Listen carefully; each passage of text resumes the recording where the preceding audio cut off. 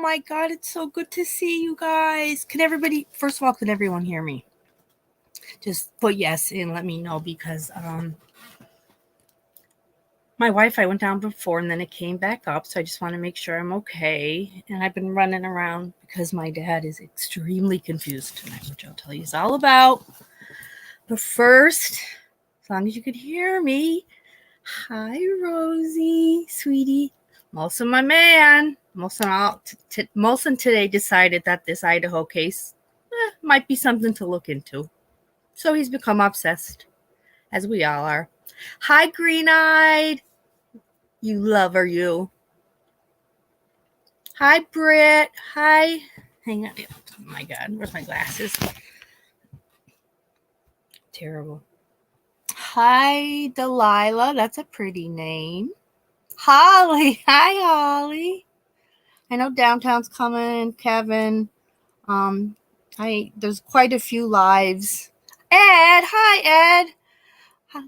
So good to see. Wow. I just feel it feels really good to see you guys. Hi, Mia, honey. If I do put it on mute occasionally, it's not because I'm trying to ignore anyone, but I still have this from being sick with the crazy influenza. And I don't smoke, but it's like I have the cough of a 4-pack a day smoker. So if I do put it on mute, it's only to cough, and I don't want you to hear how horrible it sounds. But other than that, hey, Cal, when you said you took a nap, so did I. Like literally, I set the alarm for 9:30 to make sure that I was up, and then I get up, and my dad's yelling for me, and I go downstairs, and the poor man is so confused. He's so old school. He's got all these bills laid out on the table, and he's like, I don't know what we're gonna do. I go, what are we doing? He goes, I don't know what we're gonna do. Yes, that's right. Happy birthday, my sweet Cal. That's right. Kelly's 21 tonight. Big night. Big night. Don't drink too much, Kel. Don't do it. Slow and steady wins the race. But yeah, so my dad, I went downstairs just to get some ice, and I can hear him in the other room sighing, and I'm like, oh God, I'm thinking, what's going on? And all he gets, so I'm trying to be I was trying to be quiet, so I was like, he can't hear well. He heard me, and he comes in, and he's like, I don't know what we're gonna do. And I said, about what? Like, it's 10 at night. What are we doing? But bills. We're gonna be homeless. I said, we're gonna be homeless. We own the house. I don't know. I go, Dad, every month it's the same bills. I'm only not working these 2 months. Like, what are you talking about? And he's like showing me all these bills, and he has a big file. It's almost like a file cabinet like a file attaché that, like, somebody say, like a vice president of a company or an accountant would carry around with them. But my dad has all his bills in it, and he's so old school. It stays in the kitchen near this one cupboard, as if, like, if he needs to get the bills, they're right there. Well, he got them, and he starts whipping all these out. And I was like, oh God. You're never supposed to talk about money late at night. I said, you're not going to, there's nothing either one of us are going to produce at this time of night. I'll help it tomorrow. I said, you're elderly. I'm not working now. Don't worry. Give me the bills. We'll get the gas bill on a budget. The gas bill is astronomical. But he doesn't realize that because of the chemo meds he's on, he keeps the heat up too high. Like, and meanwhile, me and Nico are upstairs, and it's like a blazing inferno. So the gas bill this month was almost $600, which I would not be happy about either. But right on the gas bill, all you got to do is call. They can get you on a budget. It's like $200. I didn't tell him that yet, but from the gas bill, the poor man in his head at 85 is letting me know that we're going to be homeless. I'm like, Dad, we can't be homeless. I have too many clothes. I wouldn't look cute. I need a shower. And he's like, I don't know. Oh God. And then he keeps looking through his attaché. I go, what are you looking for? Oh, Happy New Year, Madonna and Upside Down. So good to see everyone. I said, Dad, please, I don't know. What else are you looking for? And he looked at me because I don't know either. I don't know either. I said, then give me those 2 papers. Give me them. I'll call tomorrow. We'll figure this out. He goes, and this Xfinity bill, I just paid this. And it's the same. It's like saying he does all. So to me, I said, they probably double billed you. It happens. I hope that's what it is. I said, Dad, not only will we be homeless, but you won't have TV? What would you do without Pimple Popper and CSI and YouTube? I'm like, might as well be homeless. Obviously, he didn't find that funny, but because it's, God bless his soul, he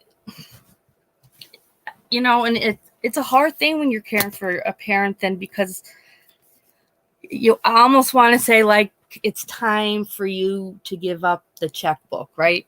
But to say that, I can't. I just feel like, I don't know. Like it'll just like there'll be a day where it'll be like, give me your car keys. You can't drive anymore. He still would have it in his head enough to know you're taking away independence from someone, which is so not cool. So I see how bad that is when people come to the nursing homes and they just feel like, oh, my kid just threw me here and they don't care. They took my car. Like, it's an awful feeling, I'm sure. And I'm sure someday if I'm 85, Nico wants to take over my checkbook or tell me I can't drive anymore, it wouldn't be good. So I'm going to try to I'll figure it out. But we've all been sick, and he's, him with the sundowners, like, he'll be up in another 2 hours making breakfast, God bless his soul, because he's just confused. Yes, here's the better part of him watching Pimple Poppers, guys. My dad's hard of hearing, and I mean hard of hearing that we had one TV that he totally blew the speaker out on because he had it on 85, the volume. So Dad loves Pimple Popper, but Dad also watches Pimple Popper with it on, the TV on mute. Any of you guys have a parent that does that? So as me and Nico are in the kitchen having dinner, we'll look over and see, oh God. I'm like, Dad, there's so much more to life. Improve the quality of your life. A, get a hearing aid, and B, we've got to wean you off the Pimple Popper. What? He's like, what? I can't hear you. Yeah, you can hear us. But my son goes, it's gross. Who watches Pimple Popper without the hearing? I'm like, who watches Pimple Popper pretty much 24 hours straight other than Pop?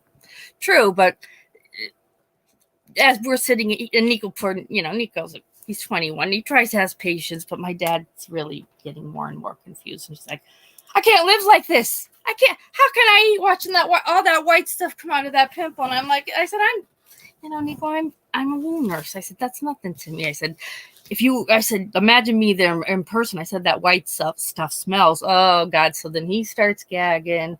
He goes and he's trying to change the channel on my father. My father's telling him, this is my house. I'm thinking, oh God, I wish I was more. I wish I drank because I don't drink at home. If I drink, it's a social drink out.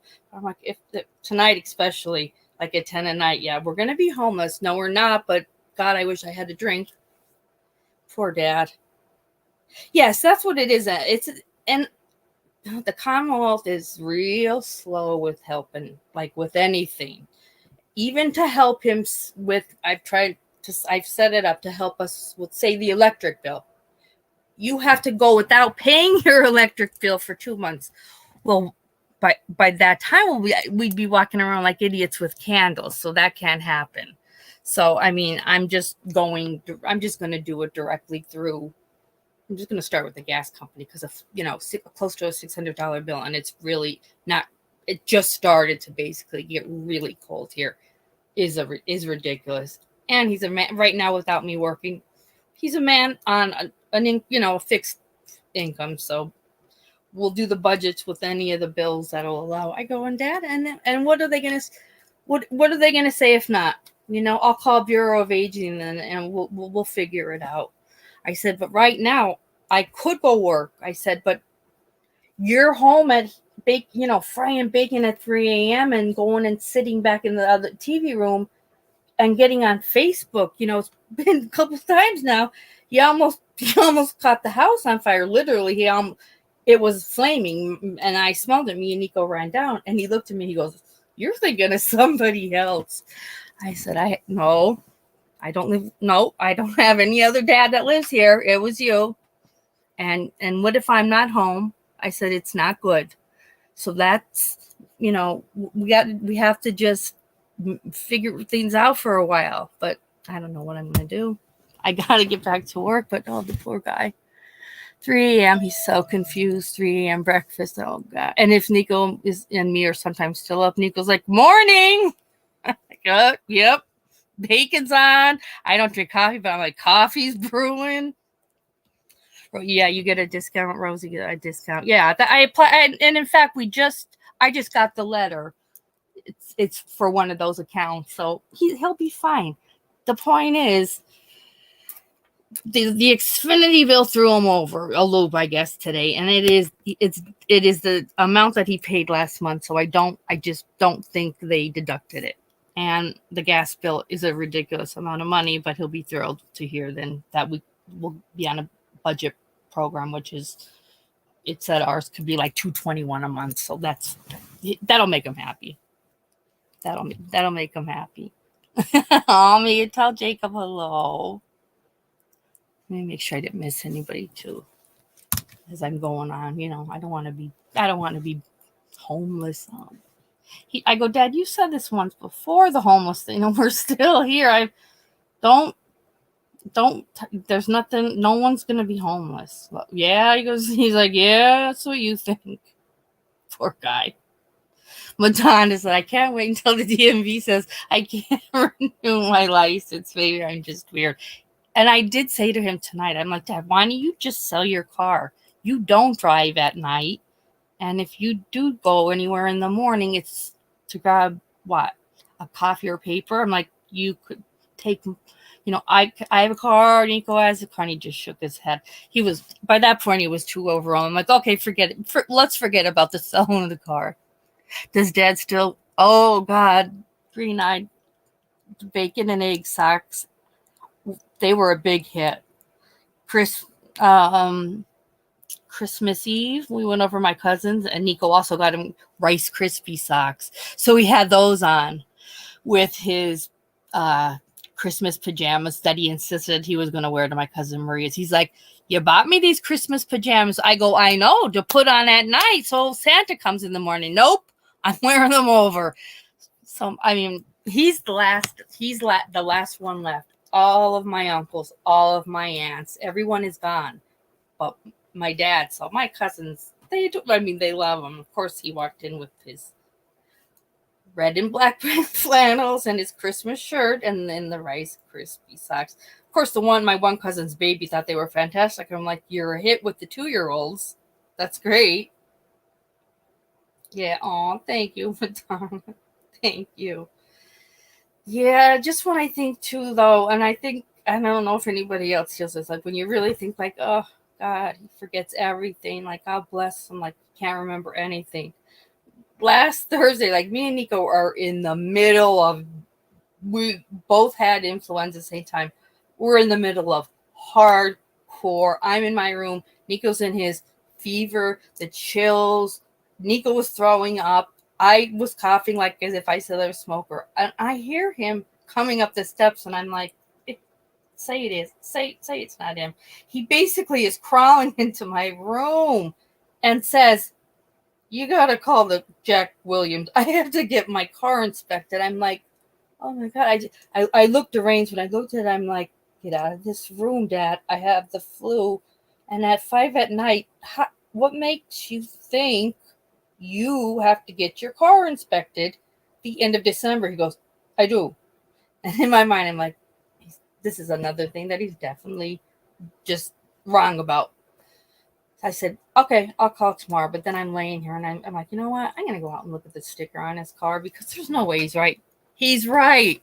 The registration is due 12/22. I just shook my head. I walked in. I'm like, yep, it is due.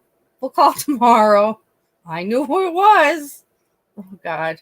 So, but the way when he came upstairs, like me and Nico looked, we were, hot messes. But he didn't look too good either.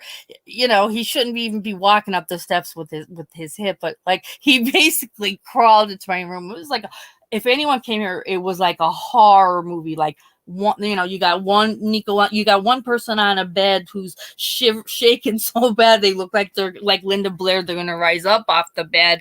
I'm under about 10 blankets, sweating like I'm about 500 pounds. And like I have my 85-year-old dad crawling in my room with a Post-it note that says, call for registration. Like if ever anyone would have come here and thought, they would have been like, oh, God bless, those three are in bad shape. What's that? I like the way the Simpsons used to take shots at those old people stereotype programs. Yeah, I know. The most offensive, absolutely upside down. The most offensive to age discrimination is government, local and federal. They're terrible. Unless you have lots of money or a politician, it is terrible. Seniors should be paying. I know. I totally agree with you, and especially, with the amount of money, you're paying for your basic necessities. My dad has Social Security and a pension. It's not a lot. I'm not working, so it's not good. But there are people that, can't, they're feeding their cats and they're not getting their insulin. It's our government's, our health system sucks, and the government does not treat the elderly the way they should. Once they retired, they should be treated like royalty. We're a hot mess and our veterans, I must say that too, because there are way too many like homeless, mentally ill veterans that there is no veteran needs to be homeless. There, like there's facilities all over every state, but unless you have an advocate or a family member that cares, that's how so many people get lost in the system. You could be like my dad and refuse to get a hearing aid, but insist that you are going to watch Pimple Popper with no volume.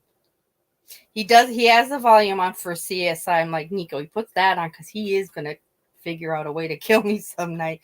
He goes, don't be saying that. I'm like, no.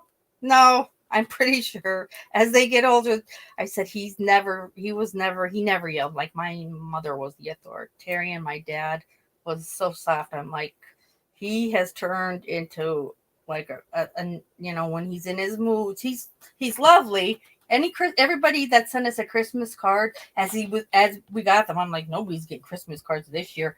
He wrote out individually himself Christmas cards to anybody that sent us one. So cute. Love, Stephen Chandler. I'm like, Dad, they know it's you. And he'll put XOXO. I'm like, God bless him. I love you. You're so old school. They don't make them like that anymore. No, we don't take care of our own. No, not at all. Upside down. All of their democratic countries have. I know.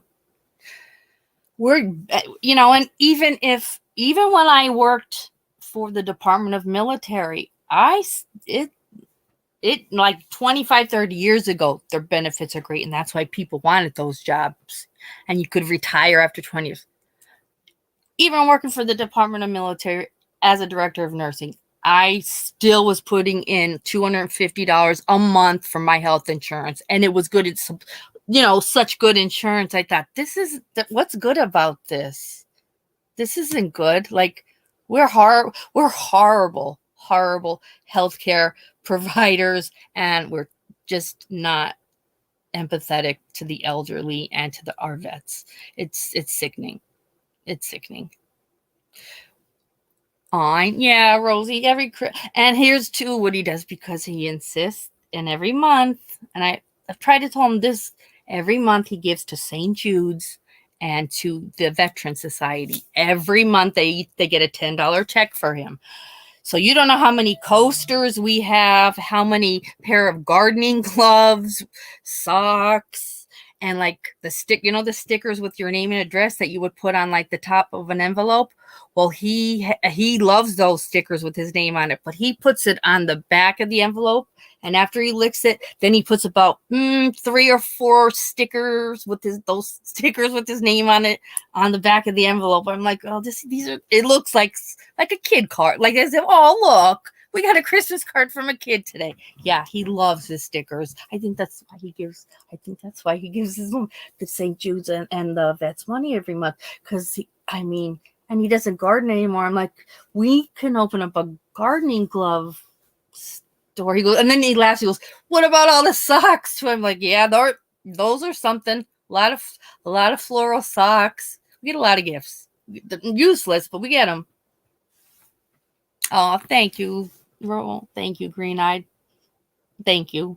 I had really great parents, and and that's why I am in financial ruins right now because I'm not putting my dad in a nursing home because I work in nursing homes, and it could be the nicest nursing home, but if your father or mother rings the bell because they're hungry or they want a drink or they have to go to the bathroom, it could be an hour. And the thought of that, I lose my mind. Can't do it. So it's it's hard, but you do. It won't be this way forever. That's just the way I'm looking at it. Oh, Rose, introduce him to wax seals. Well, he is obsessed with Facebook. He has an iPad, and there's two things he can do on his iPad. He could get to Facebook, and he can get to YouTube. Nothing else. Don't ask me how one night wakes me up 3 a.m. My iPad's broke. I don't know how he did it, but he turned it like to airplane mode. I'm like, what are you touching? Why are you on airplane mode? And I fixed it, but like he those are his that's his social life kind of thing. And there's not many of them left, but he's got a group of buddies that like twice a month they go for dinner, and which I'm thrilled. I don't know how much longer that'll be. And it's getting really cold, so a lot of them don't like to drive once it snows especially. But yeah, Ed, the staffing levels at nursing homes. Oh my God, Ed, believe me, they need to improve in the U.S. here too. Like I said, the last job that I ended up leaving with COVID, but it was so unsafe. I mean, the numbers. I knew as I left every night to go home, if a fire happens tonight, a lot of people will die. Like I knew it because there wasn't enough staff that they could have cleared out one unit, and this was a 4-unit facility. But I thought, I'm not the owner. The owners know what our numbers are, and they're allowing it because a lot of people didn't come back after COVID, or nobody wants to do long-term care anymore because it's hard, long hours, and not enough help. And so I'm not doing that I won't. Oh, really? I've never had it that my phone just jumped to airplane mode, but yeah, well, my dad figured out how to do that. Edward Shrink wanted Rose to. Oh, okay, what's the poll? Who's the big? Oh, this will be. Wait, who's Heather Scott though? Wait, Heather Scott. First, we'll do the poll, but who's Heather Scott? I've been sick, Madonna. Tell me who Heather Scott is. I got to find out what wax seals are. Oh God, I'm.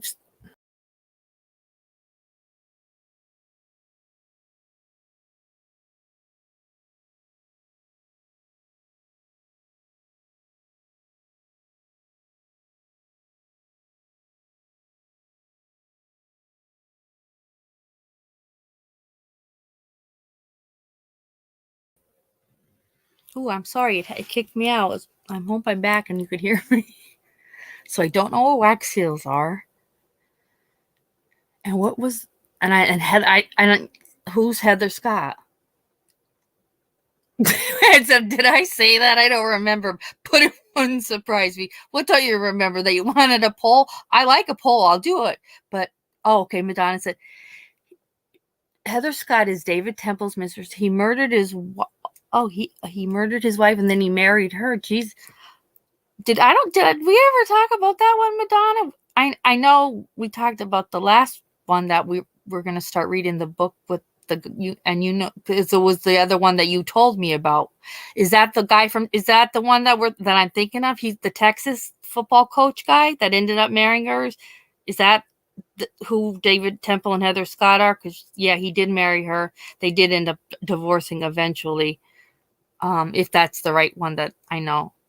Then I know who you're talking about. But I didn't get a chance to read that book because I thought, I'm killing these true crime books they're heavy, they're, and I don't know if it's maybe because the last two we read were horrifying, family annihilators involving children. I'm like, I got to stay away from that.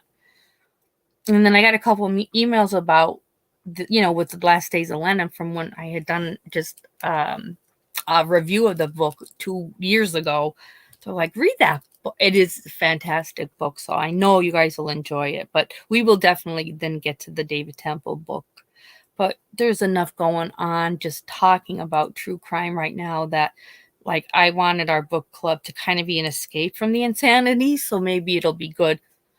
I mean, sure. I'll brighten everyone's day, talking about, John Lennon being assassinated, who I love. It's not like I'm reading Dr. Seuss, but still it's a little bit better than all this true crime because it's a lot.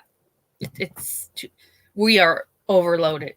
Like, I got, when my brother, a month ago when this all happened, and I'm telling him about it, and he doesn't do anything with YouTube and stuff, but I'm telling him everything that's happening. And this is at the time when everybody thought that the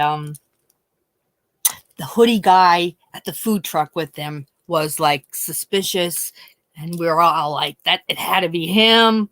So I had sent him that YouTube clip, and he's like, ooh, that's eerie. And I'm like, see? He's like, oh, keep me posted. So then, I'm just sending him things. And, after I'm like, it's a month, nothing. And I wake up to, OMG, get up. And I'm like thinking, oh God, what now? I can't take this. What? And I love how he goes, they got your guy. And I'm like, who's my guy? He's like, the murderer. I'm like, oh my God, where? He's like, here.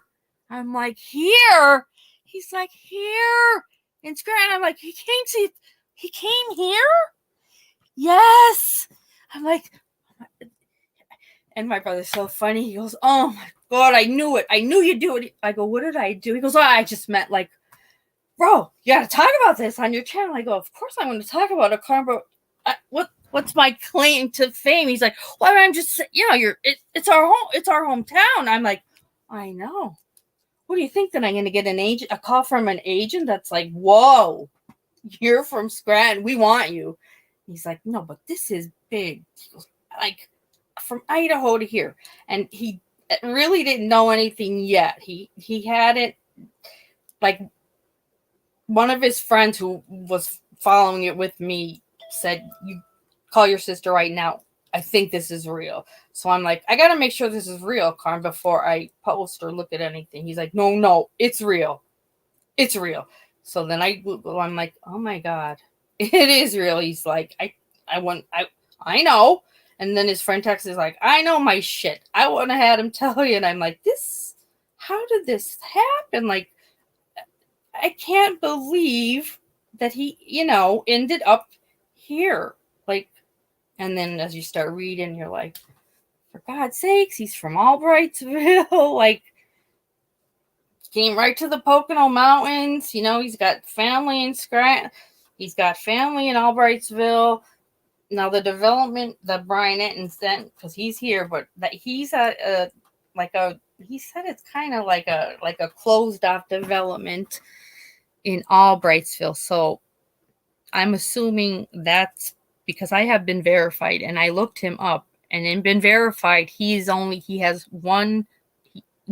It only shows that he's ever lived in Albrightsville, PA, and his 3 addresses are all Albrightsville. So that's just where. But he was, an Indian Mountain Lake. My ex's grandparents had a home there. It's a nice area, but it's a lot of it's like an area where I would say elderly would go and retire. It's quiet, it's a good place. As I think of it now, it's a good place for a killer to hide. It's a good place for a killer to hide. Green Eye, no, I'm going on the 3rd. They had arraigned him this morning. He was already, there was nothing I was thinking when I first heard press conference at whatever it was, 3 or 4 p.m. I was so excited, delirious, woken up that I thought it was going to be here at Monroe County, not realizing that, the presser is at Idaho. I said, okay. And then you already heard it's already been settled, with the January 3rd extradition. And I'm like, oh God. But Carm's like, his friend Rob, he's like, Rob's wife's going this weekend to the outside the Monroe County. I said, why? And he said, there's a bunch of national networks that are already set up. Oh my God. If Nancy, and this is a holiday weekend, no hotels have any rooms. I'm like, if Nancy Grace needs a place to stay, I have a spare room. And her and I can totally bond. Totally bond. So he's like, yeah. I said, I am definitely, where Bryan is in Albrightsville, it's all kind of partitioned off. He went right up to the door, knocked on it. He said there was a bunch of people inside, and one person came to the door and said no comment. So I'm not going to development in Albrightsville. I want to go and see just how, this is major, especially for this area, and the fact that there are quite a few national networks already here set up. I just think watching that unfold is interesting, and just knowing that he's inside that prison, which is crazy. It's just crazy to me. Crazy to me that he ended up here. Let me see.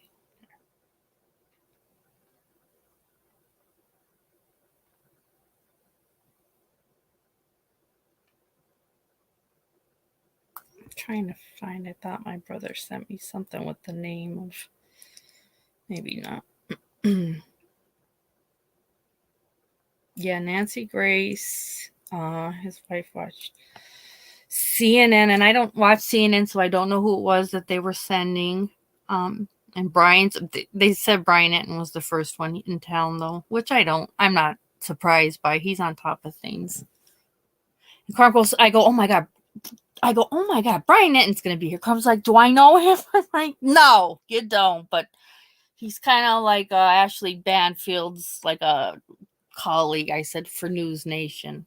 And so then I sent him the link, the YouTube link for News Nation. He sends it back. He's like, this guy knows what he's doing. I'm like, yeah, he does. I said, when Gabby Petito died, he doesn't know what I'm talking about. I said he went to Wyoming. I'm like, he's boots on the ground kind of guy. And I guess that's a YouTube term, because he goes, what the hell are you talking about? I'm like, oh God. It means they don't just talk behind a desk. They get out there and they look, and he goes, oh, okay. Because when'd you start learning this lingo? I said, when I got weird and started watching YouTube during COVID, I said it was all downhill from there. Dear God.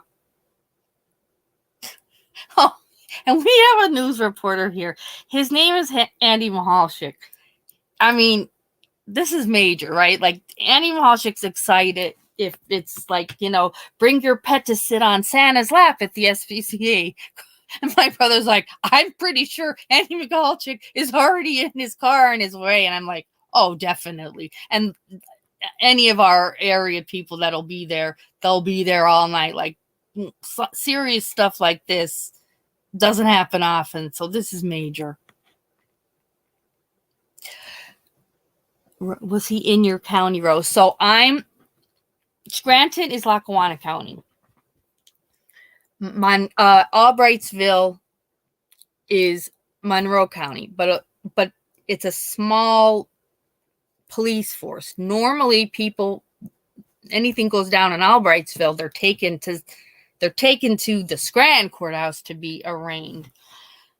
But I believe for his safety, they kept him in Monroe County, and now, of course, like all the other assholes that kill people and then go in jail, he's on suicide watch.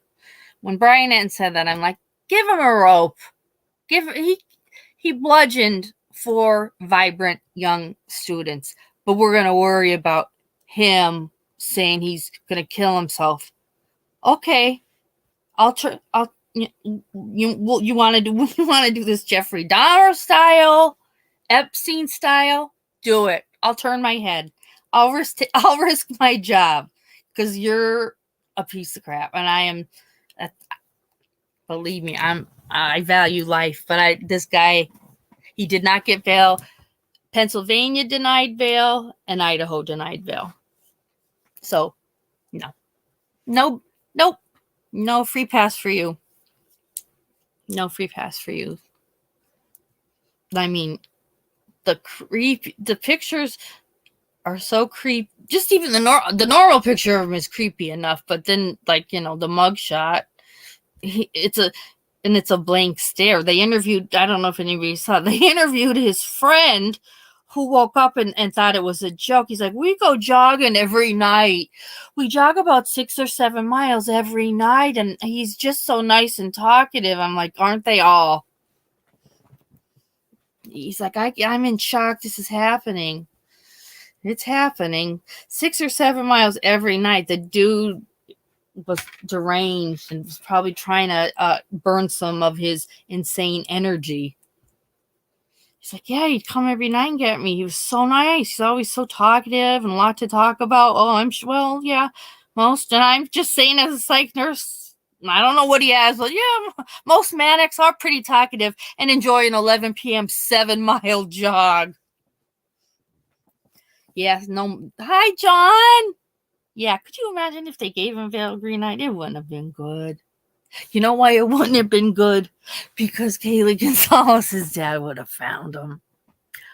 I would like to tell Bryan, you should be more in fear of Mr. Gonzalez than any FBI agent, U.S. Marshal, state trooper. Like, you're a dead man walking just with that man alone who was going to go look for you. They tracked him, the FBI. They said the past 3 days, the FBI tracked him from Pullman, where he lives. He has an apartment in Pullman, Washington, and Pullman, Washington, and Moscow, Idaho are like they call themselves sister cities. They're close to each other, and they do a lot of functions together. So there were some ghouls there, and also then the white car was dropped off, but it was his. But they have yet to retrieve any weapon, and I'm like thinking, what do you guys think? Like, I don't know. Who holds on into like that? It's like that Rambo knife. Like, do we think it's in the river? Like, where's the knife? And what's the motive? No, I did read one, and she's excellent. You all know her. She goes on a lot of like the really good crime shows. She's an ex-FBI, and she God, what's her name? Kathleen. You all know who I'm talking about. And if you saw her, she kind of has like 80s hair. She's super smart though, but she said he definitely he's 28. Definitely sounds like not a targeting of the house, a targeting in his mind, either felt in his mind that one of those gorgeous girls rejected him, and he probably never met any of them. Or he may have been at a party with someone and, well, of course, didn't fit in. He looks like a social misfit, but and it's called, I know I have the article somewhere, but she even gave it a name as to what they call that because of how brutal the killings were. She narrowed it down. I'm like, really every single thing she said, it made so much sense. Let me see if I find what she called it, because it was really interesting, and it's him. And she said, and he probably went through that kind of stuff his whole life with women, girls. He's not a handsome guy, and he went to college many years. He could have basically just been a bookworm. You don't know, but she thinks this probably was kind of something long term, and probably put great detail into thinking about with going to college and the whole criminology degree, really getting to know his craft, which is a frightening thing. She's like, we don't like to think of that in the real world, but there are sick people that do things like that because of such ill-intended motives. And I thought, you would get your PhD, in criminology, and then you would post for volunteers to do. I mean, did you see what he posted for the volunteers for his research project? If that didn't scream, I'm crazy and I'm going to be wearing your skin by the end of this project, nothing would. Because I literally did think it was a joke at first. And then it was on, maybe Police on the Cuff were reading it too. And they were even like, wow, this guy is really deranged. Really. And he's like, join it. It's all confidential. Even if you're conviction, he wanted people that got in trouble to find out their psychological thought process. He's like, even if you weren't convicted, I'll still accept you. And then if at any point during the project you want to leave, you can just leave. Sure you could. Will you let us out of your basement, you maniac? But Kathleen, God, guys, oh God, I'll find it. She really narrowed him down to a science with the whole in his head, that type of, whether all three girls were beautiful, but in his head, he felt rejected or whatever it was that made it so brutal, made it a crime of, she said, this man made it a crime of passion with strangers. And that really, to me, summed it up so good. Brian Laundrie, okay, that was a crime of passion. She was his, Gabby was his fiance. He was crazy, and what he did to her was, beyond just the thought of throttling her. This dude didn't know these people, but he made it a crime of passion with complete strangers. She said, which, it's such a delusional mind, and there's no reasoning with it. There's no reasoning with it. First thing that he asked the troopers when he was arrested, the only thing they said, because otherwise he had a blank, glossy-eyed look, was, has anyone else been arrested? Now, is that a weird question? Is there someone else? I mean, this FBI, Kathleen did say, The dude has been doing. Obviously, he's in shape now that we know he was running 7 miles a night. But he killed 4 people in 19 minutes, and she knew that. And I don't know where that's. But she knew. She said, did he do it alone or him asking that question? That's a weird question. You were just caught for killing 4 people, but if you really were alone, like, I don't know. To me, I'm like, did he have help? That part, because it literally freaked out the Stadies, because they said, and then he said nothing, just stare. He did nothing all day then but stare, and just his eyes are like just super glossy eyes. That's such a creeper to me. Let me just check here. I heard. Oh, I did not hear that, Mia, that he tried to flee. The team waited until 3 a.m. and got him out of bed. That would be a good morning, wake up call. We're here, and that's strategic. So I don't know where he would have tried to flee from. I'm sure they also have the house surrounded. Yeah, and I do hope we find that out. Like, we may not find out, like, so many questions that we're hoping to find out. Like, did you know there were those 2 other girls? So did you go in that back sliding door, and did you leave through the front door and leave it open? Like, there are certain, questions like that I really want to know. Did you kill Ethan first? Because I think you did. I don't know why I think that. And then his poor girlfriend trying to defend herself and all that blood. Ugh. Oh my God, Molson, I went in one chat today, and it was Police Off the Cup, and somebody's like, OMG, the Poconos? My parents went on a honeymoon there. Their honeymoon there. Somebody's like, oh my God, nobody goes to Poconos. I went, I live here. I go, and there are no more champagne glass tub hotels. It's very classy here anymore.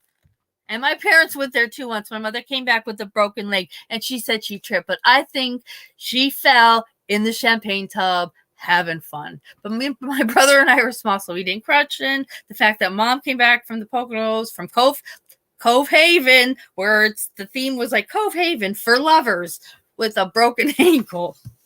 Oh, I tripped. If she was alive today, I'd be like, what'd you trip on? Walking up those slippery steps into that champagne glass? But yeah, somebody put like, ew, nobody goes there. And I'm like, I'm here. I'm here. I'm here with him. Shut up. The Poconos are beautiful. Don't judge us, because back in the 70s and 80s, they had a couple of hotels with champagne glasses.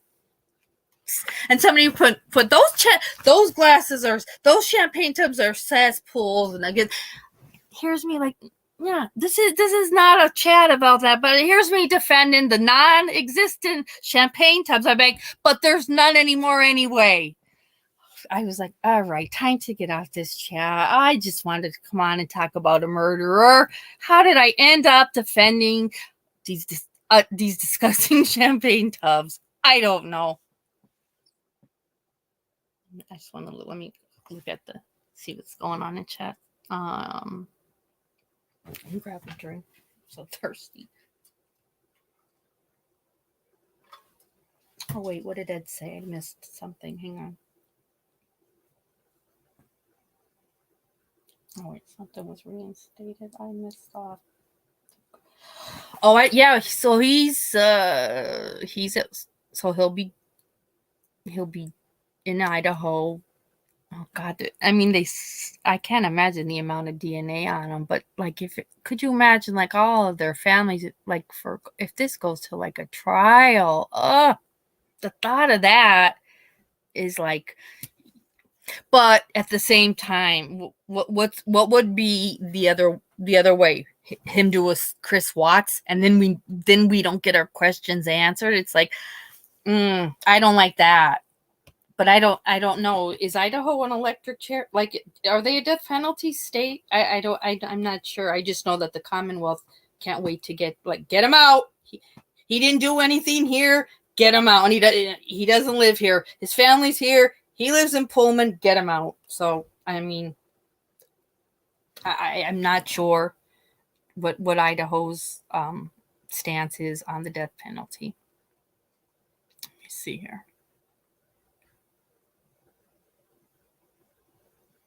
At Rosie, upside down. It's Jack stares down. Oh, that was very uncomfortable upside down. At that initial memorial. Kaylee's father, I thought he was gonna, like, when he turned around and is like turns to the right and like his wife isn't standing there, like he completely turns around and no, she's there standing hugging her daughter's ex. It was weird. The father's face looked like if I wasn't on the stage, I'd probably punch you. But Jack was even kind of looking at the father like, that's right, your wife's here defending me. It was super. I was uncomfortable with it, and I was super uncomfortable with, like, right from day one. Even though, I'm not saying her ex in any way was involved. Right from day one, like her mother saying, 2000% they were going to end up married and have babies, and I'm like, they were broken up. And what if he ends up being the killer? Like, it was an odd thing to say. And then when you did see them on the stage hugging each other and her not hugging her husband, it was like, this is weird. This is a weird dynamic. It's a weird dynamic. And the sister was all for it too. Like, we love Jack. He would never say never. Like, okay. What Xana said, my husband's going to kill me, right? No. What Combs was like, no. So you never say never. And this was so early in it that it was like, they're like, he's been cleared. Oh, you know how many people were cleared? And then a week later, they're like, oh, well, we might have cleared some people too quickly. So then I thought, yeah, that's, when you realize, I might have put my foot in my mouth and I shouldn't have said anything. But her mom is God bless Kaylee. God, and I'm sure her mom's a wonderful mom, but she's got a record, like domestic violence. She's got a record. I'm like, that's one tough ass woman. And Kaylee's father, I mean, the interview that I'm thinking of, he was just like, when he said, like, come on, don't make me have to do it. Don't step it up. Like, whoever, I thought, oh, I liked it. He didn't give a shit. He was going to, I will find you. And I thought, oh, poor father. But then I read, I'm like, ooh, the mom's got a record. She's pretty rough. Let's see what else I might have missed. He did look like they said that on that chat too. They're like, he looks like he has a broken nose, but I mean, he drove 2,500 miles to get here. And that's another thing. I hope we find out, like, when did you come back? Because our local news, every local news has been like, when did he come back here? Like, how? Because, Idaho has, police have been warning them, be vigilant, don't travel alone. But we're all walking around here in Pennsylvania, free as birds. I'm outside at midnight last night just because it was like, I had been out over my brother's and had a drink or two. I'm sitting on my porch. Had I known that the murderer was in my town, no, I wouldn't have been. But that goes to show you how, like, he got, like, did you get in the car right after and just drive? Because you're manicky, 2,500 miles back to PA? Like, I don't know. I don't know. Yeah, Mia, so what a nightmare to be killed like that. Those poor kids. I keep thinking of, because especially when you see, like, his mugshot and his face, like, that was, like, the last, if they did see him and what he looked like, that's the last face they saw were, like, his creepy eyes as he's, oh, God, if that bothered me all day, I kept thinking about it. I'm like, oh, God, especially those girls like that. That was the last thing they looked at. I hope, I don't know, I hope their eyes were closed. We know Xana saw him, which is awful thought. God bless them all. Mm.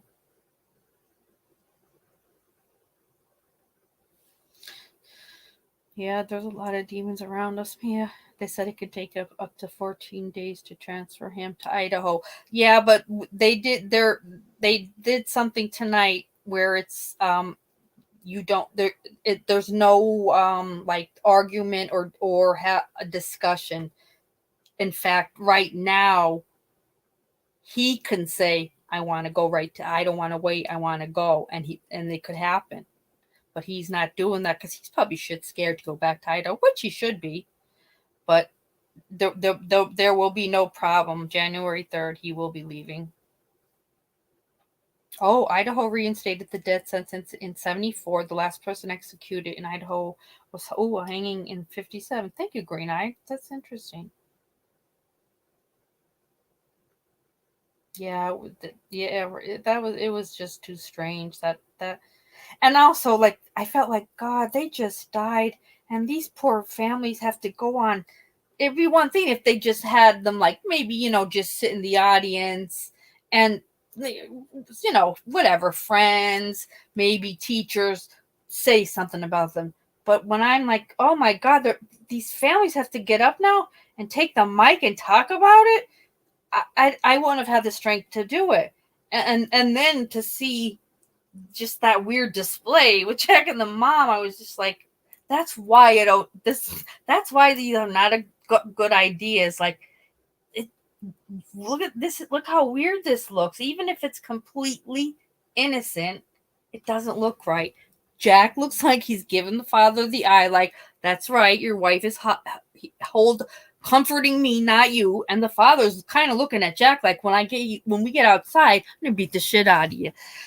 Even if it's not the truth, in our own minds, what we're looking at is what we're then making up the story of what we think. But it's kind of widespread that people have said, like, that was a weird thing up there with those three. And I'm like, yeah, it was. That just glad Jack. So am I, because I thought, oh my God, like, I do want to know why she was calling him. That's like, you wonder if we'll ever find that out. Because the sister's like, oh no, she was known to, like, whatever, drunk dial, but that was a lot of calls, and he wasn't answering them at all. So it's like, I don't know. What were they? Did they see somebody outside? Did they see this dude outside?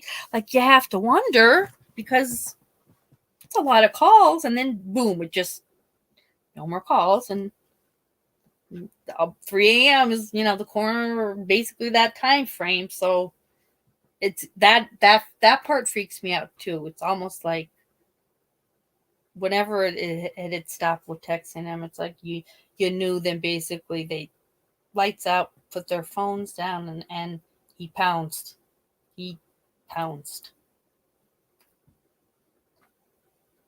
It was their first love that she got together with when she was 16. She was 21 years old, moving on with her life. Not every state was. Oh no, hell no. Google says Idaho does have a death. Yeah.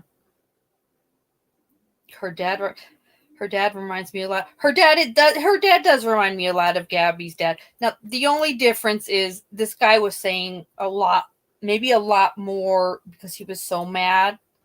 And maybe Gabby's dad didn't have to do that because they found her in a decent amount of time, as opposed to, took much longer. Now, Gonzalez's have nothing but bad stuff to say about the police. No communication. We were finding out things from journalists who were calling us. We knew nothing about the Elantra car. Somebody called her, Kaylee's mother. She's like, the cops didn't call us. But then you had, it was either it was Maddie's parents, who said the cops have been wonderful. They've been in touch with us. We talk every day. So I'm like, which is it? Unless it's just like the cops were kind of maybe a little intimidated by Kaylee's father, who is a tough dude. and wasn't messing around. Whereas Maddie's parents were definitely much more soft-spoken, just different dispositions completely. But yeah, I was wondering too if Gabby's, because part of her foundation is that, like, when your children are missing, or these things, horrible things go on, like, we want to have this foundation so that they can come here and have someone then that could help answer questions. So I'm wondering, I thought Gabby Petito's dad both dads were such class acts. I wouldn't hold it past either one of them to have gotten in touch with one of the families even. I felt that. And maybe we'll find out he did, but right now Gabby's parents, I don't know if you guys saw it, were in court today. The Laundries did not appear in court, but they did receive it. Well, Bertolino received a letter back June of this summer. Roberta wrote to Bryan saying, I will bring you a shovel if you want to bury her. So that was what happened today, is that the Laundries are, whatever's going to happen, they're saying his mother knew what he did and she was going to provide a shovel. So I'm like, I can't take any more bad true crime stuff. I forget who I sent it to. I'm like, no, I can't. But that was today. They showed the court, and it was her mom and dad, just her mom and dad. I don't think I saw the dead parents. They were there, but I could definitely see her dad at some point getting in touch. What's this, Molson? Did anyone hear about the strange message posted to a website claiming to be the one to have committed the murders and saying he can be found in the woods of Shithole, Pennsylvania? We're not a shithole. And no, the champagne tubs are gone. Who is this person? No, I didn't hear that though, Molson, at all. Oh, we all know who Cross. Oh, God, please. Yeah, we sure do, Kelly. We all know who Chris Watts is, for God's sakes. I don't know. This dude, I'm sure we'll find out a lot more. As a psych nurse, and Kelly, same thing with your profession.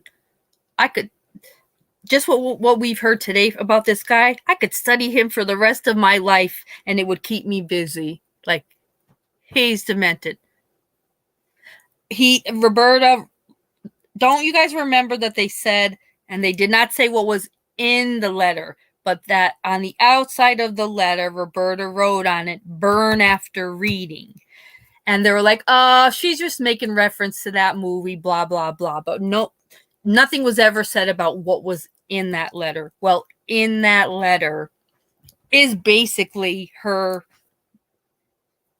almost like a confession, which was, if you want to bury her, I will bring a shovel. I will bring you a shovel.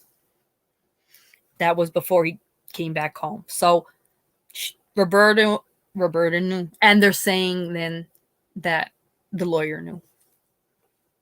So who could you as a mother, come on guys, could you even imagine that with your child saying, you need a shovel? I'm on my, like, no, go to the police station right now. Tell them what you did right now.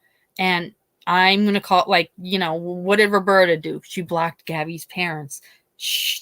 Roberta's the devil in disguise. Definitely the devil in disguise. That's so disgusting.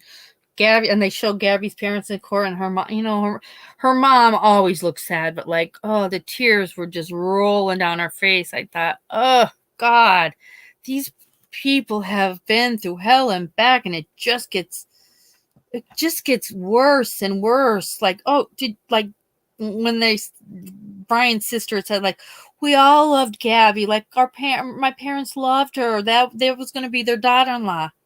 I'm sorry, you would never say that if you really cared about someone. Even if your son was breaking up with them, you'd still care about them, let alone the fact that he admitted to his mother. It doesn't say anything about the father. I'm sure Roberta then told them, but that the mother's reaction would be, I will bring you a shovel if you want to bury her. But instead, he did what he did and he drove home. So they're just all the most despicable people. I mean, we knew they were gross, but this is beyond. I'm wondering if they'll be protesting in front of the laundries again, for God's sakes. He did a praise upside down cat post Bible. However, they've been saying that the families have been kept up. Yeah, I mean, the family, Xana's parents didn't say anything bad about it. Maddie's didn't. Maybe the Gonzalez's, they're very hyper people. You know, you could see they're both kind of hot-headed. The sister was on top of things right from the beginning.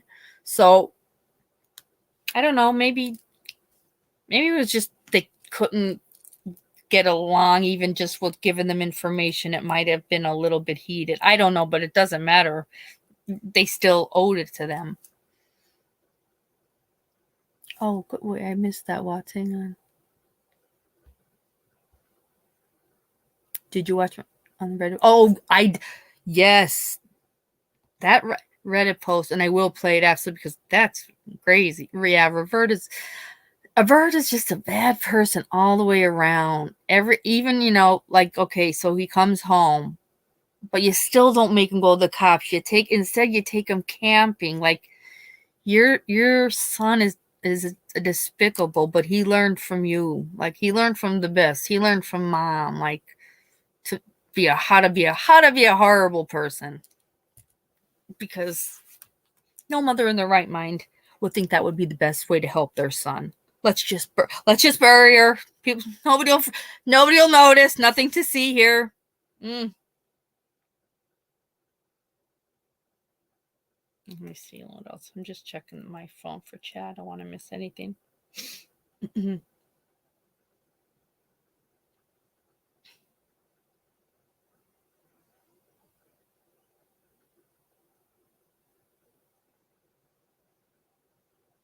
Yeah, I wonder what could happen, because I believe it's a yeah. There's no jury right now. It's a civil trial, and it's a lot of money they're suing for. But I mean, Roberta can go to jail. Am I not right? I'm right on that. I mean, literally, we could end up seeing Roberta going to jail. That makes me giggle. That's not nice, but no. Kelly, right now, Brian Enton is on site in Albrightsville at the development where they got him at, but it's like partitioned off.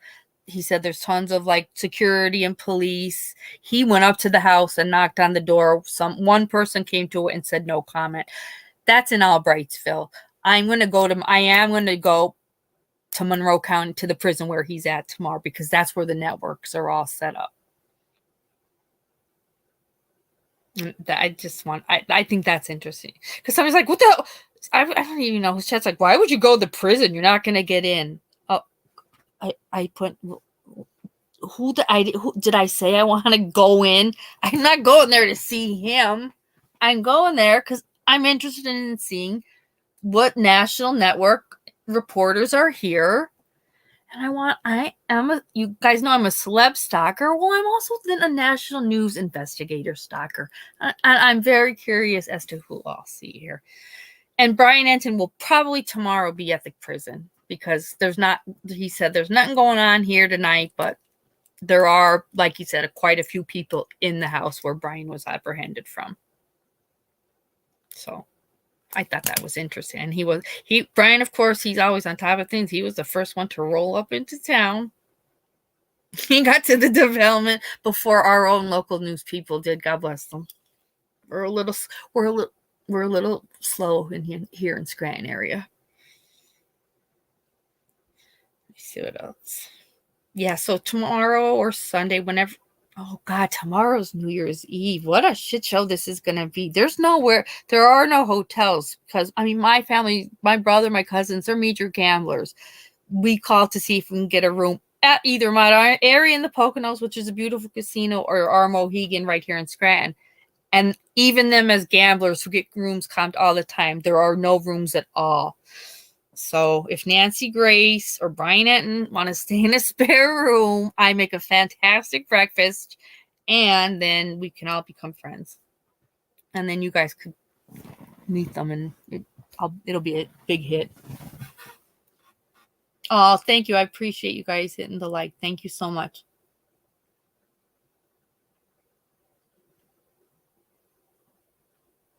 Yeah, the Laundrie thing has really shocked me too, because they returned the law enforcement returned the letter to Bertolino in June. So Bertolino's had it in his possession and since June. So we're gonna it's gonna this is really gonna play out within the next couple weeks, like majorly, and she'll be getting death threats. You know she'll be getting. They were getting death threats before all this, but now knowing that a mother said, "I'll bring you a shovel," that woman is vile, disgusting.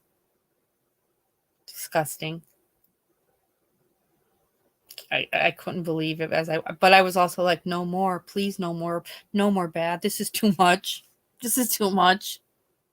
But I felt good about him being arrested, because I thought, God, I think it's Kaylee's family is doing that vigil tonight for Kaylee and Maddie, and I'm like, they could maybe breathe a little, No, it's not a happy, joyous time for them, but God, they could just breathe a little and know that,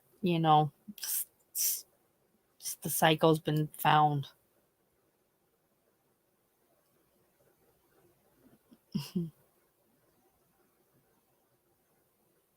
Kelly, sometimes I don't see the likes either till it's sometimes, and I don't know if it's my Wi-Fi. For a while, sometimes I don't see them, but everybody'd like it. What did Ed ask? Ed, if Nancy Grace wants to stay here for free, oh God, my dad will be like, so I'll say, Dad, guess who's not going to be homeless anymore? I'll charge. Nancy's got money. Don't judge me, guys. I could charge Nancy. I could charge Brian. Who else could possibly come here? And I'll give them the room. I got 2 spare rooms. I'll tell my dad, you're going to have to change your breakfast schedule. We're not going to freak out these people. I'm dressing to impress. You're taking off your Christmas pajamas and those goddamn bacon and egg socks, because Nancy Grace is coming for breakfast. Nancy, you could either pay me to stay here, or listen, I need some help with my dad.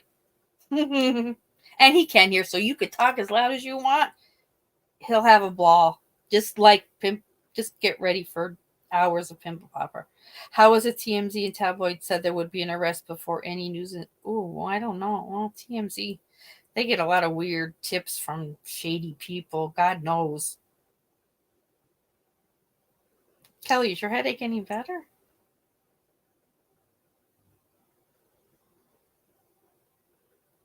Wait, Fluffy, I must have missed. You said I heard this, Rose, and wondered what you thought. I want to just make sure you didn't say that I missed something you asked.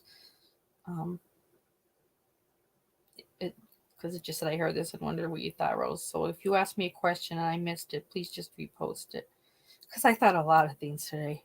It was too much going on. Too much. Oh my God, Green, that's such a good idea, though. When I make them breakfast, he could wear his bacon and egg socks. My God. Then he could show him Facebook and how he overuses emojis for everybody. If it's your birthday and my dad knows you're going to get about 10 birthday cake. He's an emoji abuser. You're going to get about 10 birthday cake emojis. He throws in a couple of the streamers and then about 18 hearts. God bless him. I'm his ghostwriter, though, because a lot of times he'll say some crazy stuff. So I am my dad's Facebook guest ghostwriter. Because one time my cousin's husband had posted a picture, and my dad wrote as a comment, "Whoa, geez, Tom, I don't ever remember you being that fat." And he used the term fat. Yeah. I texted my brother. I'm like, I'm going to need to be paid for this.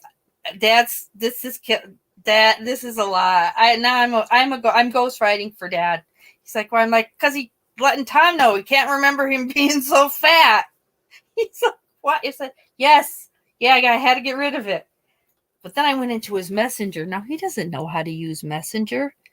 There are all these girls, and I'm telling you, they look like Russian brides. But one had the balls. All it says is, what's your Cash App? I didn't know. He doesn't use it. But my father answered her and said, who are you and what's Cash App? I saw that. I lost my mind. Of course, I reported her, but then I wrote her a nice little messenger back. And she is still on Facebook. I'll give you her names. Actually, I will give you her names because she is a geriatric exploiter, and she was asking my father for his Cash App, which I loved it. Is who are you and what's Cash? What the hell is Cash App? But I told Carmen, I'm like, Dad has there are all these young girls like saying like, hi Steve, how are you? He goes, who are they? I'm like, they're not even from this country. He's like, oh God. I said, yeah, I wish there was a way I could totally turn off his messenger. There's probably is, but then he'll be waking me up for that. I can't win. Yeah, Fluffy. Yeah, that's where I'm. Yep. Yeah. Albrightsville, Scranton, Pocono. Where he's here with us. Well, he's in the Monroe County prison, but I'll be going there tomorrow. Your name. Life, yeah. No, seriously, Kelly, I will give it to you because I thought you really have balls because not I reported you, but you didn't go off Facebook like you. If you imagine you doing that right to an elderly person and shit, I got his daughter caught me. I'm screwed. But I really didn't do anything. I would still, I'd be changed. I'd be getting a new profile. No, she's still there. She's still, and I think she might be married. I'm not even sure. But when I saw that, like, I went ballistic. First of all, I was like, thank God this man doesn't know how to use Cash App. He thinks we're homeless. We're going to be homeless anyway. But yeah, not even, and she never had messaged him before. That was the strange part. That was her first message. Not even hello. It was, what's your Cash App? People are so disgusting.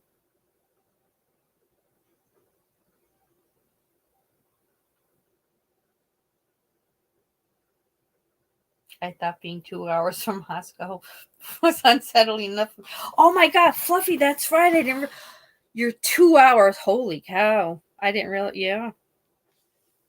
Yeah, I was scared just thinking about the fact that he, especially here in our mountain areas, and we have a lot of like cabin resort areas. Not, other, yeah, he has family. This is where he's from, but it would, this is a great place to just go away and blend right in with the forestry. You could rent a cabin for the whole damn winter if you wanted to. Madonna, my parents couldn't understand co-waiting. Oh my God, my aunt couldn't either. And we got my dad a new cell phone because he wasn't answering the house phone anyway. And I'm like, take this phone with you because if you're ever driving and something happens, you have to just call us. Well, I'm gonna record him when he does try to make a call. He presses the buttons in on that phone like Herman Munster, like as if his fingers weigh 5, and he keeps it on there for a while, and it makes the noise. I go, okay, it went through. Go to the next number that you need to dial in. He's the worst. He breaks everything. And when he'll just pick it up, he's like, "There's no dial tone. It's broke. This is a piece of crap." I'm like, cell phones don't have a dial tone. Just dial the number. All the stuff he says. There's no dial. It's an ego for 10 minutes. I had to say, you're never going to have a dial tone. Stop. He goes, then what good is it? Oh my God, he's so funny. He's never, but 85, you're just never happy. You're going to find a problem with everything. I know you will, Watts. I'm not Kelly, and I'm going to give it to you because the people that prey on the elderly are like a Roberta. They're just as evil and low and despicable as like a Roberta Laundrie. You're just disgusting. Thank God he doesn't know it. Thank God. I wonder if he, yeah, Kelly said, I wonder if he made more victims on his wife across. I mean, seriously, prostitutes or others who may not be. Oh God, that is a scary thought. And 2,500 mile ride. You wonder, where did he stop? Where did he just pull over and like take naps in his car? Or, let's be honest, Kelly, we don't need to be doctors to know that, whatever his mental illness diagnosis is, he's jogging 7 miles a night. He's got some manic in him. He possibly could have gotten his car and drove right through, but I don't know. And we also just don't know, was he alone, or why did he say to the troopers when they arrested them, was anyone else arrested? So I hope it's like these are questions that we're going to get answers for quickly, because we all have so many in our heads that we want the answers for.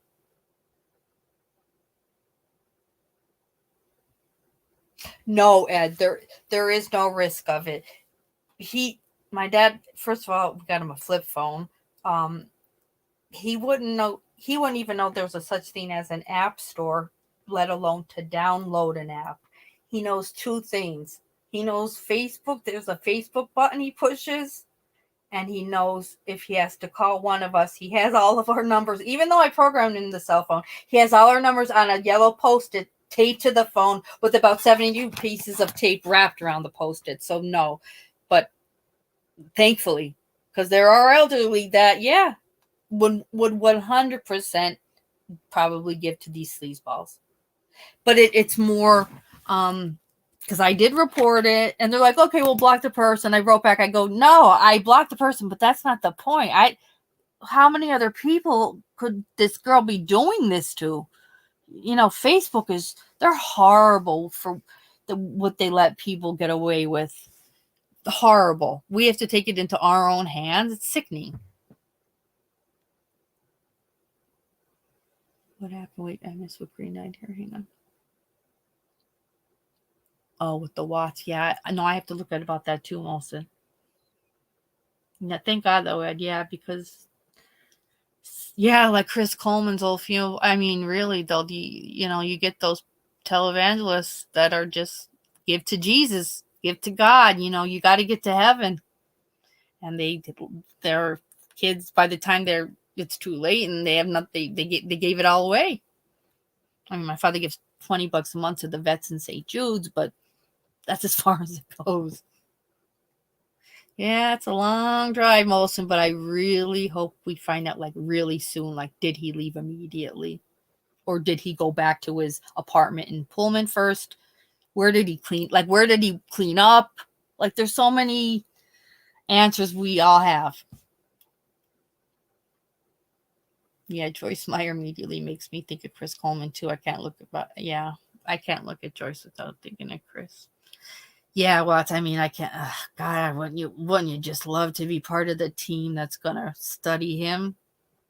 You don't even need to be a professional A to say he's psychotic, but I mean, just when you read what he needed, the qualifications to be part of his research team, I just loved it. And you could leave at any time. It's basically like saying, like, after I, skin you and wear your face on me, you can leave then. Anybody, yeah, you could leave. And it's all confidential.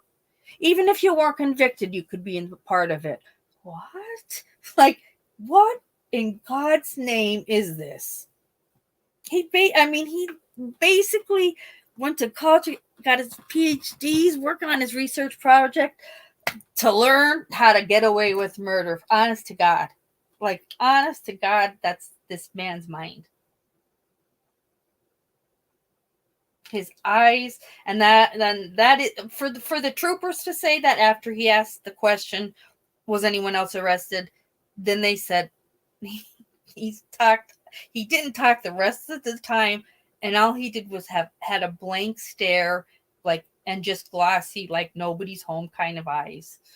That's scary. Until I guess then he got to the prison, and then whoever whoever maybe did the initial psych interview, he told them he was suicidal, and they hi Aura, they immediately put him on suicide watch instead of saying, okay, hang on, let me get your rope.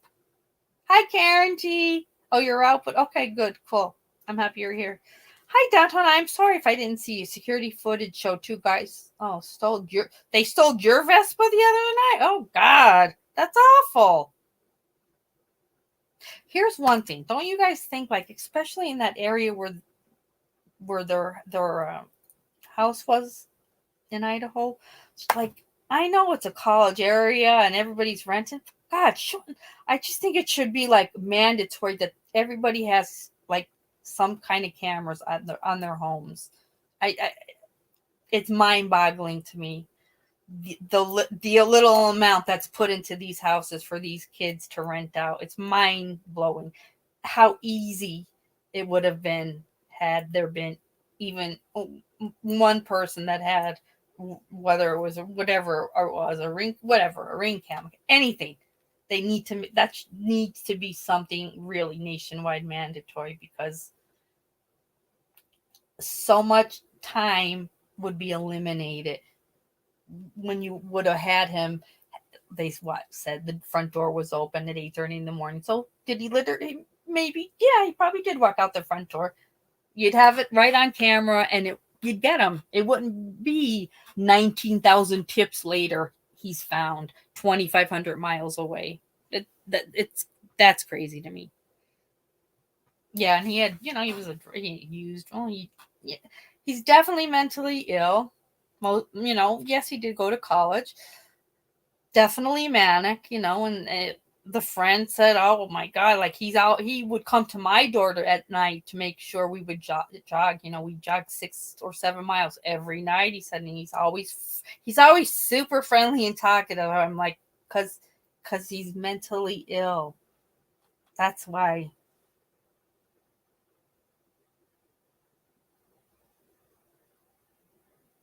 I know, Mike. I know that good question is why.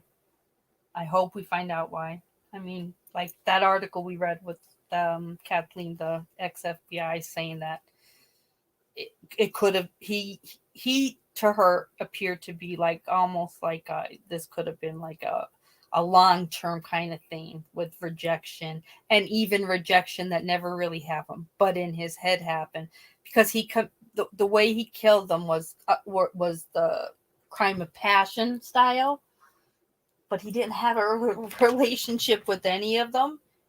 It was a pseudo rejection in his head. So I really do hope that they get a really good psych team to analyze the shit out of this guy.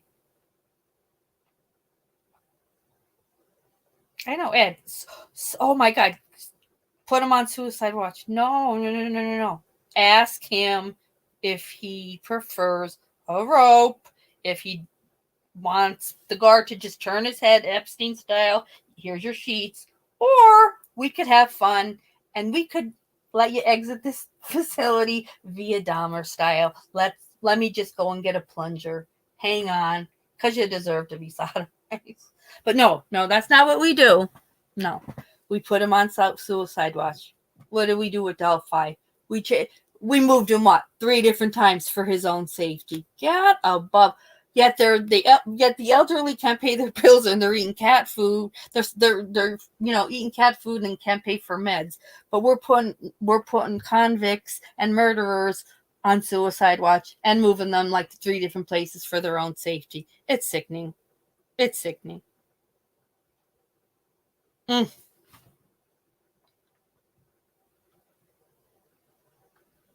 Yeah, I love that Kathleen, and I think it was Police on the Cuff that she was on today, and she just, I mean, to a T, and I thought I printed out the whole thing that she was saying, but to a T, the pseudo crime of passion, what's in this guy's head and what's reality are 2 different things, but could have been probably either she thought maybe since he was a teenager, he went to college and stuff, she's like, yeah, most likely could have been just a bookworm, or just also a very mentally ill, deranged, but intelligent person, who also used, hallucinogenics.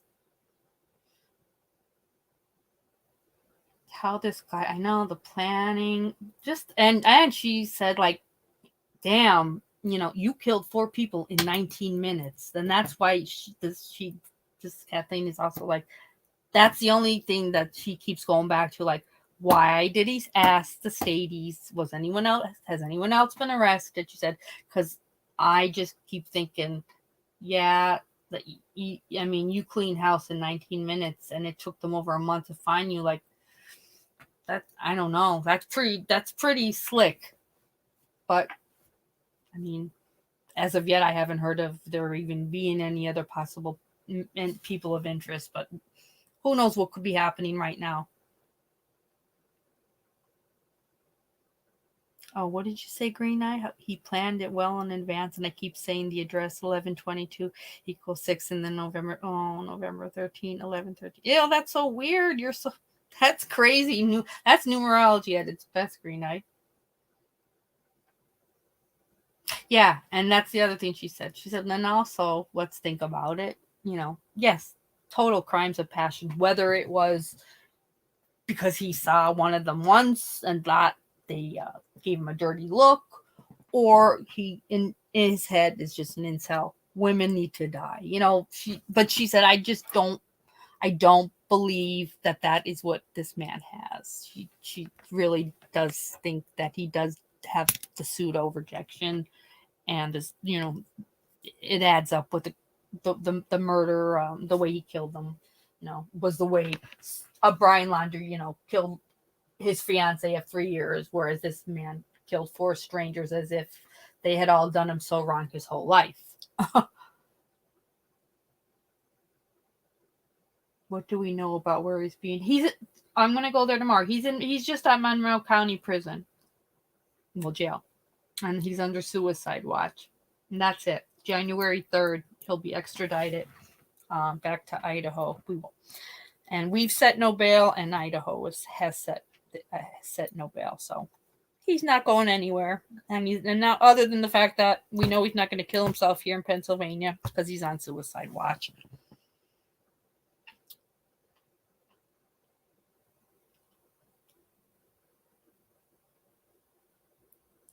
Oh, it's 12:31 and 12:31. Experiment. What is it like to be the bid? Yeah. Kelly, I've never used hallucinogenics. Funny. I've used it. Yeah. Oh, me too. Kelly, me too. And I've never been violent. I've been huggy. I get huggy. I want to hug. Do a lot of hugging. Love everybody. But no, it's never violent. So I don't know that, I don't know. I hadn't heard what drugs. I just heard that they said he had a history of drug abuse, but who knows what? Or what he's going to say to try to make it like be part of his whole, I wasn't in my right state of mind kind of thing. No, you were. You pulled this off really well, buddy. And it took them quite a bit to get you, but they got you. And I love that they got you at 3 a.m. Like, good morning, we're here. I bet you didn't think we'd find you, but we've been tracking you for 3 days now, you bastard.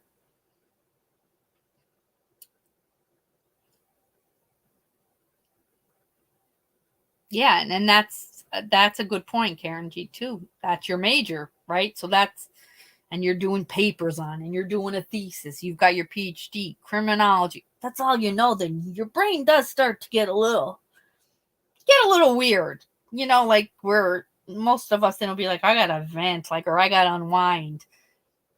He could have been the total opposite type, which he kind of seems like it. In his spare time, he was asking for volunteers, for his crazy research project. So we are definitely dealing with it like a deviant mind. God, Kelly, we need to get on that team that's gonna totally interview him inside and out. I'm so interested in I'm also interested in what they're gonna tell us.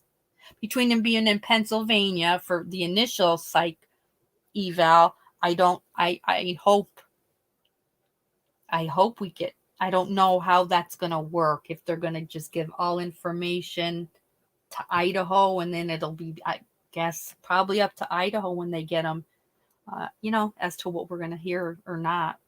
We're basically just holding him in a cell, and now we got to watch this boob because he told us he's going to kill himself. But they did a eval, so I mean, the documentation is done, but we have to just effing wait on it. Yeah, he's definitely gonna be a difficult case, Green Eye, most definitely. I mean, it's been over, what's today, the December 30th. I mean, would have almost been 2 months that this dude was basically right next door to their Moscow, like this, literally in the sister city of Pullman, Washington. But I don't know. Like I said, we don't know when he came to Pennsylvania. Like, did he stick around? You wonder, did he stick around? Did he go back to the scene at all? Like, these are all these questions, we all have. We're all probably like writing them down because I'm thinking, I wonder if we'll ever know all of this. Or if he'll say nothing and just sit there like they said he's been sitting there with that catatonic look on his face.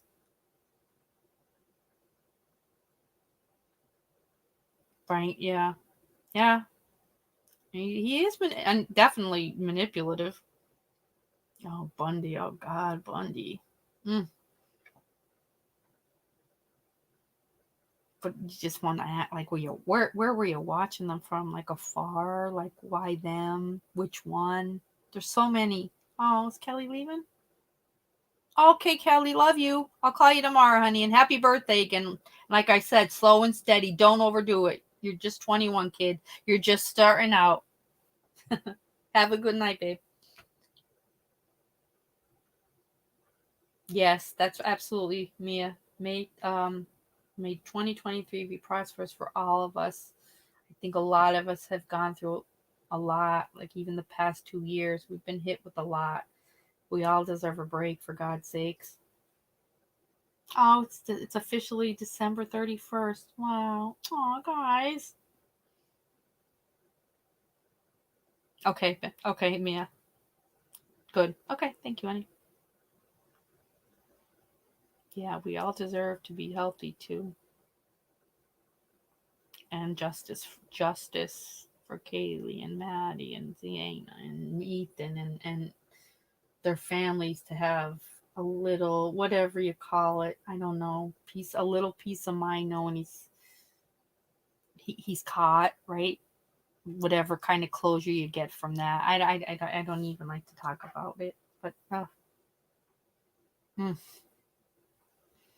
I'm just, this had to be, and it's not a gift, but it's a gift in disguise for them to have been able to go to that vigil that they had tonight for the 2 girls, knowing the son of a bitch is in jail.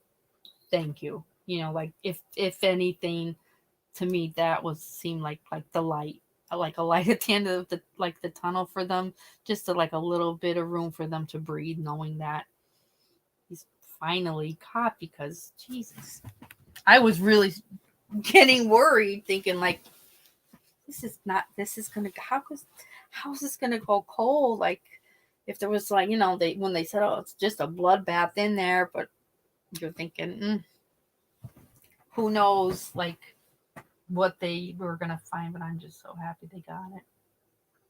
You have to wonder, like, what, like we said, okay, yeah, FBI for the past 3 days tracked them, so possible.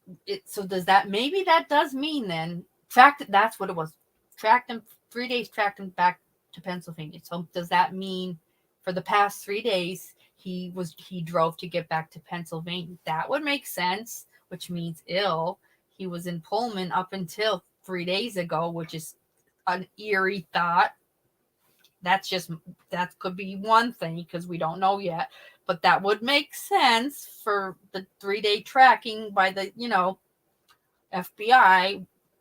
Why the 3-day thing? That to me would make sense for sure.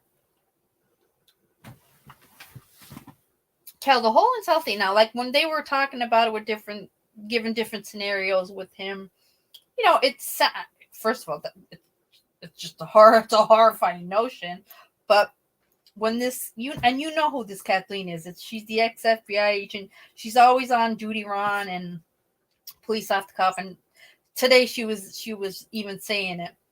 She said, yeah, and there are incels. She said, but the manner that he chose to kill them is such a pseudo crime of passion that she didn't feel he was an incel. She felt he's so mentally deranged and really did have this sick, in his head, sick pseudo rejection. Who knows from which girl, whatever. But in the whole incel thing, I had never heard about that really much before. It was quite it's quite disturbing practice, but it made sense with what that Kathleen had just said about why she didn't feel it. It made sense to me. That's all.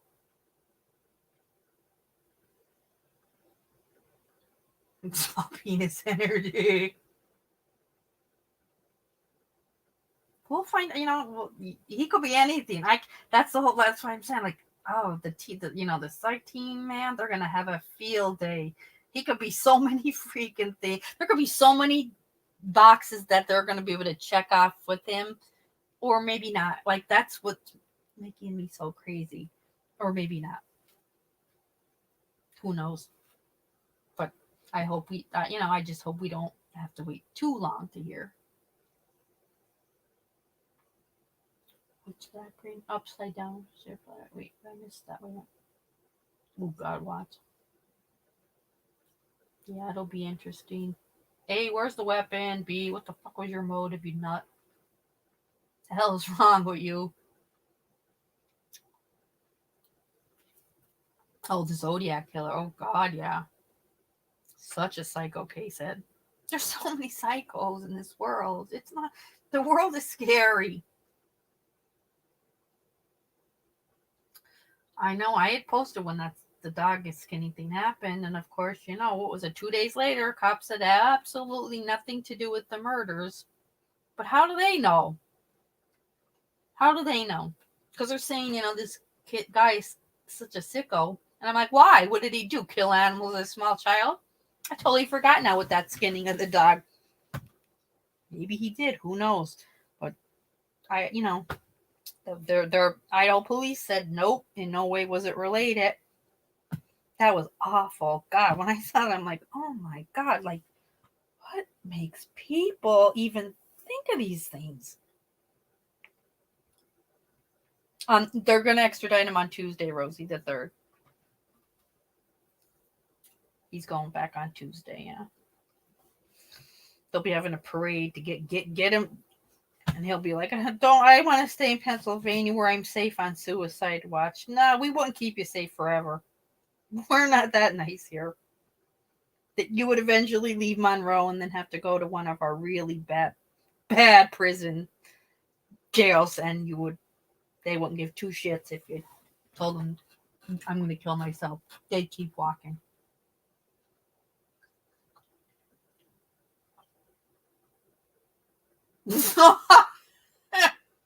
Downtown. Oh my God, downtown. I needed that. I want to put a psychopath in one Laundrie. I know. When I looked, even better downtown, when I looked him up on Been Verified, it has that he owns a Kia. I wouldn't put him in, like, I'm sorry, I can't see this dude in a Laundrie, a Kia, a Ford Focus. Yeah. I'm so happy you said that. Because when it didn't have a Laundrie, but when I'm like, I said a Kia, and in my mind, I'm kind of like, so I can't picture him as a Kia guy. But yeah, I can't picture him as a white Laundrie guy either. Yeah, it's so funny. No, he's not fighting extradition. In fact, they said he's afraid to go back to Idaho. So that's why he's here until the 3rd.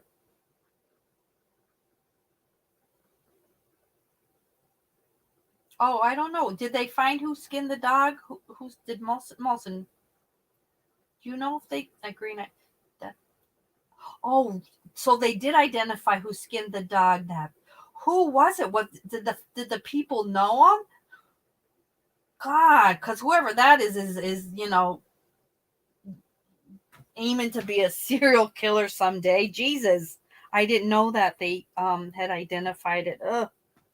Oh, thank you, Molson. Pennsylvania's like, yes, Hershey Park is here. I'm here. Mount Airy is here. Those champagne tubs are no longer here. The Poconos are beautiful. The Amish are here. It's a beautiful state. It really is. Don't judge us over this one crazy person. I swear. Oh, he was definitely identified. Well, wow, that's just unbelievable, though. Like, what the hell were you thinking, buddy?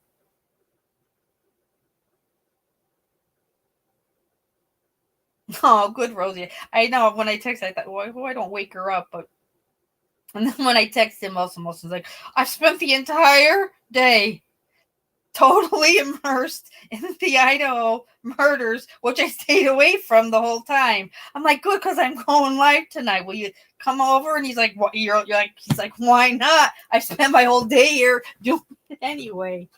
I said, I know. Okay, so the guy who skinned the dog was a townsperson and had nothing to do with crime. A freak nonetheless, yeah. John, gotta love the Amish. I mean, Lancaster is it is very cool. Like, I would tell everybody if they can go there. It is very cool. Cool shops, the best. Like, these people sell right out of their homes that they build. And I'm telling you, these people have beautiful, the modern Amish have some beautiful homes. Their baked goods are like better than anything I've ever had. Amazing.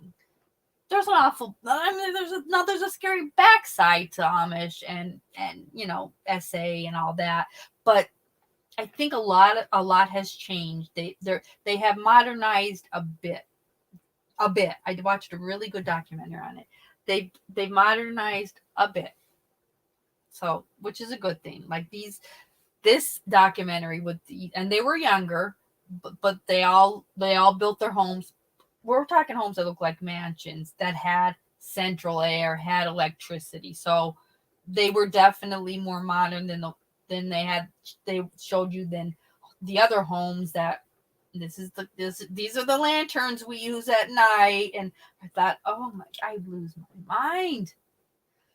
But it's very, I try to go there a couple times a year. I haven't been there in quite a bit, but just really the best foods, the best.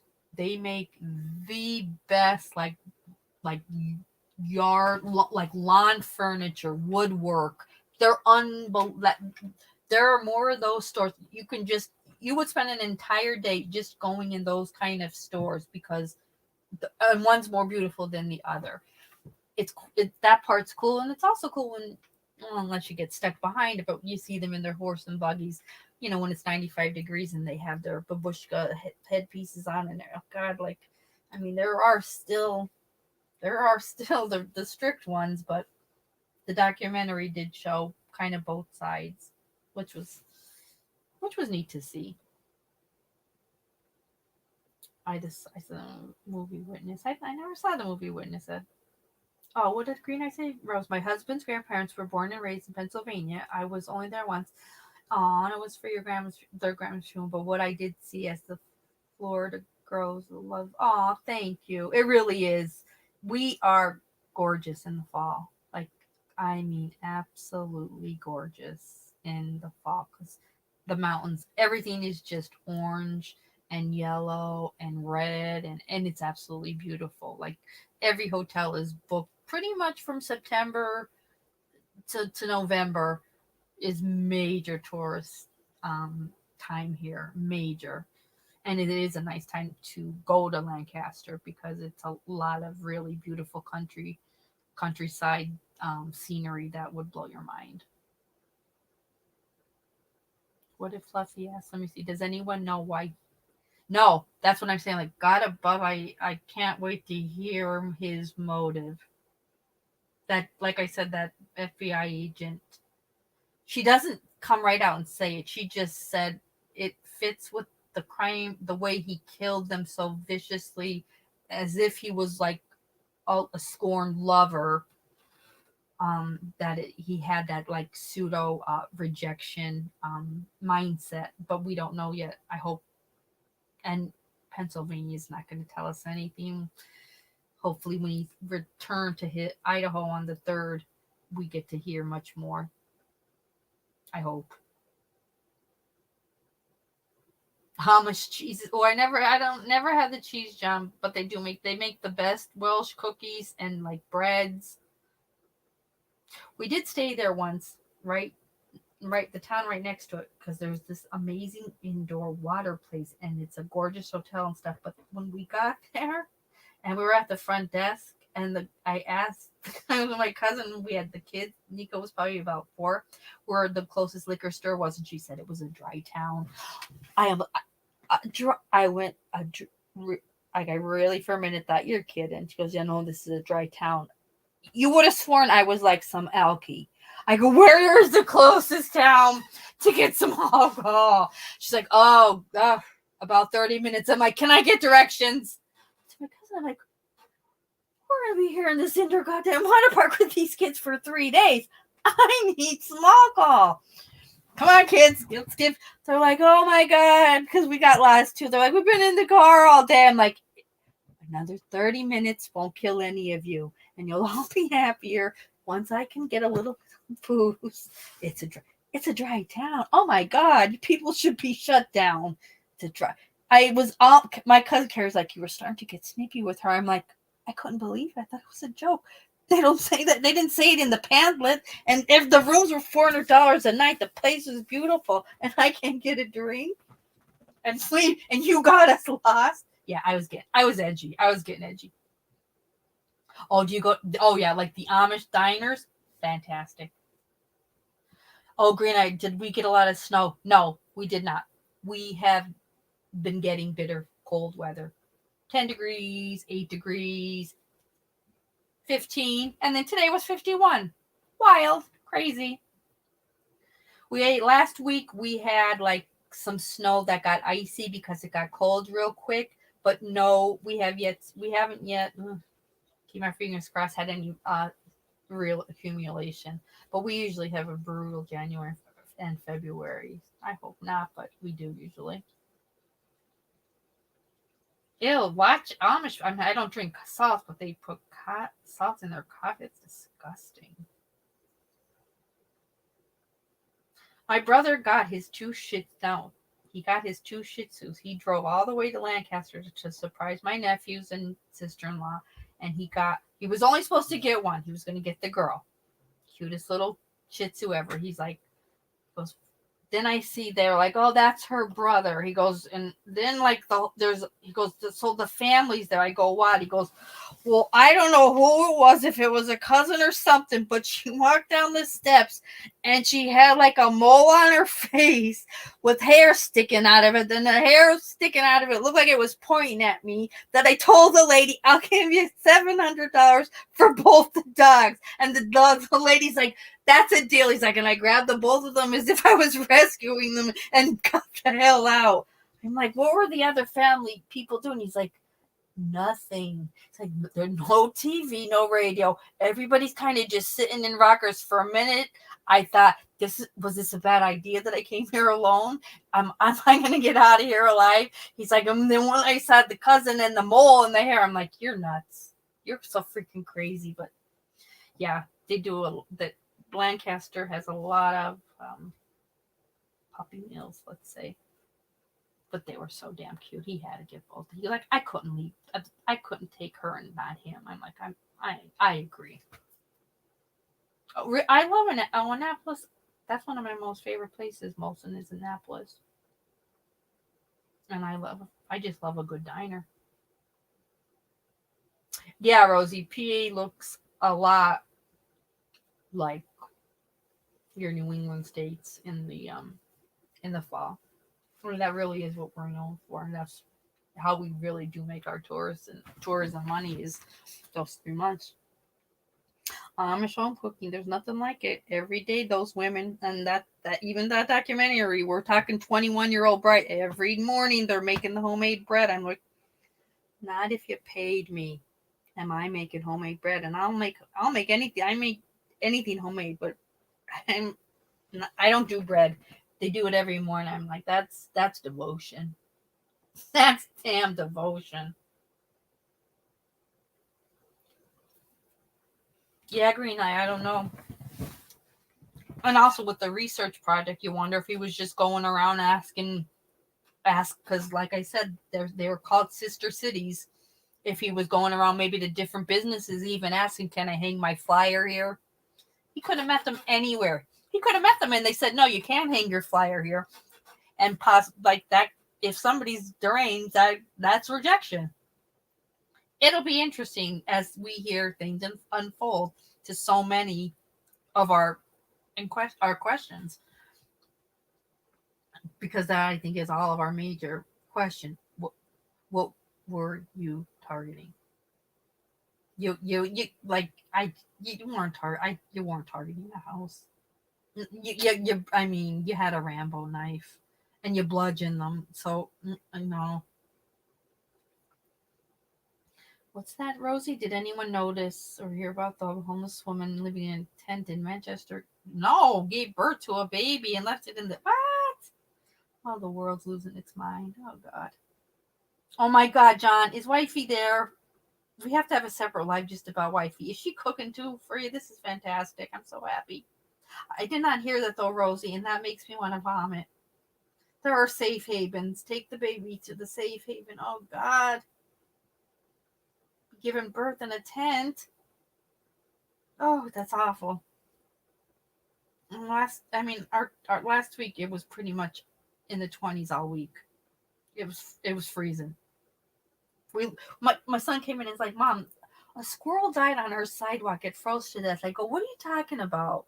He goes, there's a frozen. I go, Nico, did it? Maybe it just died. He's like, no, like it's stiff. It looks. I went out like it had frost on it. Like, how cold? Don't they? They're supposed to survive. I'm like, maybe somebody poisoned it. My son's like, no, it froze. Look at it. I'm like, he's like, it wasn't there last night. And it was already stiff as a board. I'm like, put it over with the garbage. What does he do? He sweeps it over near our pole where we put our garbage. He doesn't put it in the garbage bag. The following week, I look over at the pole and he's with me. I go, is that dead squirrel? Is that? Yeah. I go, get him, put it in the garbage bag. No. Oh my. I said, put that in a garbage bag. Look at that. We look like animal killer. Yeah, it was so rigged. Like it was so stiff as a board. God bless it. But decided right in front of our house. Literally, I'm like, that's a scary, weird sign. I don't like that. I've never heard of those kind of animals freezing. How cold was it last night? I was more concerned. I'm like, maybe it got into somebody's garbage and it ate something that got poisoned, but it chose Chandra home as a good little place to drop dead. Those people don't have enough going on. The old man's up every night anyway, making his breakfast. They'll see me early. They'll dispose of me properly. Oh no, we won't. We swept you over near the pole for a week before I noticed that you were still there. Like, put him in him, and I'm like, put him in a garbage bag. God. He was stiff as a board too. He literally did. I mean, unless someone poisoned him, and I just don't see that happen. He literally did freeze, and he literally did chose to just come here to have his final resting place. I mean, we have a nice porch. He didn't make it up to the porch and like plop down on the wicker chairs, thankfully, but still, he thought, oh, they're nice people. I see them go in and out. They'll take care of my carcass. No, we won't. No, we won't.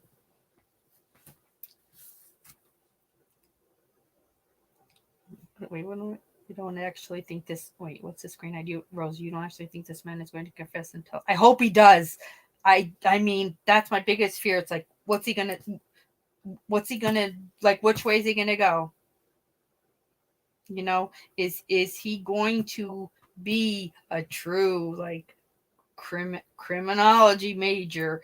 He also worked at our local school district in security. He worked at Pleasant Valley, which is one of our high schools, as a security guard. Please take that into as well. That's a fucking frightening thought. He worked at security at Pleasant Valley. So yeah, just like Ted Bundy, you know, worked the suicide hotlines. Like you have to wonder where is he going to be a manipulative Bundy and think he's going to, you know, make this a you know, kind of like all about him and take it as far as he could, or is he going to go a different way, like a Watts way, and just admit to it and be done with it? Like, we don't know enough about him yet in that sense. And I'm like, God, I hated the Watts thing because that's why we're still on the Watts thing, is because of what he did, and then we weren't able to have all our questions answered. So I really do hope to God, even though I hate the thought of the family having to go through a trial, I still just think that for justice to truly be served, you know, the people deserve to know we deserve to know. We deserve the answers. So that part, but today I just kept thinking about it, like, which way is he gonna go?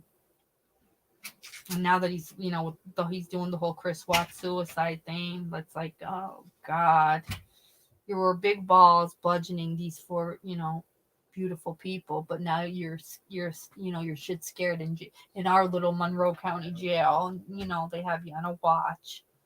So yeah, I don't know. I don't think he's as charismatic, for sure.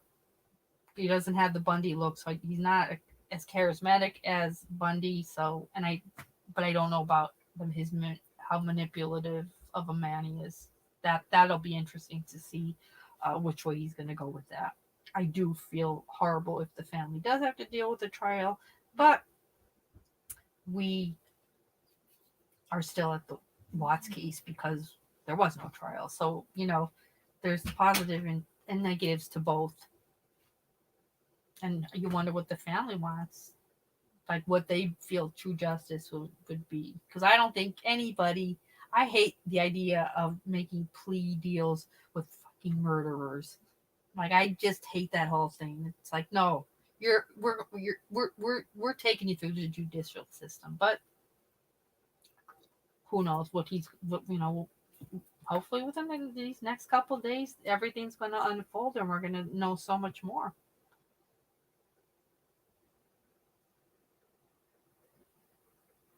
Oh, wait, I missed something. I know.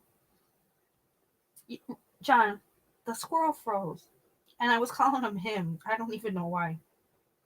And he was also next to. I had a pumpkin that lasted so long; it still hadn't rotted yet. But I put my Christmas decorations on the porch, and that was another thing I told my son to throw out. Oh God, no, he didn't throw it out. He just put it by the pole. So there by the pole is a pumpkin and a frozen squirrel. Oh, I'm like, God, this kid doesn't listen. Like the garbage men, Nico, when they pick things up, they don't just pick up the garbage with their hands. They're not going to just take the squirrel. Get a goddamn garbage bag.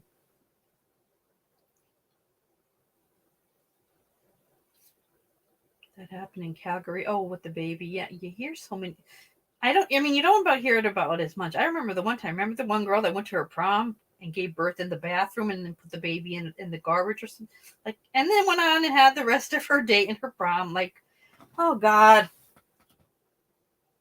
Right before Christmas, oh Fluffy, right before Christmas, we had some. Yeah, it was the negative, and that week was the week that my son and I had influenza, and I know influenza. You got to just go through it. 7 to 10 days of hell. He started to throw up, and I thought, oh, I can't control. He's going to dehydrate. And my brother's like, go to an urgent care, go to a ready care. I have like a 2017 Nissan. That I started it, but it was like a half hour later. It still wasn't warm. We finally took my son's, but I was like, "How cold is it?" Yeah, it was like -2. I'm like, and we were like, I could barely. We looked crazy too. He was so sick. I was so sick, and I was still also trying to take care of him. Like I looked homeless. Like I was kind of. I don't limp. I was limping a little bit.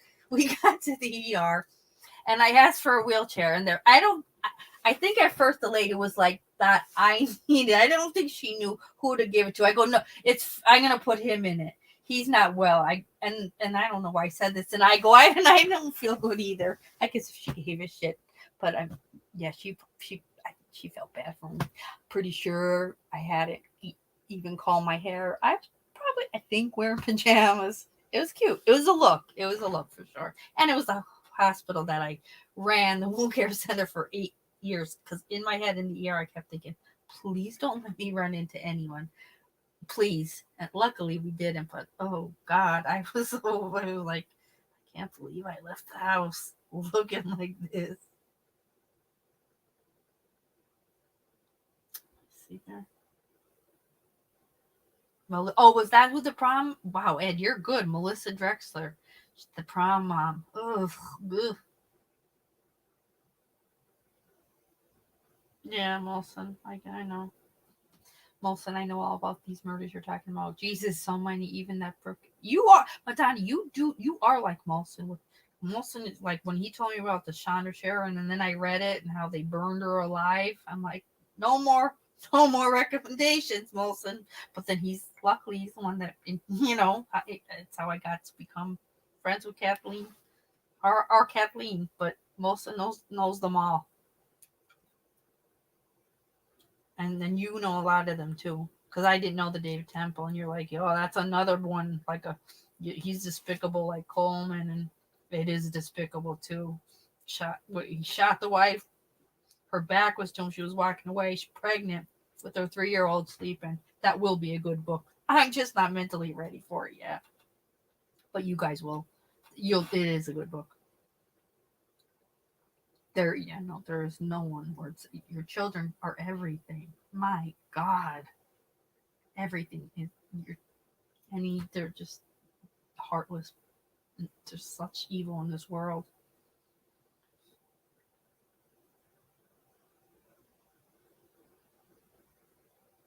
Oh, Rosie, he definitely, believe me. In Monroe County, they're low on staff too. No, he's on suicide watch because he said something. We're not proactive here in Pennsylvania, and we're definitely not proactive in Monroe County. They're not quick enough. It's a very laid back town. So no, they're not quick enough. He said whatever he said to them, they had no choice. Put the squirrel in the pumpkin. Ed, that would have been genius. Could you imagine that? I mean, Halloween was already over. So was, I was putting the Christmas decoration up. That would have been a cool, like, kids would have thought it was a Halloween decoration. Don't touch children. That is real. He's dead. He's dead, and we're not sure if a neighbor poisoned him or if he froze to death. So y'all check your candy tonight and bundle up, because it's rough. It's rough on these streets, these suburban streets. Everybody have a good night now. Happy Halloween from me and the squirrel and the rotting pumpkin. The pumpkin was still healthy. The pumpkin was healthier though than the squirrel at the garbage pole. Oh God, yeah, the prom case bothered me. So it bothered me more that I'm like, God, I remember, after anybody that said after you've had your baby, like even just the thought of having like to walk or go to the bathroom, like it's pain. You're scared. It's pain. I can't imagine. Like, alrighty, let me just fix my G-string and put my gown back down and get back out on that dance floor. Like, well, that blew my mind. That was insanity.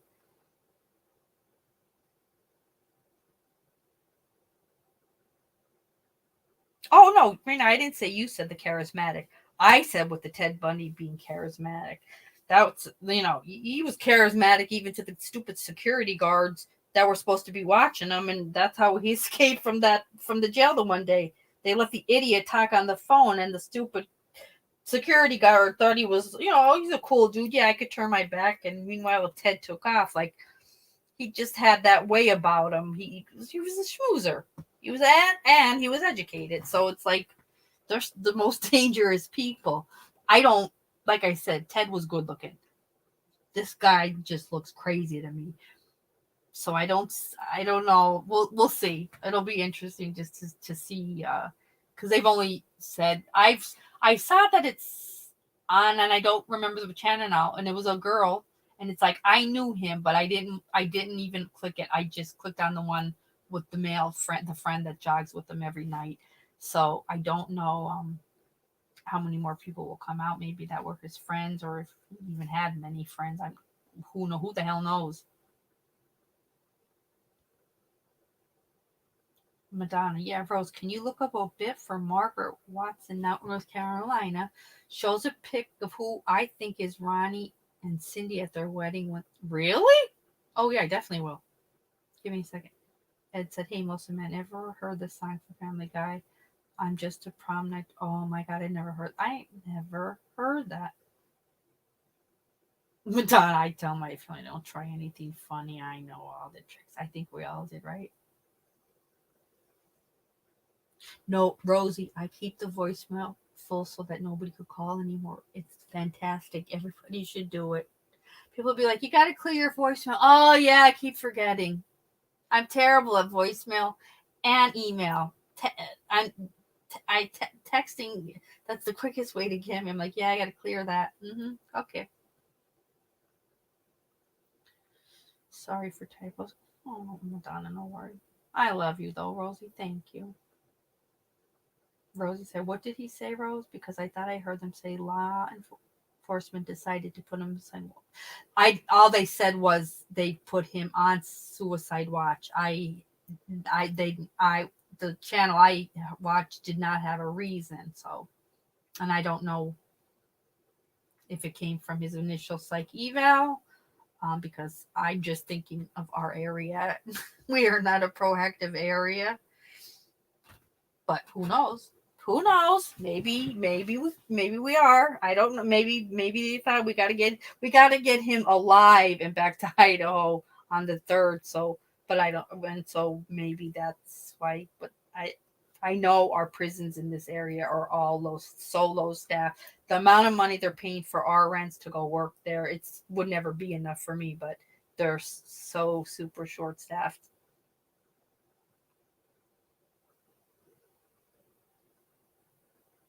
I hope that I was thinking the same thing, Rosie, with the DNA. Like, I just hope they have a ton of his DNA, that there's no way he could ever even argue it.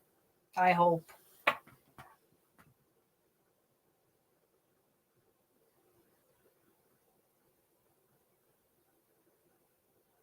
They're going to get new pants to serve his meals. He'll be getting it the same way we do in nursing homes when we get a violent patient. A plastic spork, combination spoon and fork, a paper dish. Oh, God. In a nursing home, it's considered a dignity issue. You have to have an actual reason why you're doing that. In a jail, it's like, here you go, here's your slop. You said you were going to wanted to kill yourself, so now you're going to eat off a styrofoam.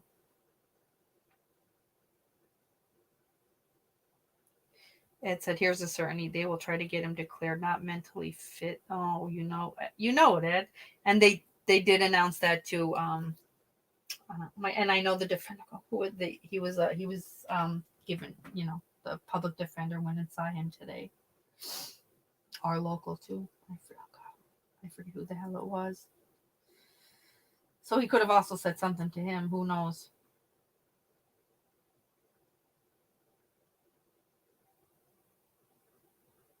I mean, the Commonwealth, especially when it's you didn't do anything in our state, they just get him out. So that's the only thing that I'm thinking. If he didn't say anything, it would be because we have to keep him over the holiday weekend, which is definitely something that they were definitely hoping didn't happen. So it could be like we need this guy to stay alive and get him the hell out of here, or we're really gonna have, a shit show here.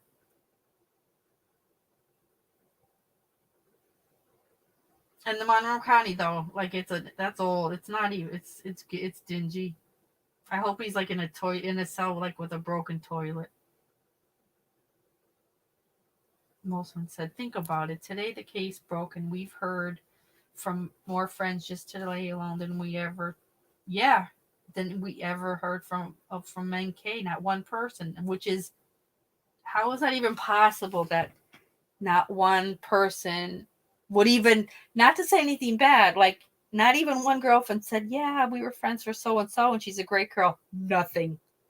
We only know whatever, Charlotte and whatever was said in Discovery. That's it. No one ever came out. No one ever did an interview. Well, that's beyond just being a loyal, devoted friend. That's bizarre. That's like it's almost like you being paid off to never speak her name again.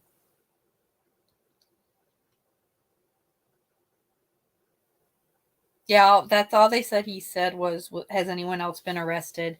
And then went into this very very blank, catatonic staring with the glossy eyes.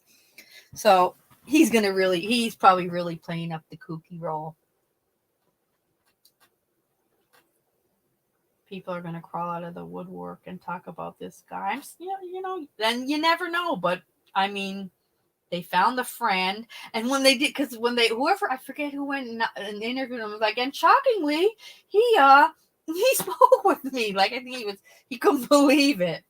And he said he was just nothing but ever polite and talkative. And then when the guy starts talking, though, you're like, you might want to shut up. He knocks at your door every night. We jog 6 or 7 miles, and he's always friendly and talkative. He sounds a little manicky, but I'm happy you're safe. He's like, I'm just in shock. I can't believe this is happening. So this guy definitely was able to lead a double life, because this dude every night saw him.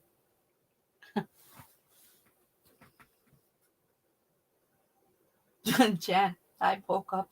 I mean, I'm like looking at my son like, okay, coroner. How do you know? Like, really? Frozen animals don't just kill over frozen. They survive all year long. Their squirrels take over in our area. He's like, it's frozen. I go, is it sleeping? He's like, Mom, it's dead. And I'm like, it's not dead. And I go out there, I'm like, Jesus Christ. Not only is it rigged and so stiff, like it had frost on it. Oh God, what a day that! It was a better day though the next week than when he was at the pole next to the pumpkin. We got a goddamn haunted house here. Put Bolton those in a garbage bag, you nut. Like, oh, I didn't know what you meant. I'm like, when I said bring it to the garbage, you didn't know what I meant. No. God, I go, look at it. He goes, well, what? He goes, don't want other animals eat it? Well, Nico, he's been here a week. Obviously not. He's obviously not appetizing to the other local squirrels.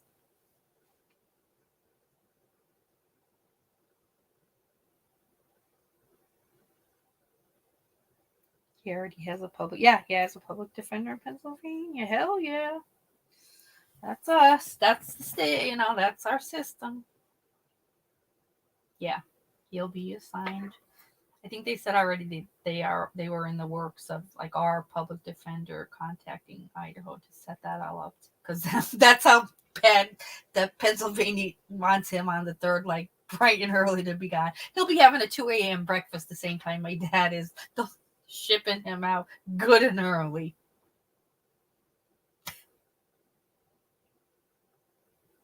Jennifer, I'll tell you what, it was like Christmas vacation, except luckily the squirrel was not in my house, but it decided to die right on my front sidewalk.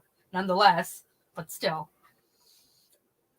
I would have assumed my son knew what I meant by put it with the garbage, not put it at the garbage pull on display with the pumpkin.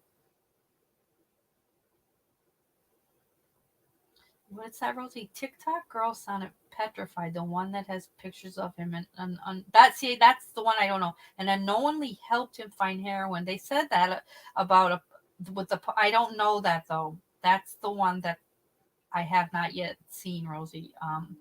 From the Poconos a few years back. I mean, it did come from News Nation, but I haven't seen it yet. She's probably in hiding then if she's that scared. Jeez. Ed, listen. If because this happened the week my dad was ill. If my dad wasn't ill, I possibly could have done an autopsy to get to the bottom of it. Because we may have a squirrel murderer in this town, and if there is, I need to find it. But no, instead I go, how'd you get him over there? Because he's like, oh God. And he goes, I used the broom. Jesus Christ, Nico. Yeah, goddamn swept the poor dead frozen squirrel over to the pole with the pumpkin. That's lovely.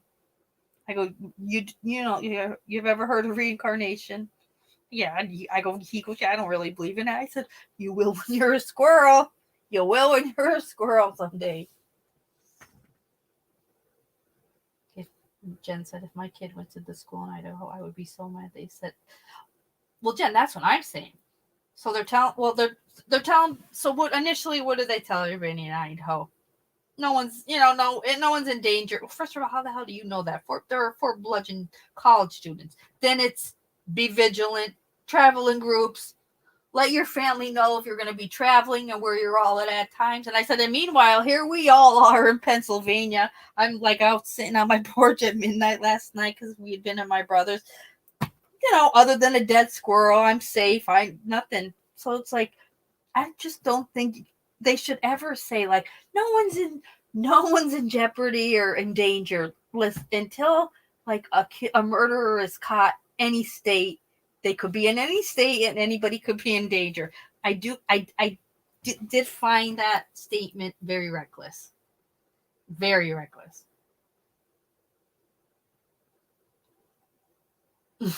Green is laughing. Rosie said, I've seen it on news. Yeah, they said, I know. I just haven't had a chance. There's so much came out. I mean, it's been everywhere today, and I've just been nuts with it all. What did Nancy Grace bombshell tonight, friends? Oh, my. Friends talking about his food fetish and how they cut his meat for him. I mean, Nancy Grace, of course, I mean, she's from her fiance being murdered. But I think just in general, Nancy Grace hates men. This is going to be good. And like I said, I've got a spare room. There are no hotels right now. It's for if any of these people want to come here. Nancy, 100% you're invited. I just may need you to sit with my dad if I have to do some errands. And it won't be I don't think it'll be a problem. I'm timing myself. You're tired. Oh, go to bed downtown. We talked all day. You should be tired. Text me tomorrow. Make sure. I'll talk to you later, honey. Love you. Oh, wait. What did I miss? I missed something with you. I know, Jen. Rosie said, I agree, but they didn't know up from down so early on. But that's the whole thing. I guess maybe my personality, I'm cautious. So I always take a cautious route instead of don't make the town panic. Tell them they're all safe, which is just such a, it's just not, it's untrue because you don't know who killed these people. Therefore, everybody's in danger and we don't know where he is. So really, every state should be on high alert when there was these mass murders. Like, I don't know. And God bless him. I'm sure he worked his ass off, that chief of police. But did anybody else notice that when he talks, no matter what he's talking about, it looks like he's smirking. I know it's probably just his face or his facial gestures, but he almost, and he say, it's even like when he's saying the most horrible things, the guy has like a weird face and it looks like it's a smirk. I can't, when he talks, I'll listen, but I can't look at him because he annoys the shit out of me. I want to say, like, wipe that smile off your face, even though that's probably just his face. He's got a weird face.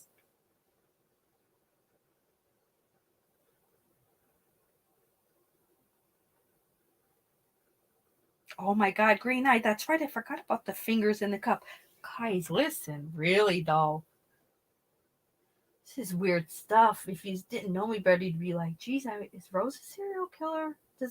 Guys, does anyone really know her?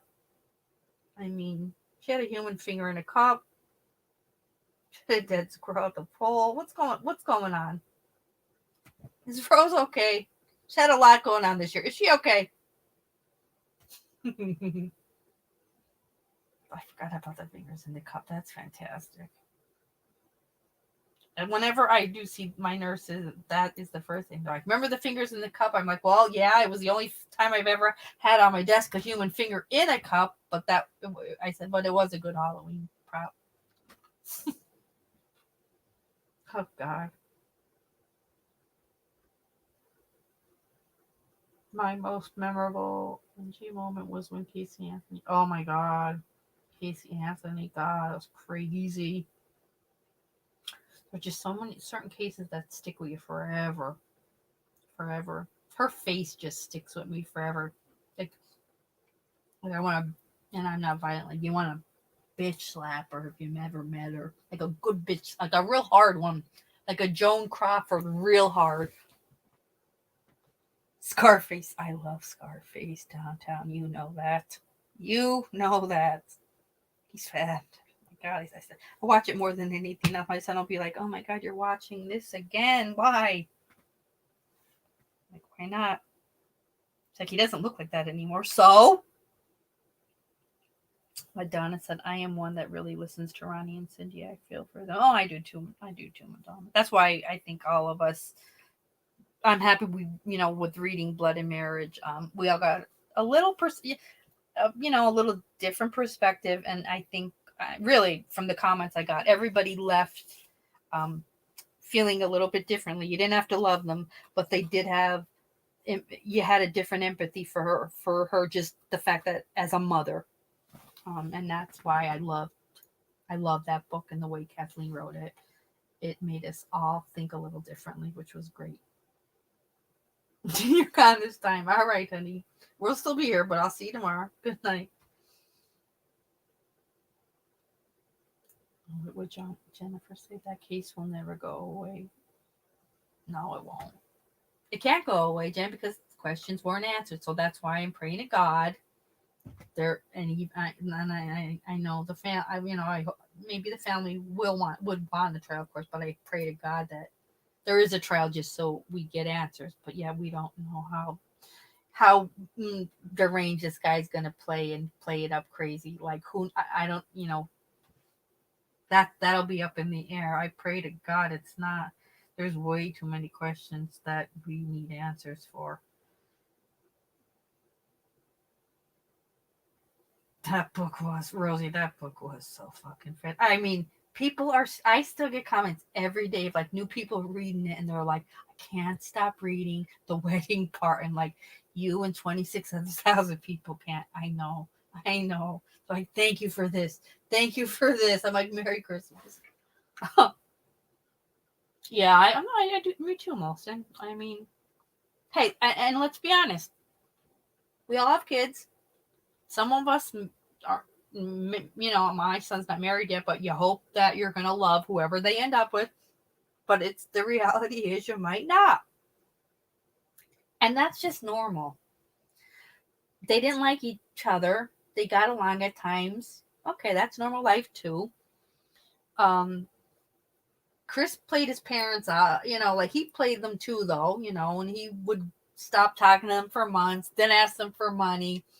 So he dicked them over a lot too. So I have to honestly say a lot of my empathy for them was because I thought of just they were really treated shitty, by him.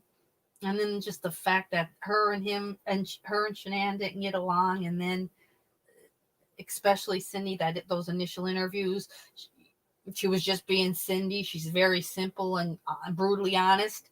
So then the world hated her because she wasn't saying what, people wanted her to say, which was probably nice things about Shanann because, Shanann was dead and she's a victim, but it didn't happen that way because she's not that person. they ended up being some of the most hated people in the world, but I didn't feel that way about them. I had true compassion for their situation. I really did. I really did. Madonna, no wedding has ever done a newlywed game, and I just don't know why she thought that was going to be fun, or should, along with the musical chairs, like why are we doing all these things? Is it to distract the fact that we really don't have food? We got some water and finger foods. Because Kathleen's like, no, there was just like finger foods and a lot of like bottled water on table. So it's like, I feel like all that goddamn dancing and the bumping and the grinding and the games were to take up time, and the two wedding cakes. They took like, it was like to take up time for what you really go to a wedding for, which is good food, a good bar, and a good band or whatever DJ, like, and that wasn't happening.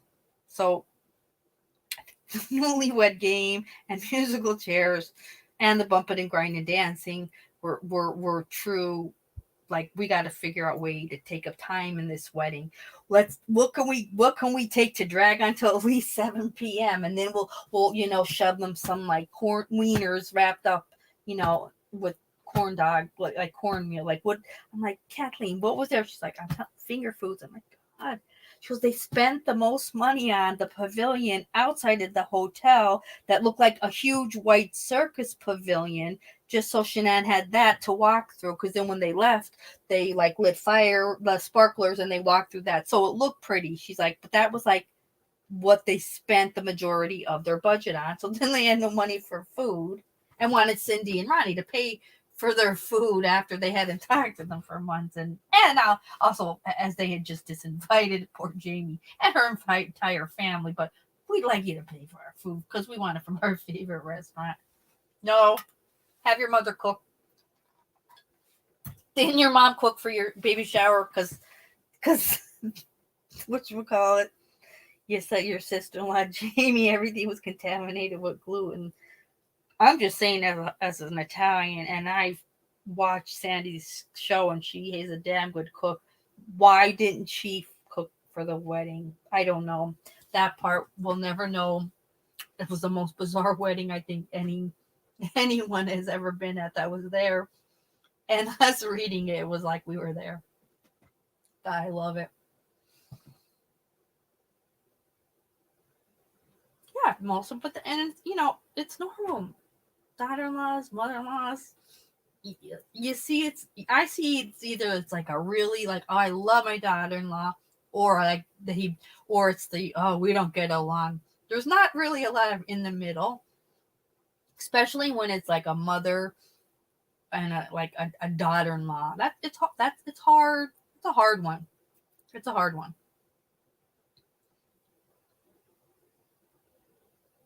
And that's a hard, you're not, none of us are saints in life. And when you create someone into a sainthood when they die, whew, that's why there are sides with the Watts, and such fighting and hate, and the horrible things that people were doing to each other. You can't make someone a saint when they die. It's dangerous, and all it does is create such chaos. They're a dead victim. That's enough. You don't have to say anymore. That's horrible. But none of us are saints. Yeah, Madonna, I'm still mentally scarred from the bumping and grinding. And I'm also scarred from Chris, who had, couldn't carry a tune or have any dance mojo, and his groomsmen doing a bump and grind in front of Xana. And let's not forget that one of the men doing the bump and grind as a groomman was Xana's brother. I don't want to see my brother Carm ever do a bump and grind dance for me. Ever. That'd be it. I'm going home. I'm out of here. So, like, it was just like it all right from the dancing, it was weird. Her, it was all weird. The choreographed dance, and it was they said it was a long one with Shanann and her dad. Then the song that Chris danced to with his best friend's mom was a song that like two lovers would dance to. That's weird. Then the bumping and grinding groomsmen, and then let's play musical chairs, and better yet, let the best man hated Shanann and literally tossed her on. I love that part of the book where it's like Shanann landed on the floor, and then it was down to Chris and his best man, and then I think Chris won, but like, yeah, Shanann. So wait, was this your idea for this? As you're on the floor in your gown, get up. It's time for your newlywed game. I need to know which one of you orgasm first. Get up and hurry up because time's ticking for Mima's lifespan.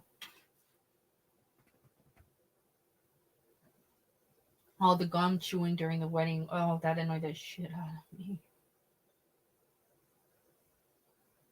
They did need barf bags, and that, like I said, that poor DJ probably retired and never wanted to even listen to music or ever go to another wedding after that night. Ever.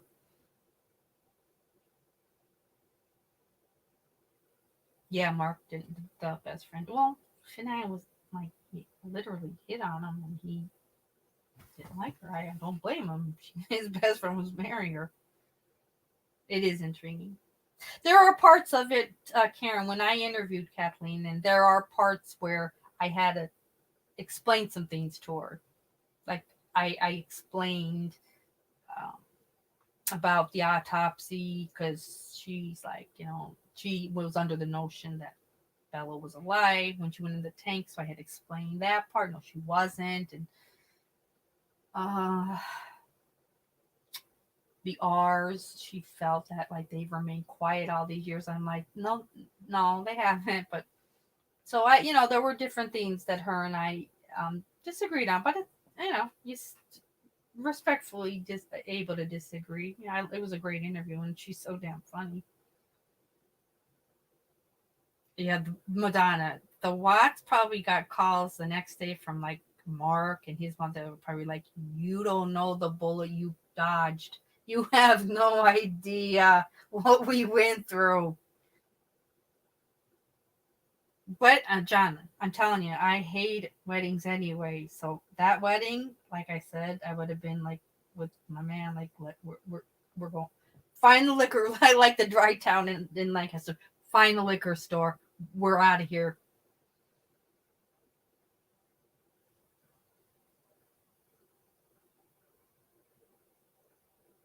Yeah, she came on to him, Jen. That's like in a car or something, or texting something weird and not cool at all. I'm like, ew. John, weddings are a great place to scope chicks. Me and my ex, we used to love to crash weddings because we would go to the casino and then you'd go to the wedding and you have to just walk in super confident. Wait till it's like the end of the night and it's like it's big in this area. Like the end of the night, they put out like a candy bar with tons of different candies and like bags to put in them. Like so, you start out there. Then people might notice. So then you just go and be like, "Hey, how are you? How's everything?" And then you get the hell out before you're tossed out. But oh yeah, there was one summer we were crashing the shit out of weddings and it was fun. What did it say? My nephew asked me what my favorite part of a wedding was when he was trying to tell me he was engaged, not getting it in. I told him I was grabbing my egg, go to head home. That's right. Yeah. Oh, when I get an invitation, I'm like, oh, please don't let this be a wedding. Please don't. Karen, I hear your Rose. It was intriguing and interesting to hear from her. And I respectfully and after a lot of consideration, really truly on her point of view disagree. Yeah. I forget what other part. It was something with SA and Chris or something, but I didn't agree with that either. I didn't really talk about it on the interview. I've talked about it with her on the phone. But that's the cool thing with Kathleen is she's super open-minded, and you tell me how I feel, you feel, I'll tell you how I feel, and we're still good. So, that's the way it should be. We should all be able to have our own opinion and be able to talk about it, and then not be harassed or bullied or any of that. That's the way adults should be. Oh my God, John McSmith, if that's true, I'm going to the next wedding with you. Weddings are usually exciting. The guests were heckling during the game. They're heckling at Madonna. They were heckling, remember?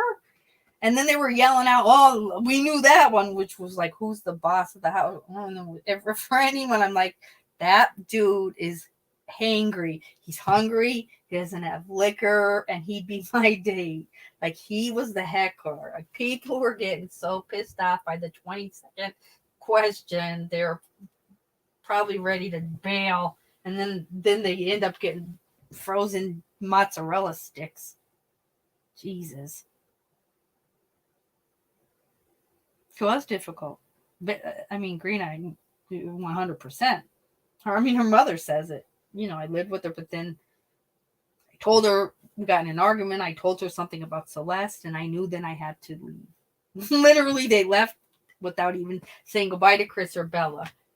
And then, I forget how many months later it was then that because it's in her letter.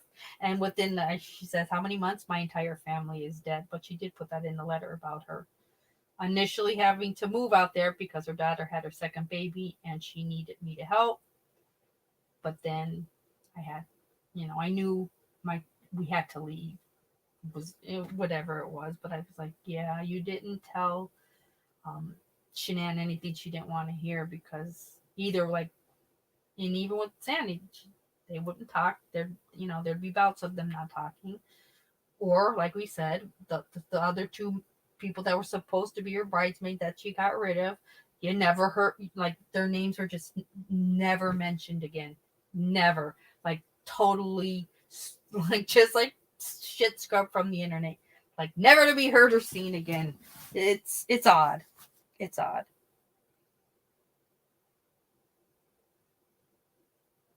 Oh, thanks, Karen. Yeah, she's gonna come on again. Her Murdoch she did the book on them. It's called Murdoch. She wrote about the Murdoch murders, and it did fantastic reviews. I'm reading it, did really well. So she is going to come on in January for another interview. So that'll be fun.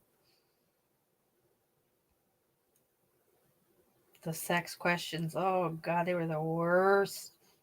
And then there's the one picture I found. It's like Mima standing with a paper in her hand, and it's a great picture because she's side-eyeing Shanann, who's right next to her. I'm like, that's because Mima's holding the questions list, and she's a little pissed off that she makes it takes her longer to orgasm. Don't make my Christopher wait too long. Poor Mima.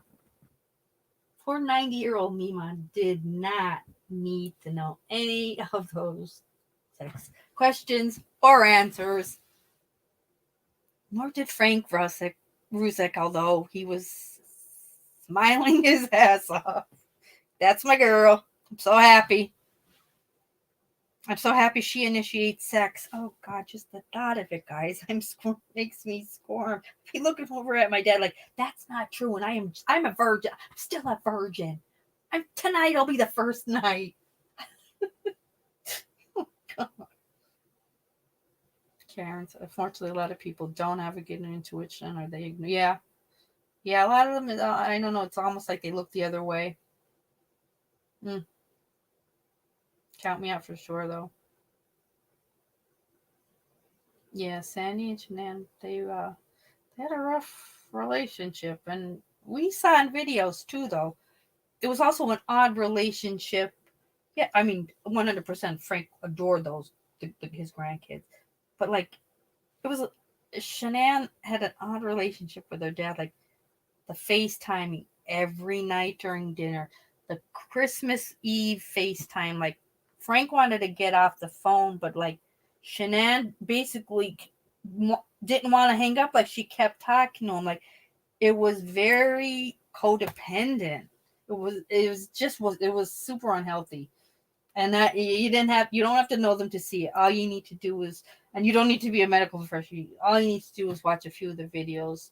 Because when that happened with the fight with Sandy and Shanann, and Sandy said we're leaving, Shanann's only thing was said to her father was, let her go. You stay here with us. Of course, Frank said, no, I have to go back with my wife. But that's an odd thing for a daughter to say. Come on now. Like, that's, to me, is just insane. They had a very rough relationship. And there were a lot of, like, too hard-headed women, too. So there were a lot of, like, oh, okay, Rosie, honey, go and relax. I'll call you tomorrow. Love ya.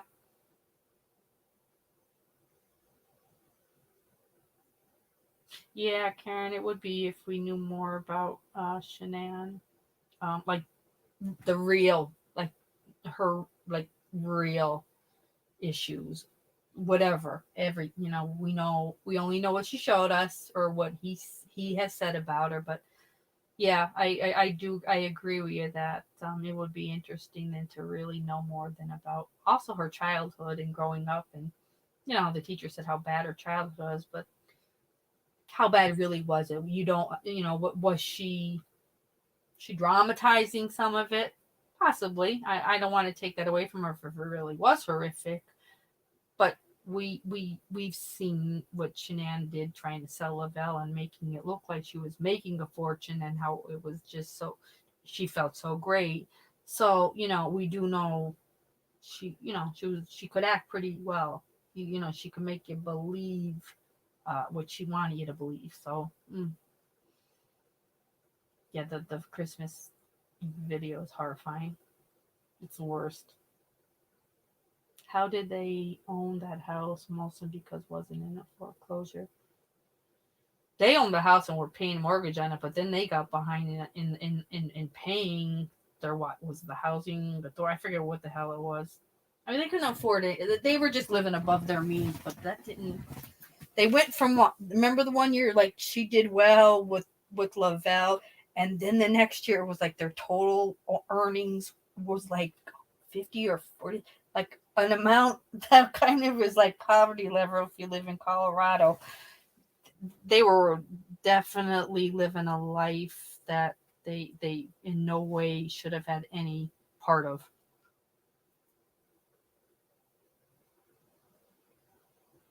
You put those, yeah, of course, yeah. And that's what I don't like, Madonna. Don't be mad at us for talking about things that were put up on public sites. We didn't steal Shanann's private family home videos. We're simply watching her lives, okay? So don't tell us we can't talk about it. It's there, and we could talk about it. No, I don't agree with people when they start talking disgusting and saying horrible things about the children or what she did or didn't deserve. No, but we can't say, like, she was nasty or, man, was she a bitch to him. That's my opinion, and it's a lot of people's opinion because we're watching it happen, and we also are watching her saying, "I'm the boss. He does all this. He does that. Whatever I say." So you can't tell us we can't talk about it. Not going to happen. She put them up there. No, none of us in this chat have ever said she deserved or the girls deserved what they got. We would no, we're not that kind of people, but we are honest people, and we are able to say what we did or didn't like about a lot of the shit we saw happen.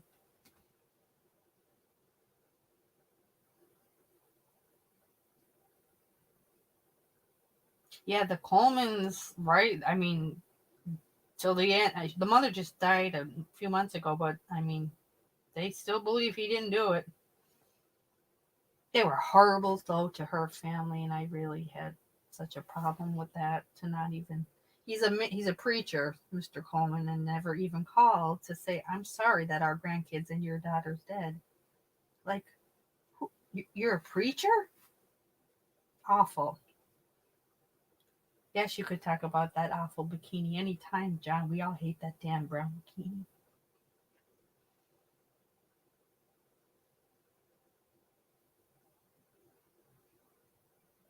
He's 100% guilty. Jesus Christ, Jen. Oh my God. They were, I mean, he lied. He told, what the hell is the girlfriend's name again? What was Chris's girlfriend's? Tara.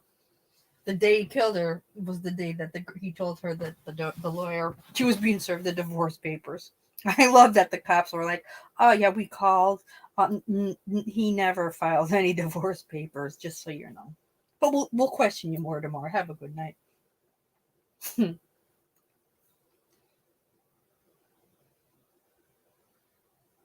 What's this at? There's a movie, a video posted 2 weeks ago on a YouTube channel called Xana. She takes a critical look at Jan's character. A lot of mad commenters below that video. I've never heard of that. I'll have to look at that, Ed. I haven't heard of that channel. Unless it's newer. I don't know.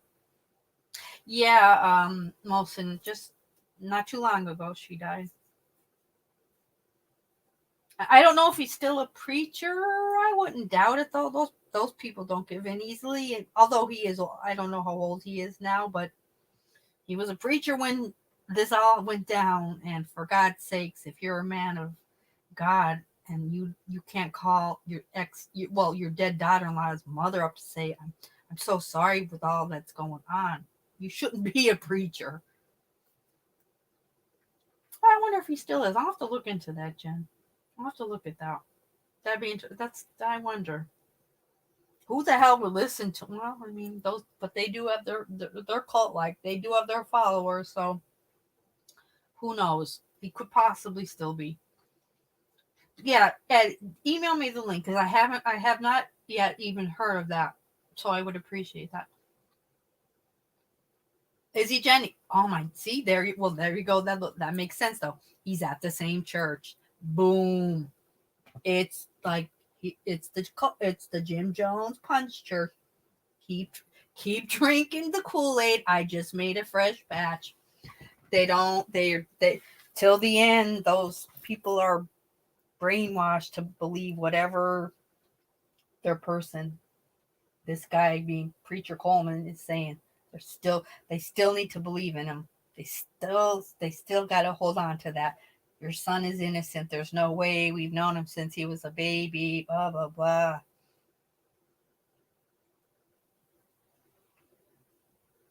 Yeah, and she wasn't well even during the trial, Madonna. You're right, Connie Coleman. She was on oxygen. She wasn't well.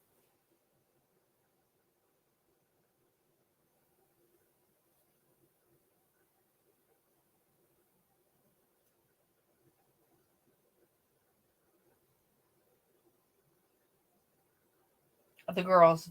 Bottom line, Karen, my heart bleeds for the girls. I can't think. I can't. I can't talk about Bella. Can't talk about Bella or Dieter.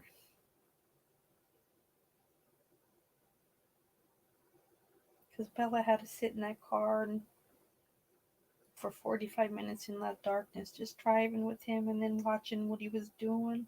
Oh. But they're angels now.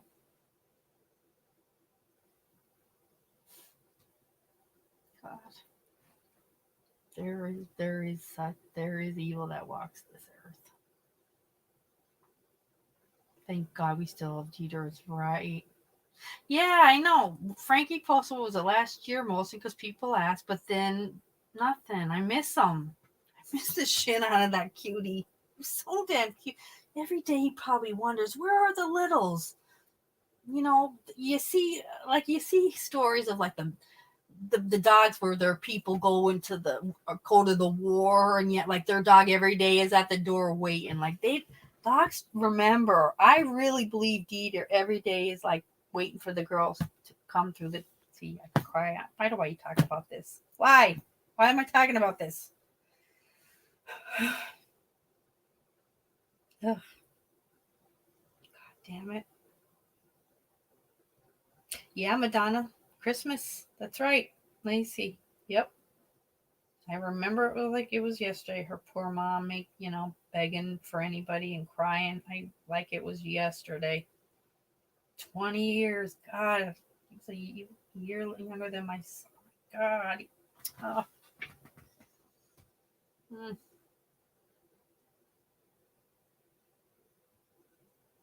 That's still a little bit of a mystery to me too, how it all really because he's such a conniver too. Yeah, my son's 21. Connor was he was their age.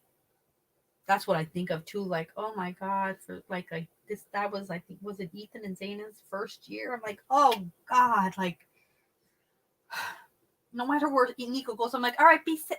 I sound like such a super mother. Have fun, be safe. That doesn't. It sounds stupid. It doesn't even go together. But you're a parent, and it just naturally that you have fun, but be safe, be careful. And he's like, I will.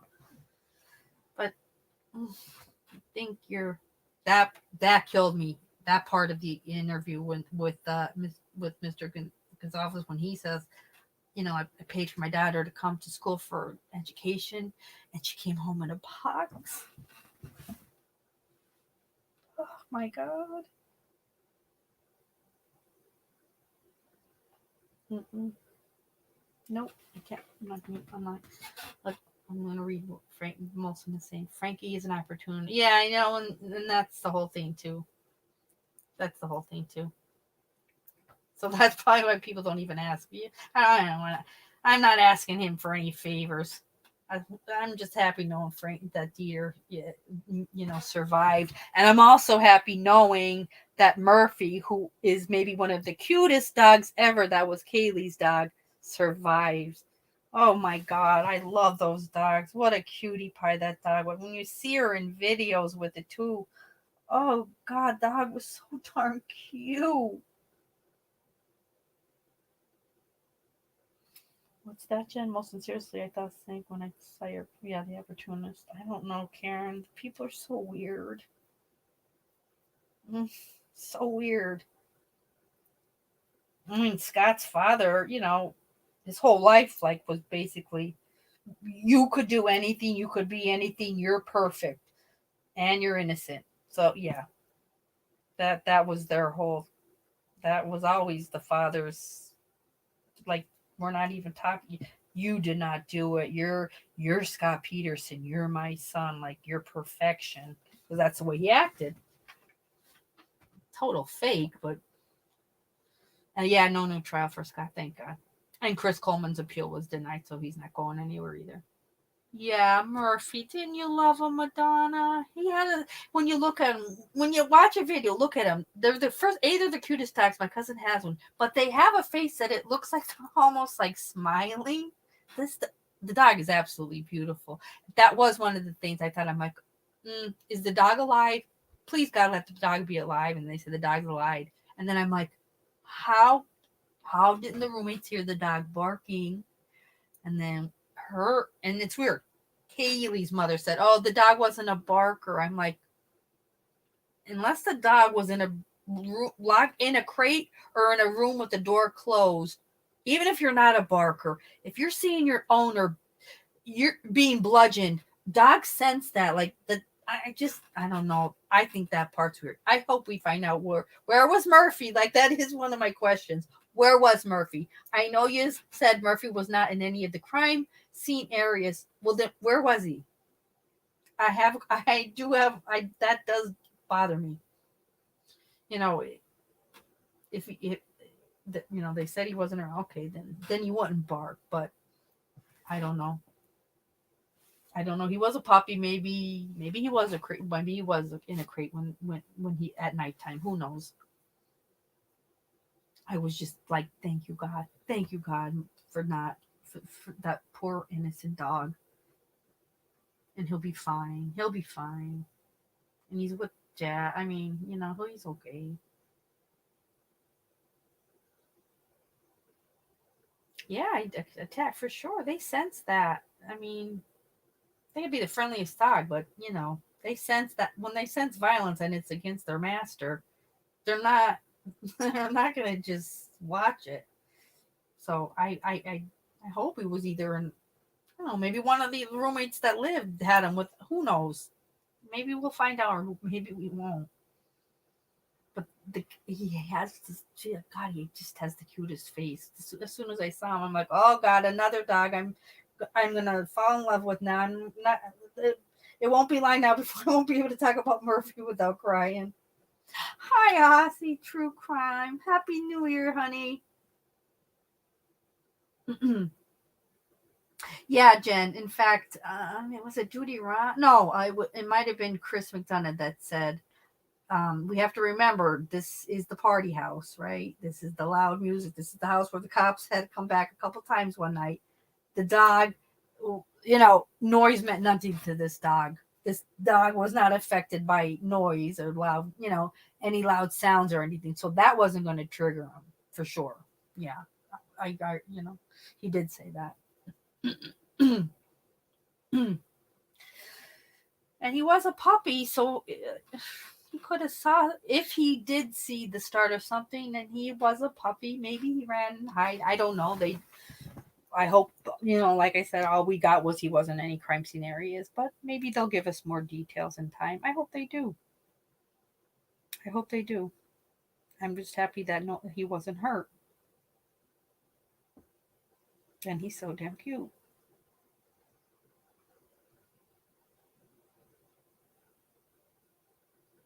Oh my God, yeah. Oh my God, my Shih Tzus will lick you to death. And even if someone came here to try to bludgeon me, I mean, they're the friendliest dogs. They're gonna stand there, probably looking at the murderer like, you got a treat for us. We're kind of like little wolves. We enjoy treats. Yeah, not all dogs protect. Even, yeah, that's just the way it is. I mean, Murphy's a puppy too. He's just learning the ways. So, but my dogs are older, but still, they're gonna lick you to death. And even if you come here, we're mud wrestling. They're just gonna look at you like, did you bring the treats? That's why we're here.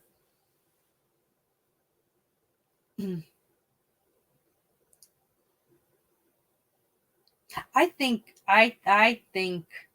and I don't know if her mother, no, that somebody was like, he probably hid, and then I think it was Chris McDonough said if he didn't hide, he was in a crate or something to that effect. Either one makes sense to me. Knowing he was a puppy too, like, what the hell's going on? I'm out of here.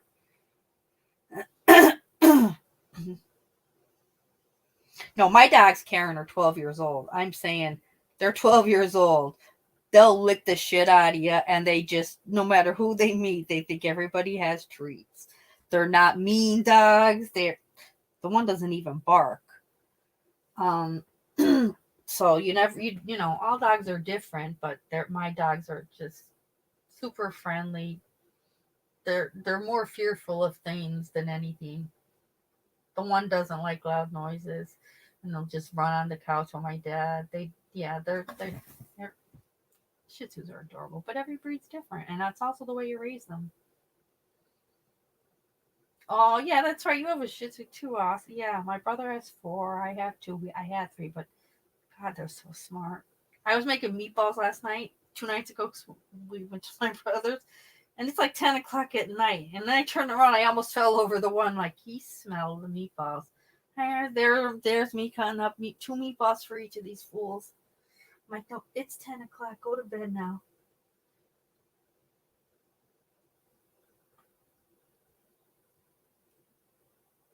If I was crying, my dogs don't like when I cry. I fake cry to see what they do. And when I fake cry, they both come over to me and shove their face in my face. And I don't know if it's that they think I'm playing or what. But when I fake cry, they'll come to me. But my dogs don't ever bring me. I have Shih Tzus. They don't bring me a ball to play.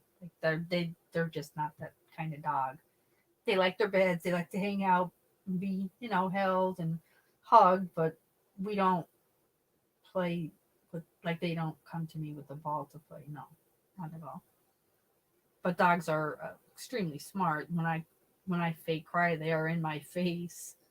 Like, come on, get up.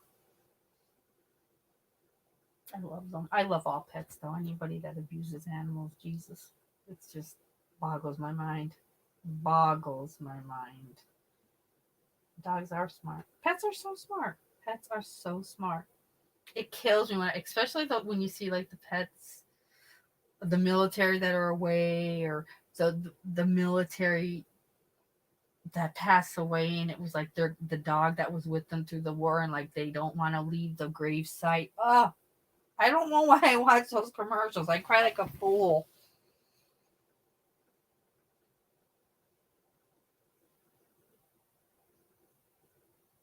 Hang on, I want to make sure I'm not missing anything.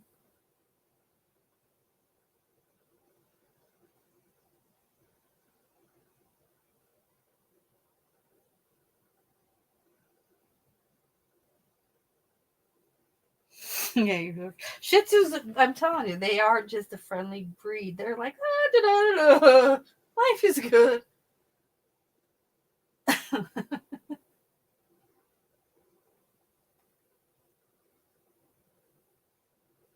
Karen, calm down. No, God, no one's been. God, I hope not. What's the movie, Jen? Hatchie? I never, I've never heard of that. Hatchie. I have never heard of Hatchie. Hmm.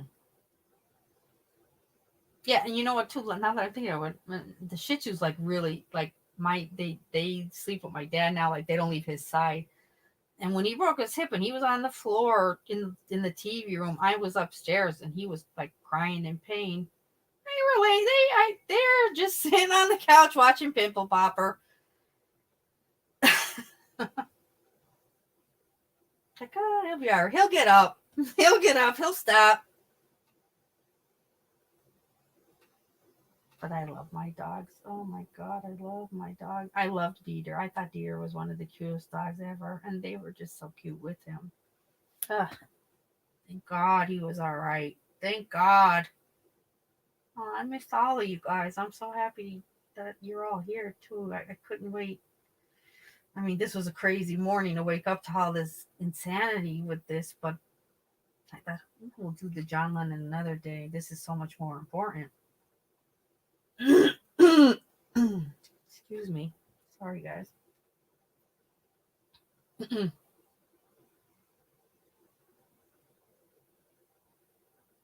He wasn't upstairs, Karen. No, my father sleeps on the couch, and they stay with him there. He slid off. We got up from the couch, and he didn't have his non-skid socks on, and he went down.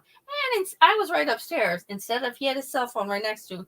Instead of calling me, he let 2 hours go by first.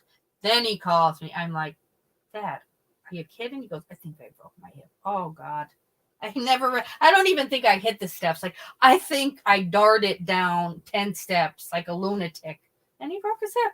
Yeah. I'm like, oh yeah, it's out. Meanwhile, there's Louie and Gus on the just laying on the comforter on the couch watching TV. But there wasn't. My dad was the only one in the room, so it wasn't like they were frightened by someone. So him moaning in pain, whatever. They didn't. They didn't. They weren't affected.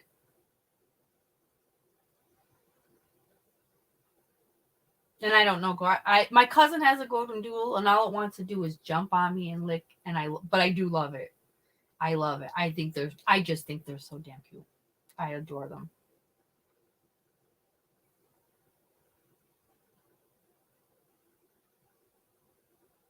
Why? Who's saying it ran and hide? I don't know, Karen, what that's from. I thought more of it being in a different, either maybe in a room with one of the other roommates, or as a puppy, it's in a crate at night. I don't know. Um, who was or is are they saying that on a certain channel that it hid, or did her parents say that? I know somebody said he wasn't a barker. I can't remember who though, but I don't know what you mean, what you're saying about with the running away part. It's irrelevant to what happened with what. That you think if the dog saw them being bludgeoned, he would do something or he'd run away.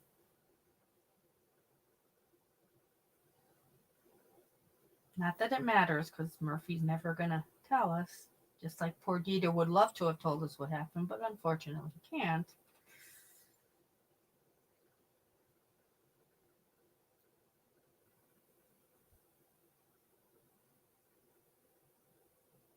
Well, he's not on a couch. No, he fell onto a floor, moaning for 2 hours. But Shih Tzus aren't the brightest when it comes to that. They're not. They're not aggressive dogs. Gus is 12. Louis is 9, and he's a mute. He doesn't bark. They're just chill dogs. I came down like a lunatic when my father finally did call me, but yeah, the dogs didn't. Whatever. It's like whatever. So you don't. But no, what I'm saying is you don't. You don't know my dog. So dogs are different no matter what the breed is. Some react different ways. It's all it's just like people. Some could handle gore, some can't. Some can't watch a movie, where there's blood. I could watch a movie and eat where there's blood. But 2 hours of my dad moaning and crying in pain is a long time. I go, oh my God, you could have called me a little sooner. Because I didn't, I was hoping it got better. I'm like, you were hoping your hip got better? Wishful thinking. What did Green I say? I'm relieved that the 4 families are going to enter the. I know. That is the exact thing I thought, Green. It's like, like fresh slate, 2023.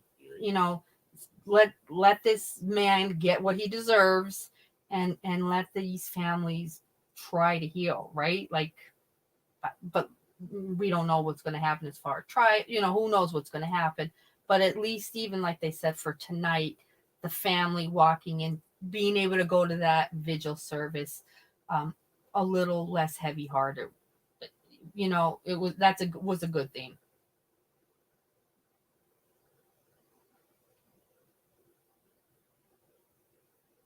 Oh, Lassie. Oh, Madonna. I loved Lassie.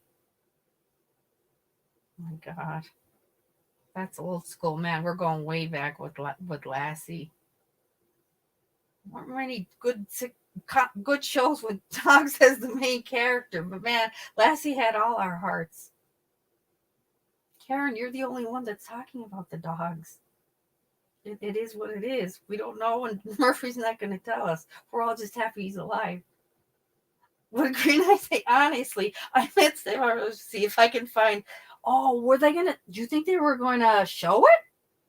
I didn't even think of that, Green. I didn't know if they were. I didn't know if it was something being televised. I didn't even know if it was like an outdoor candle vigil. I wasn't quite sure because then all this happened today, so it kind of steered you away from.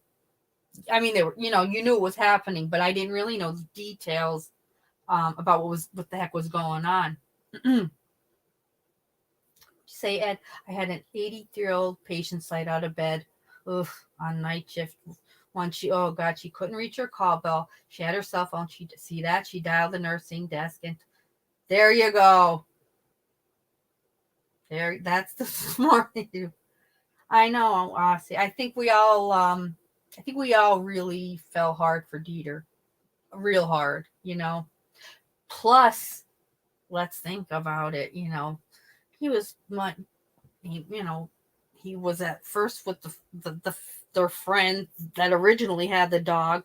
Then the dog, supposedly Dieter, snapped at their kid. So then the dog goes with the Watts.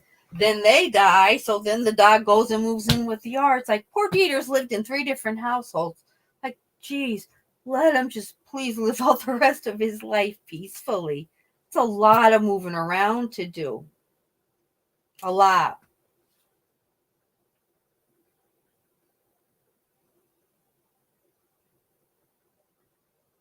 Yeah, we're all animal lovers, Karen. So we're done talking about the dogs. No one's here to fight about it. We're happy Murphy's alive.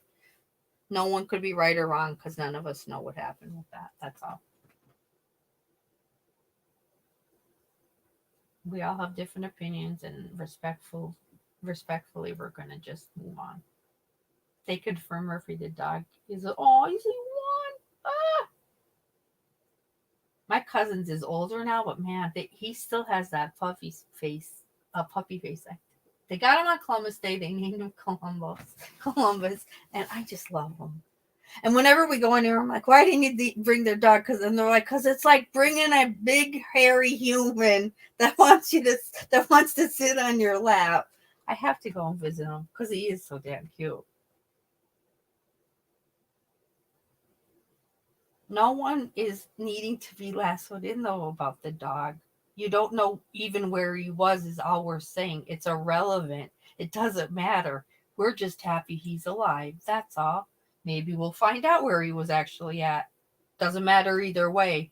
Not going to bring the murderers back, the dead back. Doesn't change a thing. But luckily, he's alive. Because if I can't deal with animals and children, that does me. And hi, Spirit Time. Happy. Oh my God, it is. That's right. Happy New Year. Did you do anything in Aussie? Did you guys have any, like a party or anything cool? I forgot. That's right. There's not much going on here other than a lot of national networks hanging out for the murderer. That's about it. No hotel, nothing to be had. Excuse me. Jesus. Hang on, I need to take a sip of this. Oh, I know. I feel the same. I don't even know what my son is doing. It's amateur night too. I don't know what he's doing. They'll probably all end up going to the casino, but I don't like it.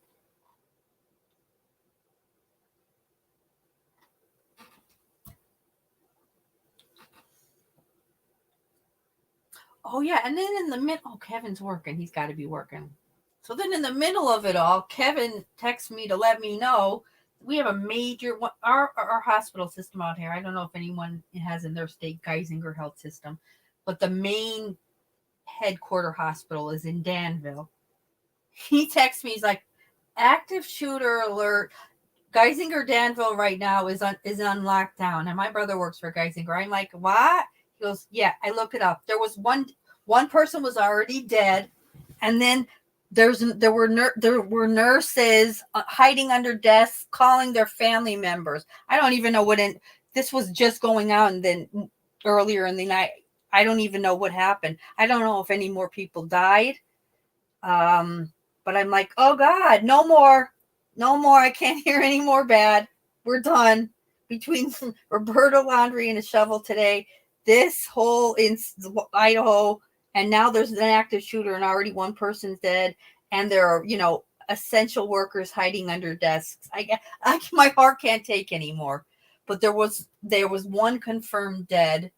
They said it started initially on the pad, and there's a huge helicopter pad at that hospital. So I don't know if it meant it started initially outside near the helicopter pad area, but it was a silver lockdown, which is an ongoing active shooter. I'm like, and then that hospital. When I say enormous, I mean enormous. Like you need more than the Danville police to take care of that. But I don't know. I honestly, I laid down and that's what it was. And then I got up and then my dad woke me up. So, God, I hope no one else. But Kevin, yeah, because Kevin lives near me too. And I'm like, Jesus Christ, Kevin, what the hell? It's like, I know. It's one thing after the other. Like, yeah, but a hospital. Oh, God. Oh, that's right. Aussie, your daughter moved back home. That's so nice, though, to have her there with you, Like, that's awesome. There's nothing better, right? When you have, like, your people with you. Like, nothing better. I love that. And they are becoming war zones. I swear to God. Yes, Geisinger Danville is huge. And yeah, sure they have security, but and you do the drills, all the drills. No one is really ever prepared for a real. I'm sorry. Oh my God, I don't even know what I do. But that was part of it. Was like employees are under desks calling between 911 and family members, and I'm like, Kevin, what's going on? He's like, oh God, one is confirmed. And then I looked, and it was at that point it was one person, was confirmed. That I hope to God there was nothing further, but I got caught up in other stuff then. Oh, hi, Melissa. Happy almost 2023. I'm in Pennsylvania, and it right now is 2:22 a.m. I'm on Eastern Standard Time. Where are you at? That's awesome, Aussie. 3 out of 4 still. That's awesome. And plus, having like the grandkids like in the house doesn't like that makes the holidays like I always fun again. You know what I mean?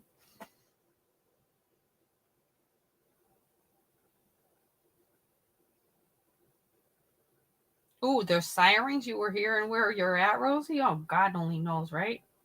Hi, Live Love. Now I love your name. Oh, thank you, Madonna. I'm happy to be back. I missed you guys so much. Oh, I hated it. Especially too when you're sick and you want to talk. And I'm like, I couldn't talk even if I wanted to. I have to keep putting it on mute. I don't, like I said, on my son's cough. Oh God, it was bad. I was really so scared. I'm like, God above, because we had the week before. Remember, I posted our friend, their 10-year-old daughter that passed away from RSV, and her lungs started to bleed. In fact, that's the hospital she died at, was Geisinger Danville, because that's where they life flighted her to.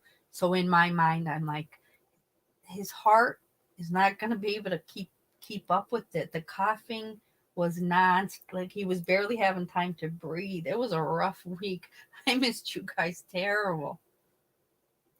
Oh, you're on the Eastern Shore, Melissa. 25. Oh, not. Oh, very nice. 25 miles from Ocean City.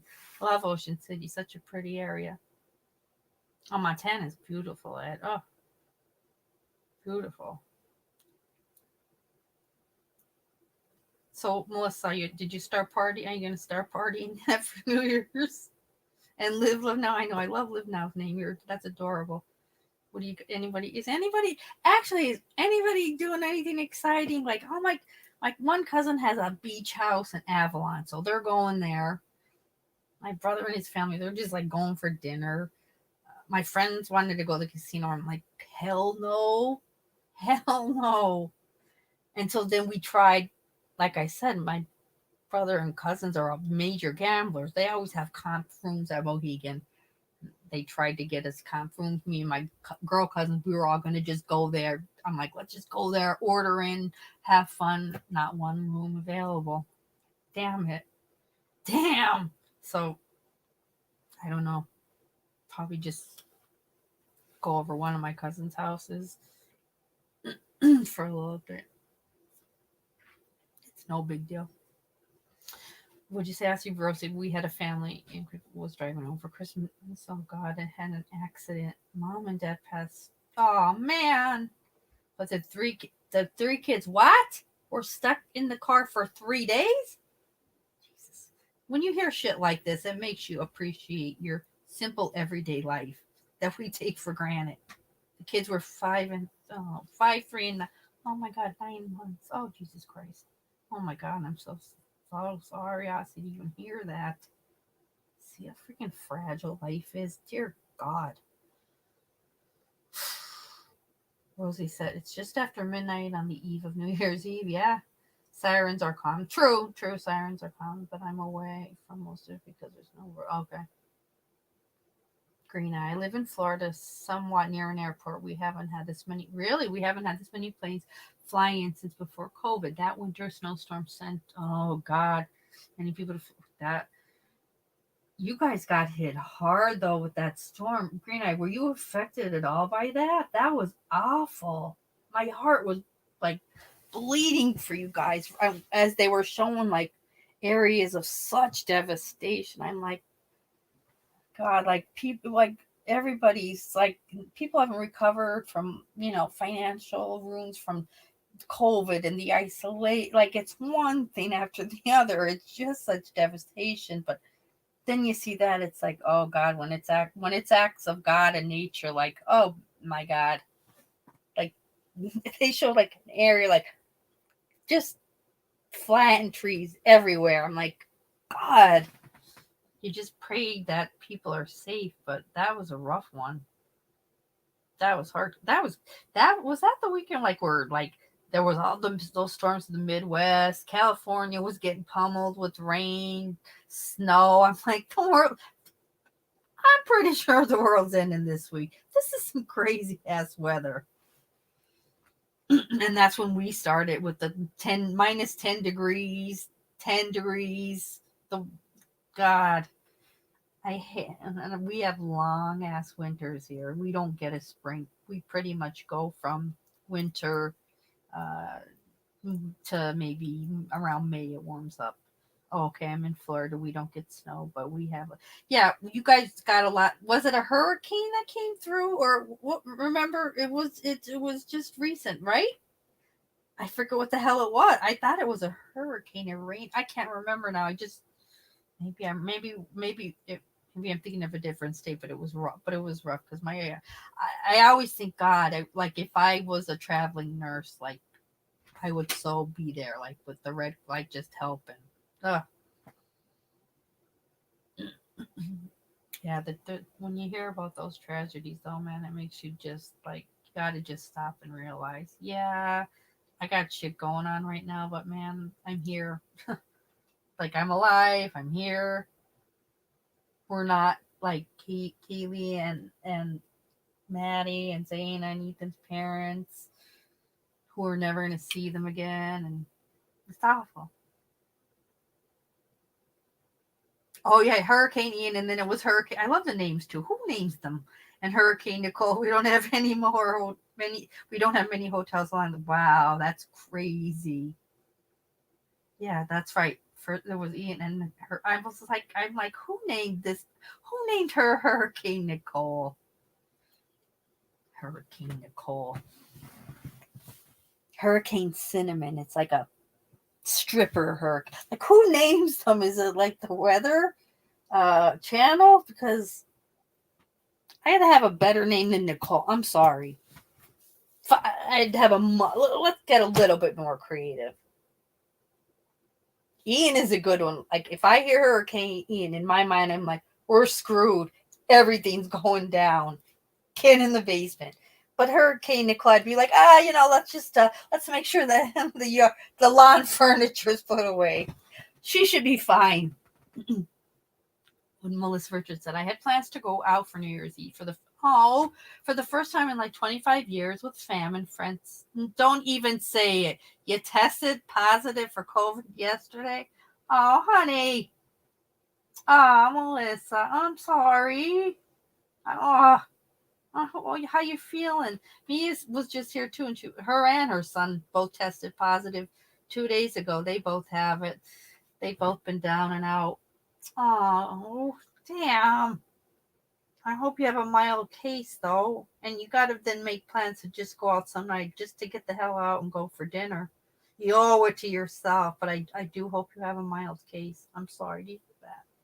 It never fails, too, with the holidays, right? Like everybody's been since Thanksgiving, it was like one after the other. Everything just started. I know it's flu season, but it was more than flu. It was RSV. It was pneumonia. My son not only had influenza, he had strep. I had influenza. Like, it's everybody. 2 hurricanes, green eyes. September 27th was Ian, okay? And then a month later was Hurricane Nicole. Totally devastated the coastline. That's what they were showing of. I was like, look at that. Like, in my mind, I'm like, how do you ever come back from such devastation? But you're right. I mean, that's definite years of fixing, 100%. It was horrifying to see that. Hurricanes scare the shit out of me. Hurricanes, they're going to die in a hurricane or a tsunami or a tornado. Those crazy people that follow those tornadoes. Do I have anybody here in that chat? Because you people are crazy. We were all sick. We were too. Madonna, I just had COVID in the end of September. I swear, it's like I feel this is just gonna be like our new norm. I've never had energy since, and I'm a nurse. Somebody tells me get a vaccination, I get it, but I've never had my energy back since the vaccines. Like I know that's also a part of COVID long, but I'm telling you, it's just like I have to realize I'm not. This is me now, like, and it sucks, but I think we're all always somebody's got something. Oh, it's green. I say, speaking of the foreign Idaho, this information is being released of how their children had defensive wounds on them. Yeah. So it doesn't sound like they were, I know, it doesn't sound like they were sound asleep and were murdered without seeing. Yeah. And see, that's the part I'm having the issue with is like, in my mind, I'm like, okay, I want it to be complete darkness. They were bombed and they had no idea. We know that didn't happen. And like, the defense wound. So you're trying to defend yourself. So you're looking at that crazy guy, the crazy animal's face, as he's stabbing you. And that to me is like the reason why I feel like those parents will never sleep again, right? Like they'll never sleep again. What are you talking about, Aussie? Wait, Aussie, take that back because I just said no more bad news. We had enough. For Barbara Walters died. What is this? Last year, Betty White died. I thought that was it for me when I wanted to cancel New Year's Eve last year. Now Barbara died? Guys, is this weird? Is this? Oh my God. Breaking news. A year after Betty White dies to the day, Barbara Walters dies. Wow, Aussie. That is unreal. I mean, we haven't seen her in years. And I know they at the beginning said, oh, she's forgetful, but then I'm like, she probably has Alzheimer's. God bless her. But geez, she died just like Betty White on New Year's Eve. Isn't that odd? Wow. What did you have a wrench here, and you're on the screen with the wrench. She was 93, Ed? You have a wrench, Rosie? You don't have a wrench on my stream here, but you have a wrench. Say something, Rosie.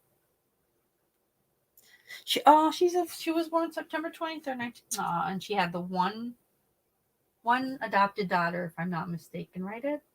I believe one adopted daughter. And her niece is the woman, I forget her first name, but her niece married Paul McCartney. What the hell is her niece's name? But she's married to Paul McCartney now. God bless you, Barbara.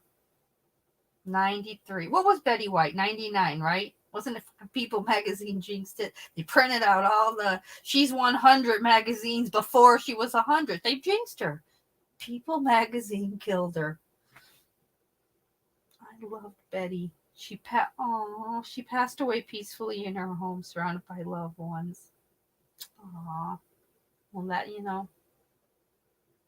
if that's the way you're gonna go. So, and Betty White passed away at home with her agent, who was like her, best friend, but she passed away peacefully. And the last thing she said was like her husband's name, like wanting to see him. And I was like, oh wow, there has to be an afterlife.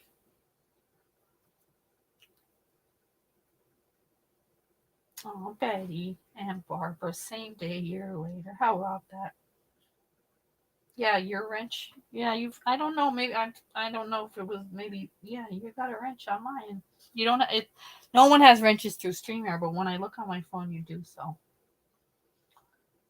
that's the best way to go. I feel the same way, Green Eye.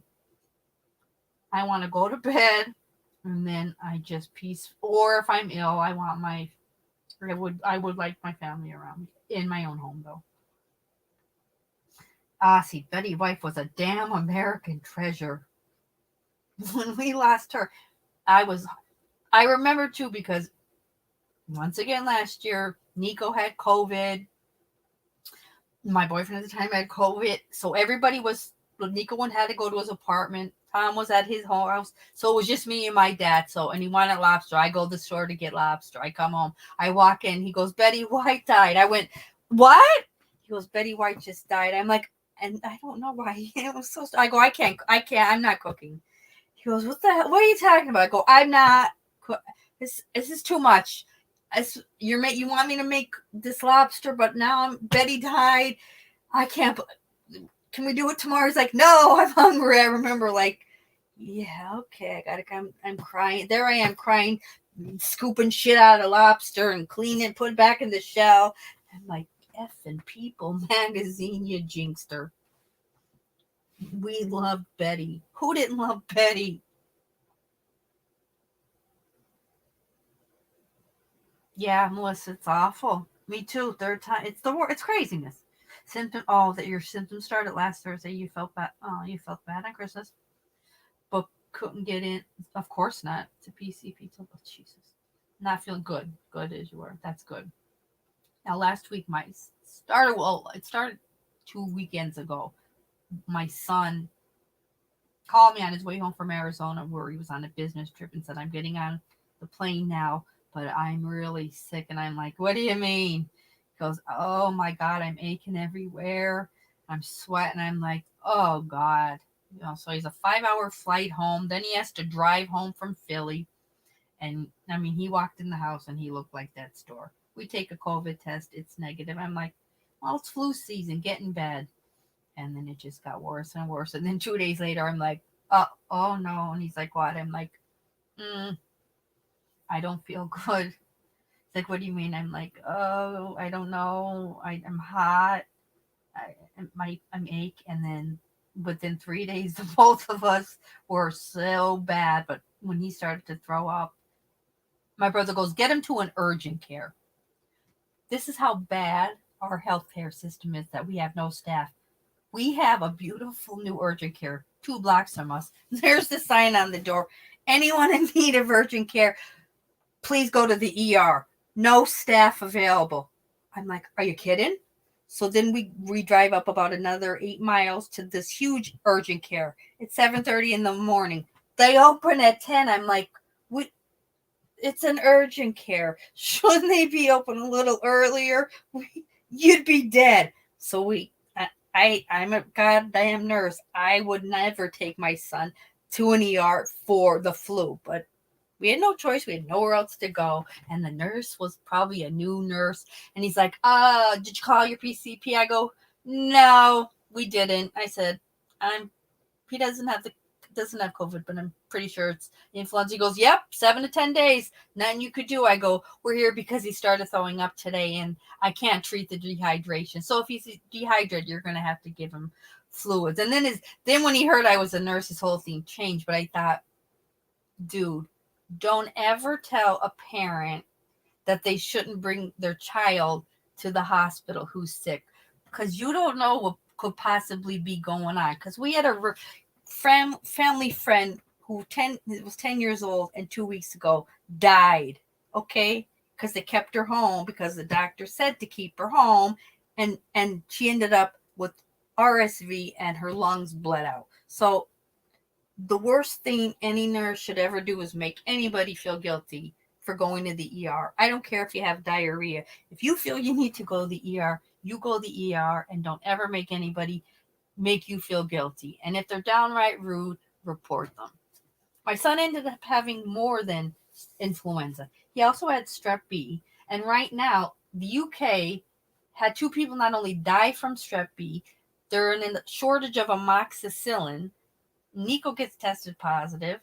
I'm like, please let there be amoxicillin. We were lucky we got it, but the UK is even in a shortage. I thought, had I not brought him, he could have died from strep B. So, yeah, no nurse should ever make you feel guilty if you show up for anything. I don't care what it is, and you report them if they're rude to you, because that's disgusting. That's one thing I have no tolerance for. Never ever tell a parent what to do with a sick child. Don't go there.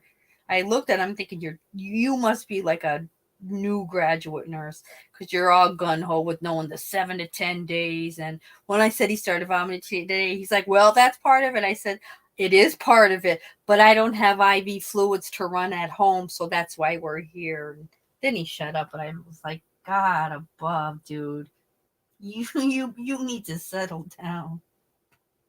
You'll be okay though, Melissa, because like you said, you're not feeling as bad, so you're getting better, not worse. Thank God. Jesus, this has been the craziest season for our. We had a janitor too. I'm gonna post it on my page. He worked for our school district. He was 61, I want to say. He died of RSV. Adults don't die of RSV. That's a childhood respiratory illness that you outgrow. He went into cardiac arrest at home. His brother gave him CPR. They got him to the hospital. He ended up dying of RSV. He was like late 60s. I'm like, the adults are dying of childhood illnesses. Like, it's bad. Don't don't don't stay home and think I'm sick but I'll get better. If you're not better in 2 days, get your ass, whether it's to your doctor or an urgent care or an ER. Don't wait, because the we got some weird viruses in this world anymore that we don't know what we're messing with. Honest to God.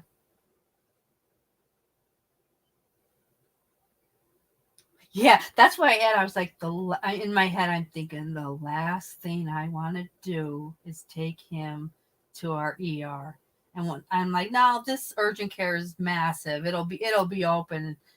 I look at the sign. I'm like, 10 a.m. What? You're an urgent care. Urgent is in your name. Urgent, not a relaxed. Yeah. Okay. 10 a.m. I'm like, oh my God. So we have to. I said, he goes, there's no more. I said, no, not close. No, and I'm not driving any further. The hospital is 10 minutes from here. We're going. And that's, I mean, where we ended up. Here is the funny part though, Ed. They were pretty urgent. They got us right in first with the dick male nurse, swabbed, all that. Right back then, PA SOM. They did the testing, everything, gave him a bag of fluids. They had it to a science because they were so busy, but they did have quite a bit of staff on, so that was the good thing. I must say, out of all our years of ever having to go to an ER, we did pretty good with the timing, thank God.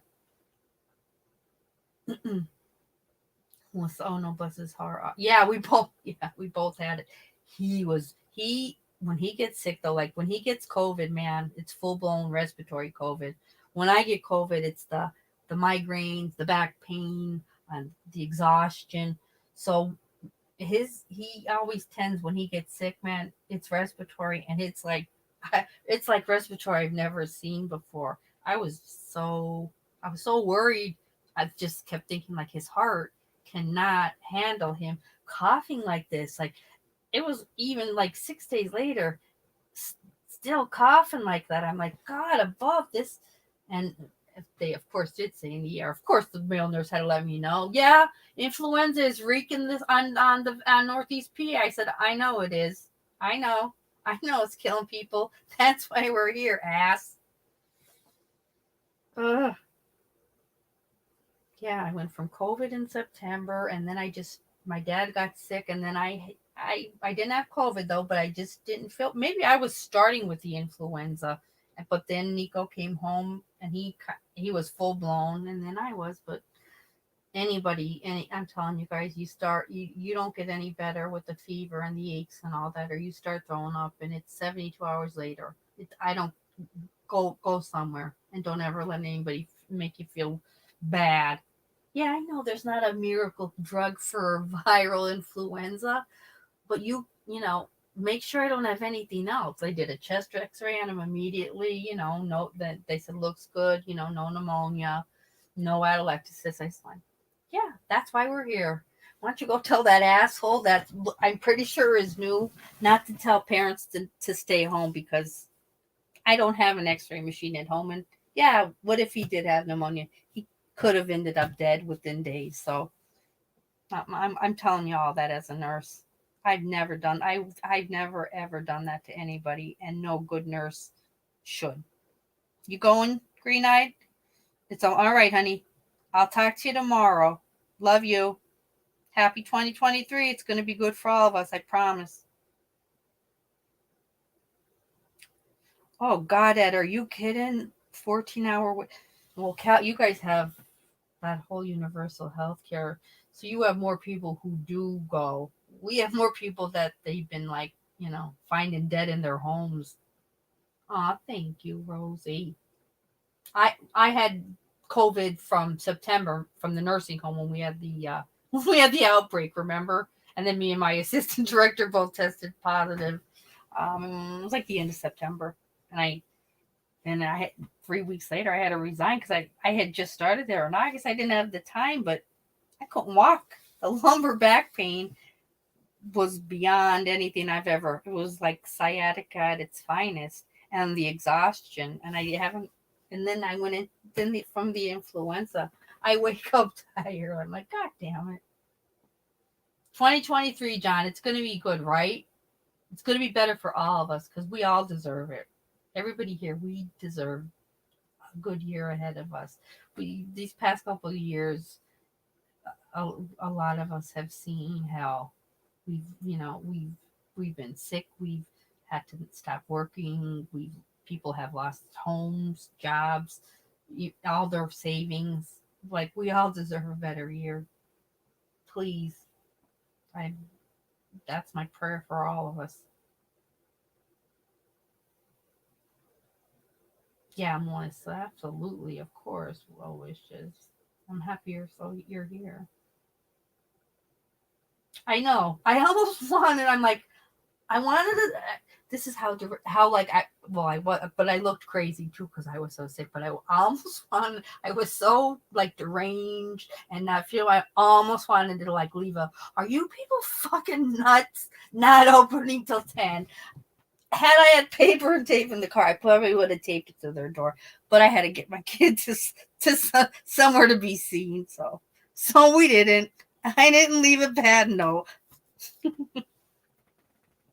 And I text my brother, I'm like, there's no urgent cares open. And he works at the hospital I'm at. I said, we're going to the ER. He's like, all right, I'll meet you there. But, oh, what a night.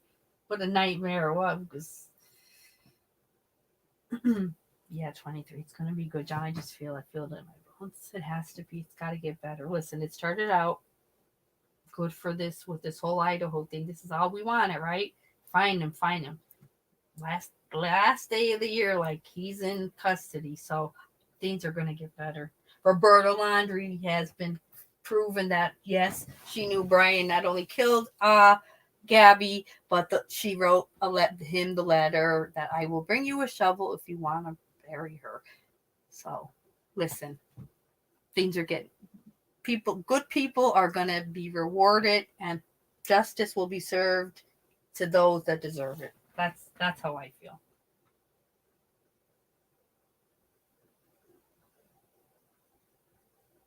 Yeah, you have to, Rosie, honest to God. And you just in your gut know, like, because I'm not one of those that, like, just go to the doctor.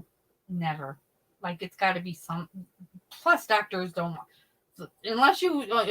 Is the fever over 103 for over 72 hours? And if it's not, they don't want to see you. Like, stuff. Things have changed so much since, we were younger, and even when he was a baby, even to now, it's like, geez, you got to be down and out for them to say, okay, come in.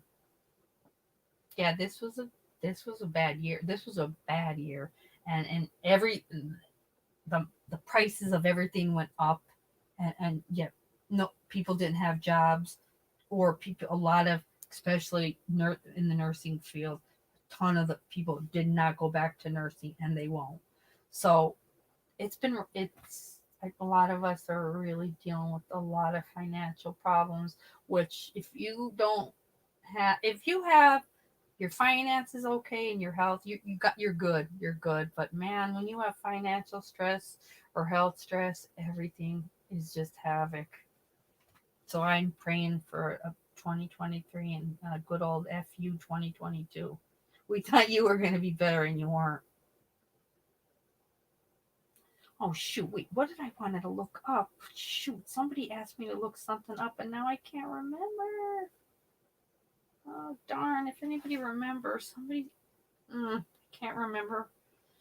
Let me see if I could remember. Who the heck said, can you. What's it, Madonna, are you here still? Did you ask me to look at something now? I can't. Shoot, I hate when I do that. I'm looking back. Damn. If anybody could remember, just tell me. Ed, do you work in a hospital in Calgary? Is that where you're? Because I know you're medical, but I didn't know you were in Calgary either. It's free. It's got to be freezing there, huh? Like freezing. I just talked to my cousin. My family lives in St. Catharines, and it was cold on Christmas morning, but you guys are used to it. We're almost used to it, but I just hate the winter. I just hate it. And this is like we're just pretty much starting. Yeah, nursing, law enforcement, teachers, major shortages. The nursing, the nurses have true. I've read a really interesting article, like true PTSD. The ones that were working 16-hour shifts, illegal shifts, because there was nobody else to even relieve them. Seeing their coworkers die, like they have true PTSD. They're never gonna work again. Like it's bad. The professions that, like the teachers and the nurses and the law enforcement that we need the most, when and especially the law enforcement, just have been 2.5, 3 years of pure hell. Like not a career that you once enjoyed. It's like a job that you were like, oh God. And then the teachers, they're teaching from home. Their kids are home. It wasn't easy for anybody. You could see why so many people are not going back. Oh, and I'm in a mid-sized town, 70 miles. Oh, okay, so we've had people drive to us to be seen as it was faster Jesus than waiting. That's awful. Especially when you're sick. Now, we waited in the waiting room after they first did the initial triage. They made us sit in the waiting room maybe 15 minutes, but there was this one lady, and the hospitals have like the emesis bags, but they look like a long tube, and this one was a blue one, and this poor girl was puking her brains out. My son's like, "What's she doing?" I go, "What does it look like?" He goes, "Is she like? Is that like an oxygen thing?" I go, "She's puking." So he's like, and I'm like, "Oh God, medical field, you're not meant for." Why is she? He goes, "Why is she puking on that?" I go, "Would you prefer a towel?" That's what we use in the hospital. I've never seen that. I said, "Well, that's what it is." I've done many ambulance trips, transferring it to Foothills Medical Center. Always friggin' busy. I had people quit coming. I would lose my mind. Yeah. When I was in nursing school and you do your rotations, I knew I would never want to do emergency nursing. Hated it. The doctors were all miserable, exhausted. Hated it. And I loved labor and delivery, but then when they told me you have to do rotation and then like a month you're in the postpartum unit, I'm like, all right, scratch that off. So I do miss wound, I miss outpatient clinics, I miss wound care, but I ended up doing long term and I'm good at it, but I don't want to go back to it. I don't, especially with my dad the way he is. I can't. The amount of hours and the being on call, so I'm really just in a bad way. But 2023 it's gonna just lead me to where I should be. It's gonna lead everybody to where we're supposed to, where we're meant to be, and with who we're meant to be with. I really believe that. Because I mean, we've all been through. We all feel like we've been through the friggin' war, literally. And if you haven't been sick or you haven't had to deal with financial issues, like it just seems like there's all it's just every damn day something. I'm ready for 2023. Come get us. LDR can be very wonderful until it goes, and it can go from us within moments. Absolutely. Absolutely. And I do, for how much I could complain about when things are shitty, I still like when we are weirdos that watch all the crazy shit on YouTube. We still know we're lucky and we have good lives, because the worst for me would be to lose a child, and that's all we've been seeing lately. And it's that's why, I guess, we're reading. We're going to talk about John Lennon dying. We could all handle that. I just, for right now, I it's too much. I would like it off our lives and just be emotionally drained. And I don't want to feel like that. I love getting off our lives and feeling good and can't wait to come back. But man, that Coleman book did me in. John, 2023 is the year of all of us. I'm telling you, I can feel it. I know it. And if you're getting married, I'm coming there. I'm coming there. We're all coming. I'll cook, because you need to have food at a wedding, and we are not playing the newlywed game, so don't even ask. Don't even ask. No musical chairs and no newlywed game. And please no bumping and grinding dancing. Dear God. That's so not normal. Oh God, some night we're gonna just have to read that chapter again when we need a good laugh. Come on, we all loved it. I didn't get any nasty comments except one person. And it was the night that I read it. It was the book, it was the chapters with the wedding and everything. And then afterwards, like, I had people up on the panel. We were on almost 11 hours. And I had one nasty comment that was like, oh, an 11-hour live. The benefits of methamphetamine. Fuck you. I texted him like, watch the live. You'll know why we were on 11 hours. You asshole. The benefits. Shut up. What do you mean you're hearing bumps in the night? Mia, what's going on? All right, John, you don't have to get married yet. All right, no. But when you do, I'm coming. I'm just happy you're happy, though. I am. I couldn't wait to hear that. Mia, what are you talking about bumps in the night? In the house? Don't say that. Don't forget, it's New Year's Eve today. It's right now, it's New Year's Eve. Maybe people are outside partying or hitting pans together. Oh, no, Mia, we'll talk. Don't worry. All my family, most of them are going to Avalon or just going out for dinner. Nico's going out, and I don't want to leave my dad here. So we'll talk, Mia. Don't you worry. I won't leave you home alone. Oh, absolutely, John. You deserve it. Come on. I love you. You know that. And I love the whole story. I love that whole idea. And I believe it's never too late. We need more of that. Truly do need more of that. There's not enough of it.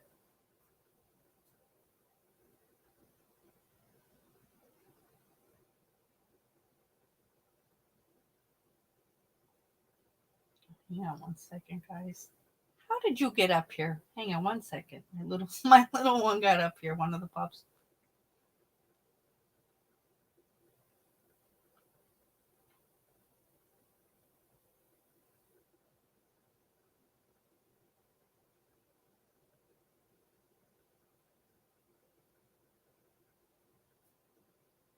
Okay. Go ahead. These damn dogs.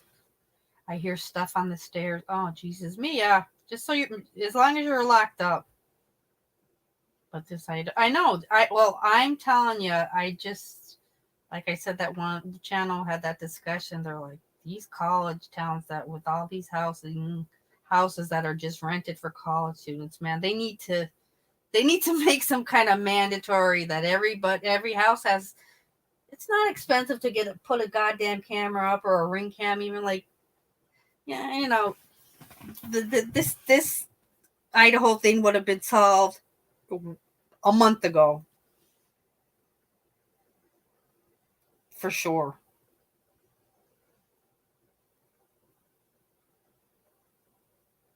Oh, me, I'm trying to think yesterday. Yesterday my dad had his appointment. The phone was probably we had a lot. Yesterday was a long day, and then we went to my brother's because I had cooked. I had made like a dinner for us, so we were at my brother's. What did Ed just say? I'll never. Wait, Ed, where'd it go? I swear, Ed, no, I wanted to read it. Ed, that's why men don't get pregnant. That's why we handle that part.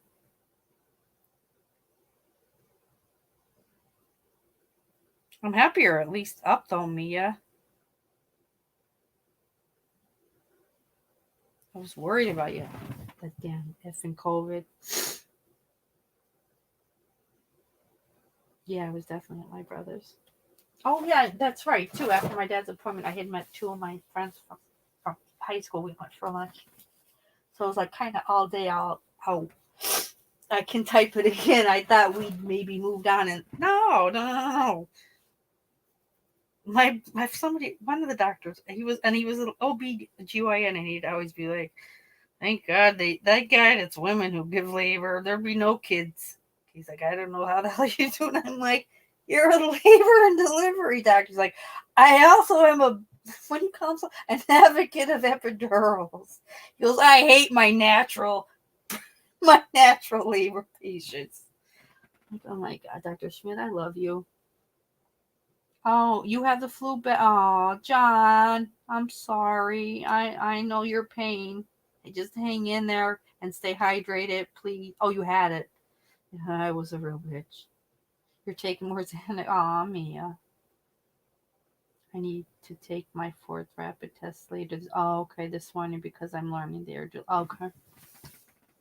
Well, as long as you're getting better and not worse, that's the biggie.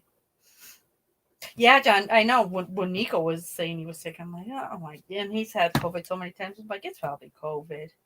He goes, this feels worse than COVID, and then I'm like, it's gonna be influenza. And when he walked in, he was white as a ghost. I'm like, whoa, go to bed, go lay down. Hi, Tracy. Happy New Year's Eve, doll. How are you? I don't under here it is, and Ed said, I don't understand why I'm getting pregnant a second time after going through level 1. You think they carry a Billy come to bed with them. That's why, remember what was a couple of the shows, like the twin beds? Was it Leave It to Beaver? Like they had the twin beds?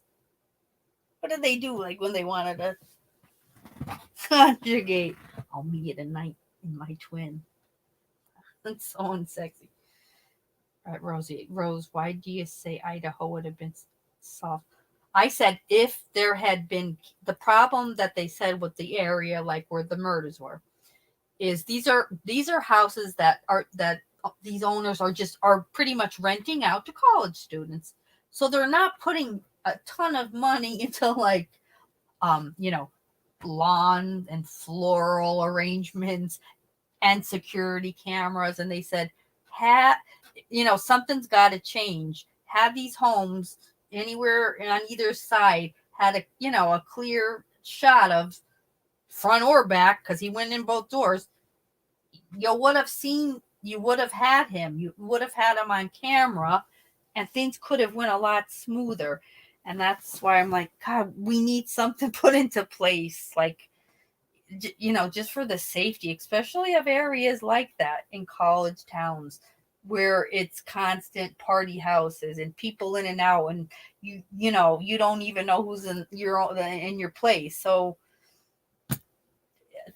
things could move a lot smoother if there's good security. It's not, and you can get a hunting camera and put it up. You don't have to have the finest. You just need something that's going to capture it. And maybe college towns will learn from this tragedy, and things will get safer. I mean, who knows? I just think it's something that should happen. Yeah, I'm glad you're here, Tracy. I'm so glad you're here. I haven't been on. I've been sick the past month pretty much, so I finally popped on tonight. It's good to see everybody. You doing anything for New Year's Eve? We're not here. We're all here.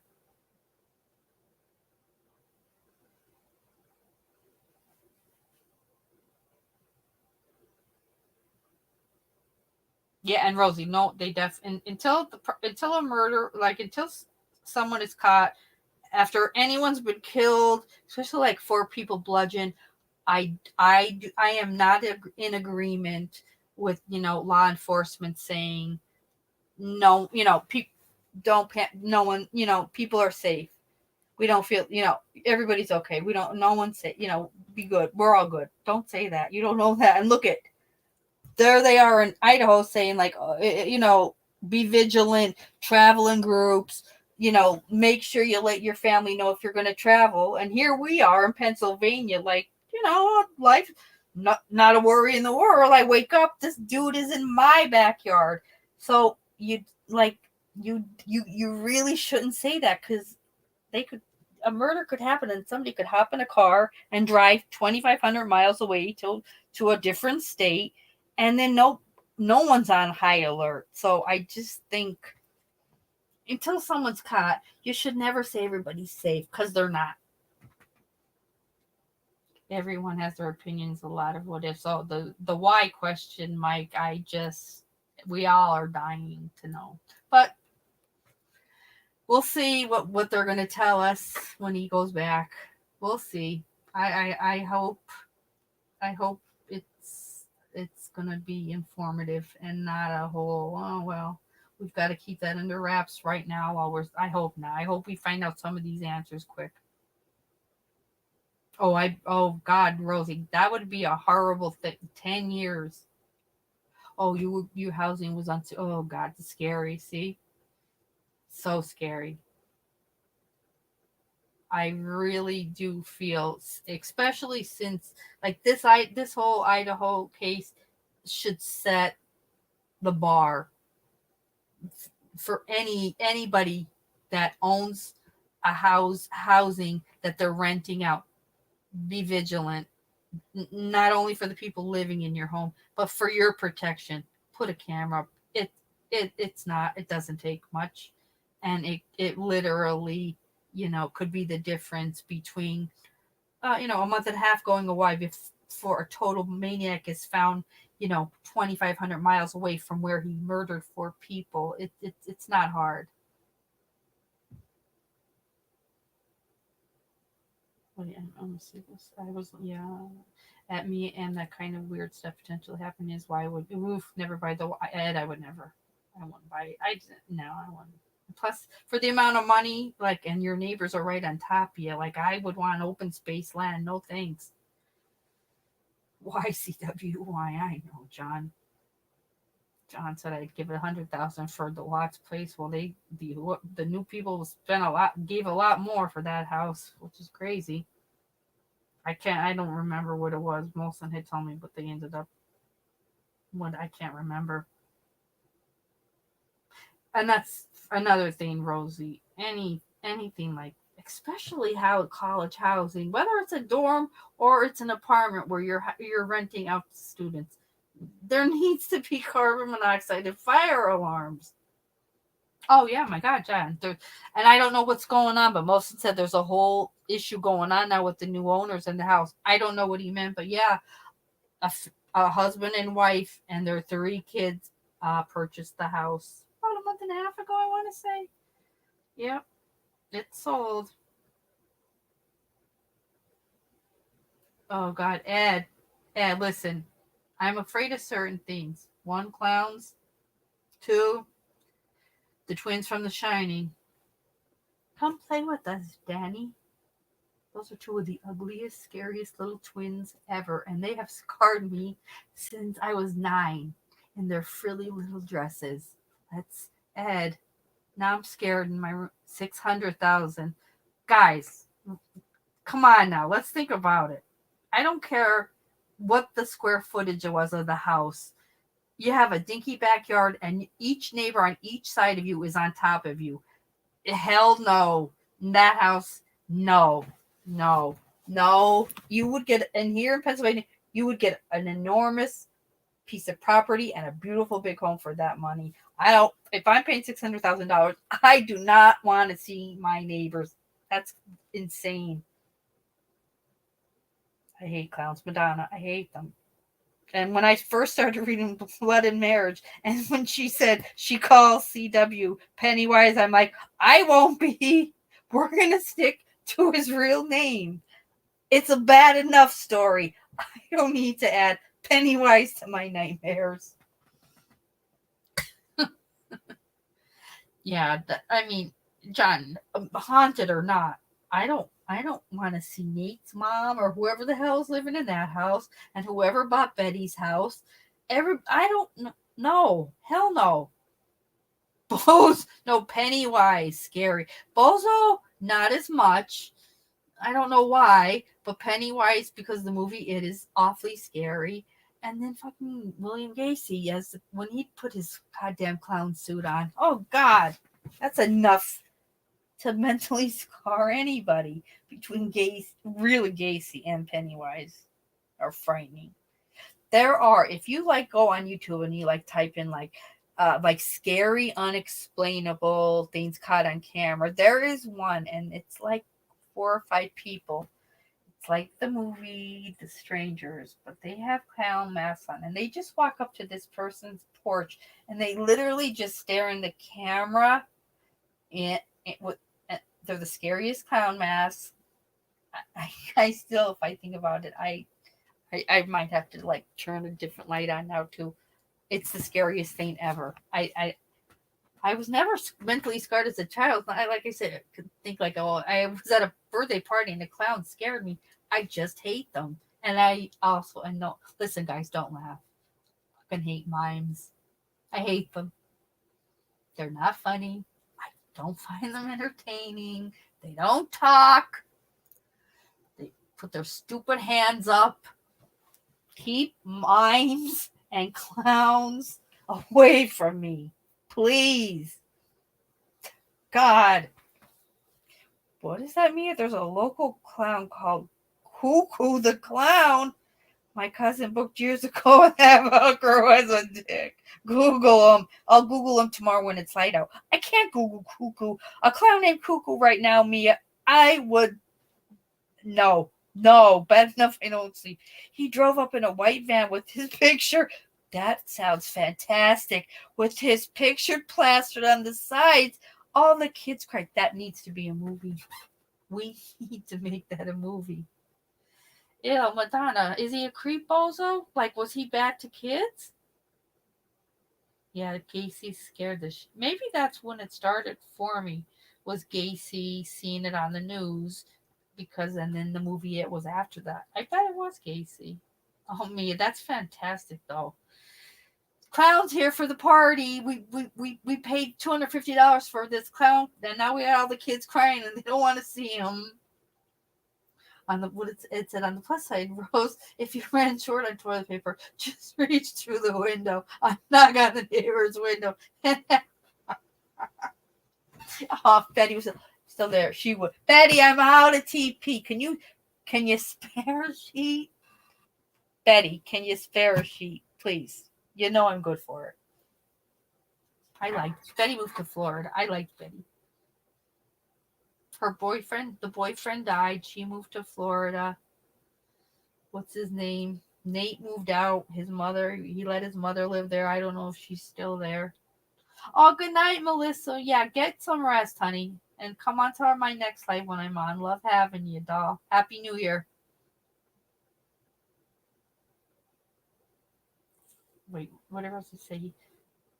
And never will watch any of those. No, I know. Don't watch. I can't watch clown movies. I can't. I don't like seeing mimes just because I don't. And I cannot wait Wednesday light Mia to look up Who the Magic Clown. And I love that whole story that the children would basically cry and run for their lives. Meanwhile, the parents are like, you're going to like this goddamn cuckoo clown. We paid $200 for him to friggin' show up here. Now he's going to make balloon animals for all you crying kids. Sit down. That's going to, oh, God. I'm not looking till daylight. Any clown named Cuckoo is enough to scare me to death. You brat. But I do like that he had a fan with a stupid face on it. What a dick. Is there a number on that fan? I'm going to call him. Listen, Cuckoo, what? I mean, really? You're scaring the shit out of the neighborhood children.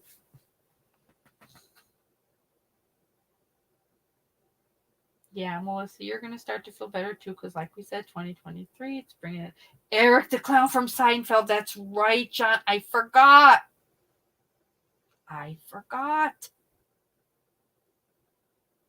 Yeah, Betty's other half. I forget what the hell her boyfriend's name was, but he had passed away, and then it was a little bit after that when she had moved. I don't know if her niece is in the house or if a totally different family bought it or not. But Betty, I liked Betty. Betty was on her game. She knew her shit pretty damn good. Eric the Clown from Seinfeld. Oh, that's fantastic, John. Bozo. Madonna. Are you afraid of Madonna's God? I think Madonna's afraid of Bozo. I have a feeling. My cousin's child, whose party it was hysterically crying. That's so good. That's so good. Also, and my cousin had for her kids' party 2 years in a row a magician. They kind of scare me too, because this magician, he was about 17. His mother drove him to the party. He talked like he was on like heavy sedative, like he was like on Haldol, which is a sedative. He was kind of creepy. He was like looking at my cousin's name was Carrie, and he's like, Carrie, can I start now? See, my cousin, I couldn't look at her. I'm texting her. I'm like, who is this fucking freak you got? She's like, what's wrong with him? I'm like, I don't know, but his mother is sitting out in the car. It's 95 degrees out. I'm like, is he going to liven up? He didn't. He didn't liven up. The kids, as he's doing the tricks, the kids are like, oh, I know how to do this one. I'm like, oh my God, Carrie, how much? She's like, oh, I'm not even going to tell you. I'm like, does he not even drive? So then, of course, I had to ask him after it was done. It was worse. The finale was so bad. You know, they pulled the fake flowers out of their sleeve. Oh my God, they were he pulled it out wrong, and half of them started to fall. And the kids were like, "Oh, it broke." I'm like, he's a real hit. So when it was done, he came over to Carrie. He's like, and he was so weird. He goes, "Want to pay me now?" Like his voice was so frightening. I'm like, "Pay you? I'll carry you over." Yeah, you need to leave. I'm like, your mom drives you? I go, did you not drive? He goes, I prefer not to before I perform. I'm thinking, was this considered a performance, dude? Because maybe you need to drive to wake up. I prefer not to before I perform. Oh my God. He was in a tuxedo. It was so bad, but it was so good. It was so good. Like, couldn't look at any of the adults, because we're all like, weirdo, and why is he sleepwalking doing magic tricks that really suck that the kids know? Oh, I know how this one goes. I was like, oh God, it was so good. His voice. So I'm like, Carrie, the voice. She's like, what is it? I'm like, it's a medicated person. I'm telling you, he's on Haldol. He has like a face of stone. She's like, the kids knew. I'm like, yeah, the kids knew them. His tricks are like from a Spencer store where you go and buy the stupid fake spot. Like, he was so bad. It was just so bad. And like, he was real impressed with himself after each show. And all the kids were kind of like, okay, we know these. Bunch of 5-year-old pissed off kids. I'm like, he needs to leave. They're gonna get him. Yeah, wanna pay me now? Carrie, pay him, give him food. I'll carry him out. Hopefully his mom didn't die in the 95-degree weather in the car, because he prefers not to drive before his pseudo performances. Dear Lord. what was Bozo's? I don't know who Bozo had a sidekick. I don't know, John. Oh God, yes, Tracy, it was the best ever. Do they dress like lumberjacks, John? Is it cool though? I can't believe Kevin had to work tonight. Him and I, we didn't even realize we outed poor Jodie Foster one night. I don't know if she outed herself years ago, but he said her name and his name, and then I don't know. I'm like, did we just out her? 35 years later, the poor girl, did we just out her? He's like, we might have. I'm over it.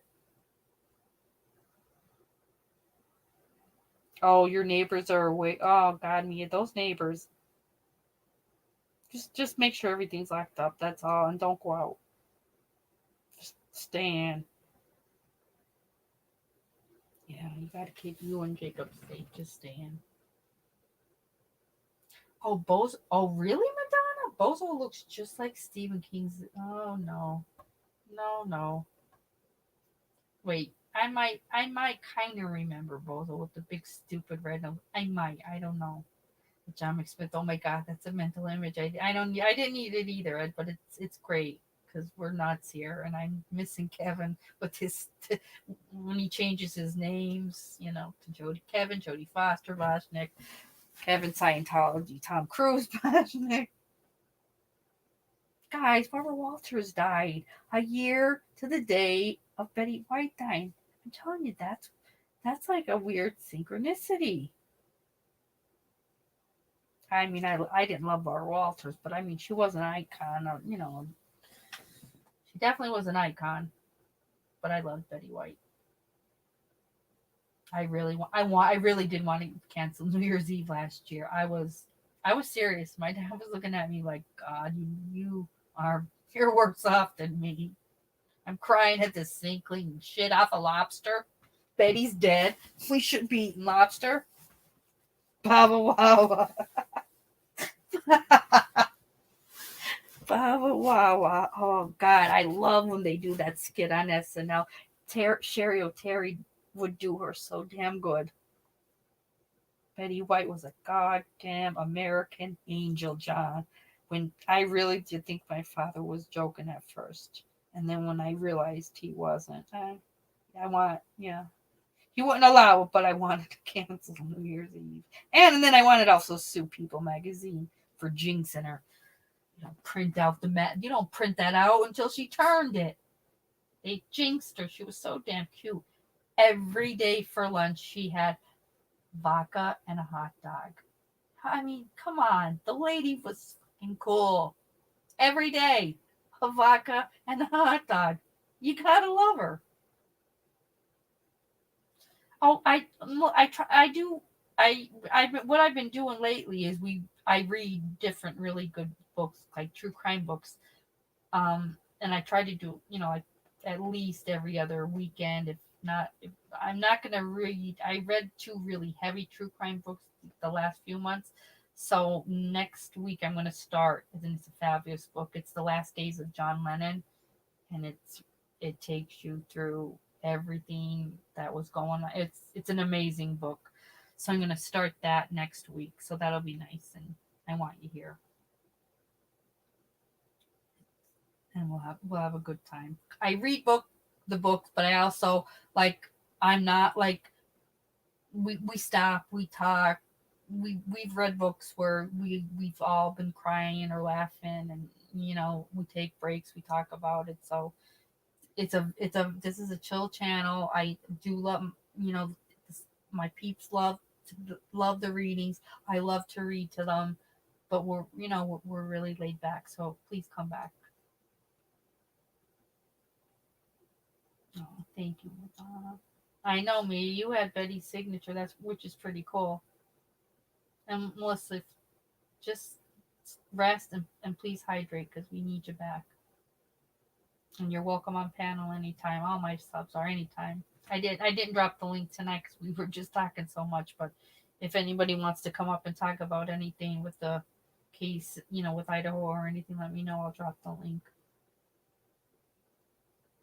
What did Ed say? I like the episode of the Golden Girls when that little girl tried to keep Betty White's. Oh, that's right, her favorite teddy bear. You know what's weird, Ed? And I can't remember who interviewed her. If it was like found, I can't remember if Jane, whatever. B. Arthur, Maud, but B. Arthur, who was also in Golden Girls with her, hated Betty White. She goes, she hated me, and like I think it was Jayla was like, what? How could she hate you? Goes, she just hated me. He's like, I didn't think anybody could like not love you. And she goes, well, obviously, and she's so funny. She goes, B thought I was a real cunt, and I don't say that word, but Betty said it. I think it was good, but she was being 100% honest. She said she never liked me. I'm like, that's who doesn't like Betty White? We love Betty. Oh God, she was just something else. They were, yeah, definitely. That's what I mean. Like that's why it's, to me, I just think like certain things are just like weird oddities that are meant to be. You know, Betty was definitely an American treasure for a million different reasons, and she was such an animal humanitarian and just so lovely. And Barbara White Wawa was, I mean, a true news, reporter, a reporter legend. So yeah, they're both in their own rights. They had, paved the way from at a time when it wasn't popular for women to be, leading ladies in movies, TV, or on the news. So they were pioneers for sure.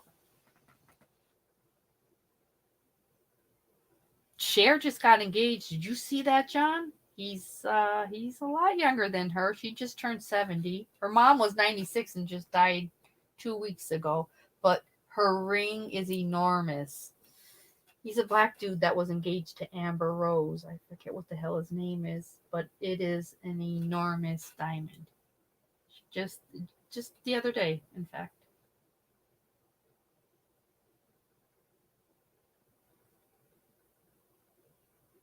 Yeah, John. I'm trying to think what the hell his name is. He was engaged to Amber Rose. I think he's a rapper. I can't remember. AE, yeah, AE. The ring's enormous, and she's 70, and I forget, and he's younger. I forget what he's younger. We'll say that he was younger. He's younger than her kids. Both her kids. Yeah.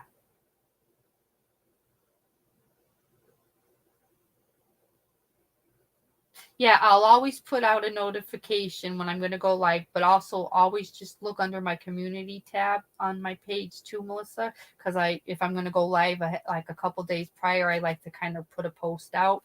So this way, just a heads up. So yeah, definitely make sure we want you back. Oh, really, Mia? He's from the Bay Area? Yeah. I saw the ring. I was like, wow.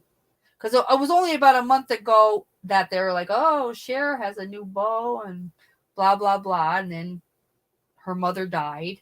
And then last week they showed the ring, and I was like, wow. Madonna, I saw that, and you know what? It bothered me. I don't know why it bothered me, but it bothered me. I'm like, that was Betty White's house with Alan Lunt, okay? They should have made it like a museum type house. No, they flattened it to the ground. I was so upset. It made me sad.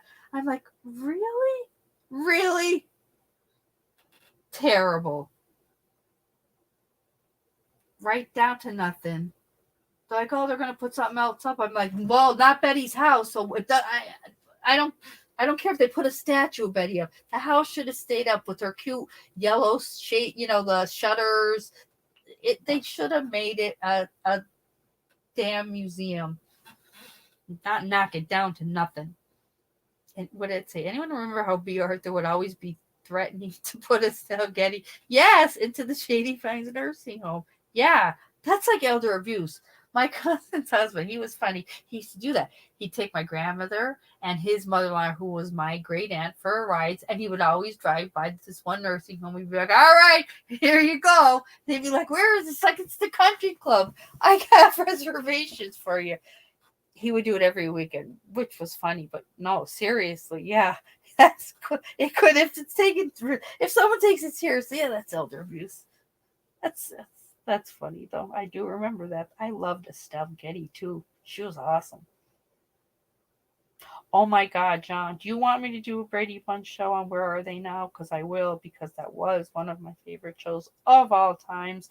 And I was mad because I didn't have glasses or braces like Marcia and Jan, who I thought were so pretty with their glasses and braces.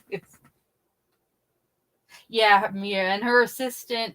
In fact, when they just interviewed her when she made the announcement about the house, she also said she didn't realize that she has not yet mourned Betty's death until now. When they flattened the house, she said, "It's hitting me hard."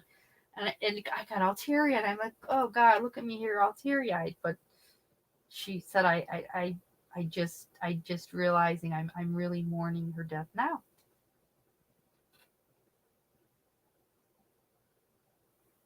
John, I'll do any show you want. You know that. Marsha, Marsha. There was some really ridiculous. I always wanted the house. I was jealous too. I was so mad that my dad owned a dress factory and he wasn't an architect because thought that was the greatest house. I wanted the stairs. I wanted the bedroom. They had their own bathroom. What was the dog's name? Tigger. The backyard, everything. The house was great. I was just saying to my mother, "Why can't Dad be an architect?" She's like, "Because they make dresses. That's what we do in this area." Like, it was so Italian. "Because we make dresses in this area." Shut me up. Didn't matter. Watched it every day. Prayed I would someday have glasses and braces. I eventually had braces, not for long. Glasses.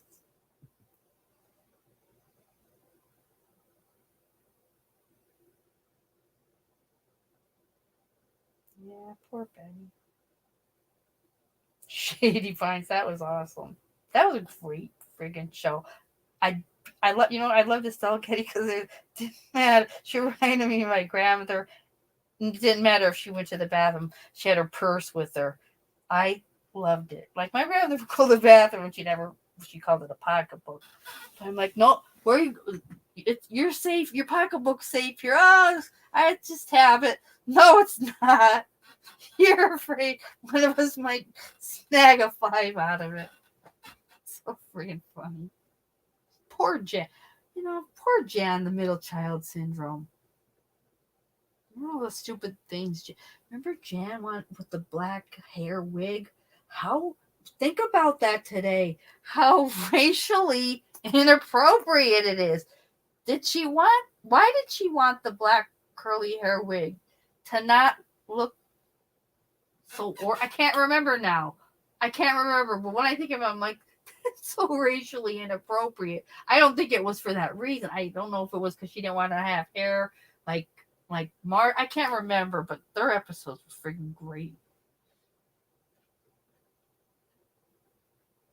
Marcia Guest got hit in the nose. "Oh, my nose!" Remember they kept, "Oh, my nose!" That's an iconic. Mom always said, "Don't play ball in the house." That's another one. Because one time my brother broke one of my mother's vases playing with basketball, and he had this hoop in the on our kitchen attached to the closet, and he broke a vase. And I literally, and I said it. "Mom always told you not to play ball in the house." I was a Brady for a minute there. I was a fucking Brady. Now that I think of it, I have every right to do a show on Where Are They Now. I lived the life for one of several minutes till my mother got home from work and my brother got in trouble.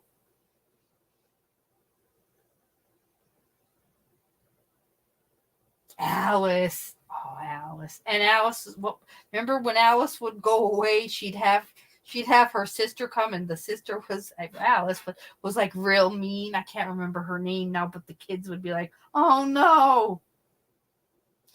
Yeah, Madonna. Mr. Brady was rough. They loved him like until he got sick. Like, he would take them on trips. They said like he was wonderful to them, but at the end he was like real hard to deal with. Like, given the directors hell. Like, they said it was so bad. Yeah, Jen had an imaginary boyfriend. And I think his name was Ed Glass. She named his last name was like Glass. Yeah, she told her mom and dad that it was her boyfriend. His last name was Glass. Can't remember the first one. Yeah, Davy Jones. I mean, really, Davy Jones showing up. Come on. He surely didn't America's yeah, he was. I mean, and he was in the closet for a while. I mean, and at the end he looked terrible. But so many of them, then though I mean, they had to. That was just society. He didn't say a word of it. Bewitched too, and Bewitched with the two husbands that were different, but they looked so much alike. I couldn't tell. I couldn't tell them apart. I definitely couldn't tell them. I never knew that until a few years ago. I'm like, that's the same guy. They're like, no, there were two different Darrens. I'm like, what are the odds? What are the odds?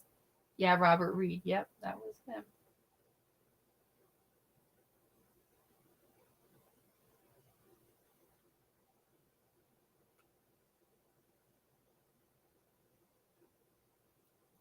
Suicide Class on the Table. Wait, what is that one?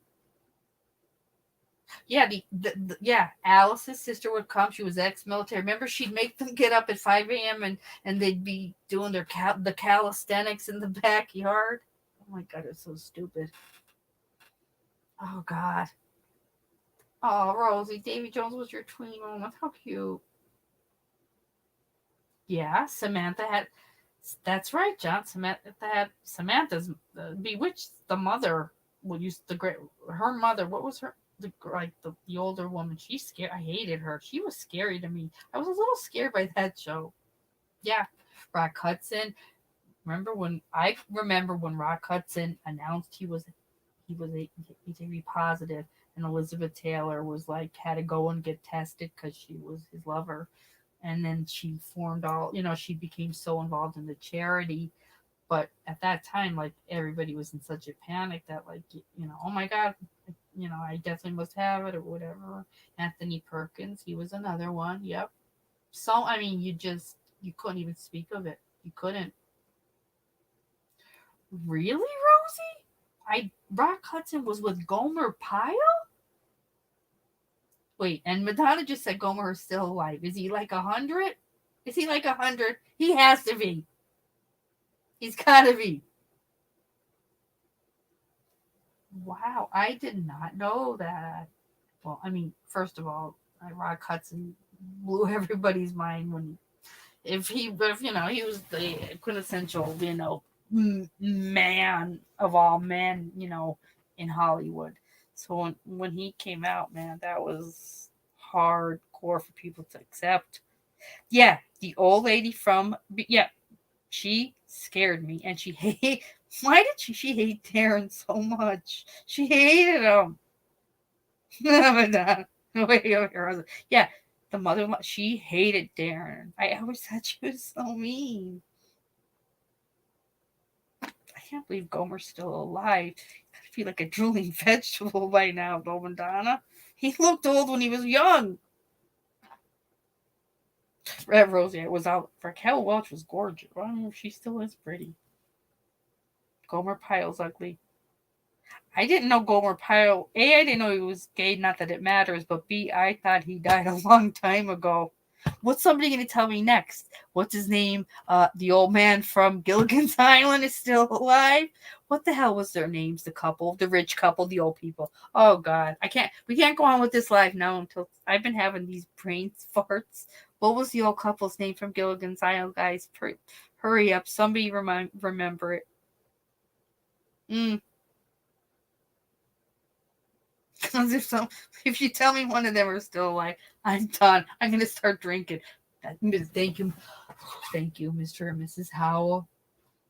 Yes, it's supposed to be only a 3-hour tour. Why do they all have so much luggage? Why are they me? What do they think they're me? I only bring that much luggage for an overnighter. They had so much clothes, and Anne Margaret, or was it Tina Louise? Who was it? Tina Louise? Was that who was in Gilligan's Island, right? I think, but yeah, Mr. and Mrs. Howell. With his accent. Oh, God. What a show. I'm telling you, we had great shows in the 70s, the 80s. Excellent shows. Scoop Brady, pork chops and applesauce. Oh my God, that was Peter. Remember doing that stupid, like trying to have a different image. So stupid. Remember their cousin Oliver? Like he'd appear and then not appear. Like he was like the brother from Happy Days. What happened to that brother from Happy Days? He was on a few episodes and then nobody spoke of him again. What happened? Did they disown him? I can't even remember his name. Was it Roger? Thurston Howell the third. Yep. Yeah, the brother. What was the brother's name from Happy Days? That was not on for long. That's awesome though. The cousin Oliver, Happy Day. Was Brady Bunch, but yeah, the brother from Happy. That just blew my mind. I'm like, how do you forget about a brother? Why does no one talk about him?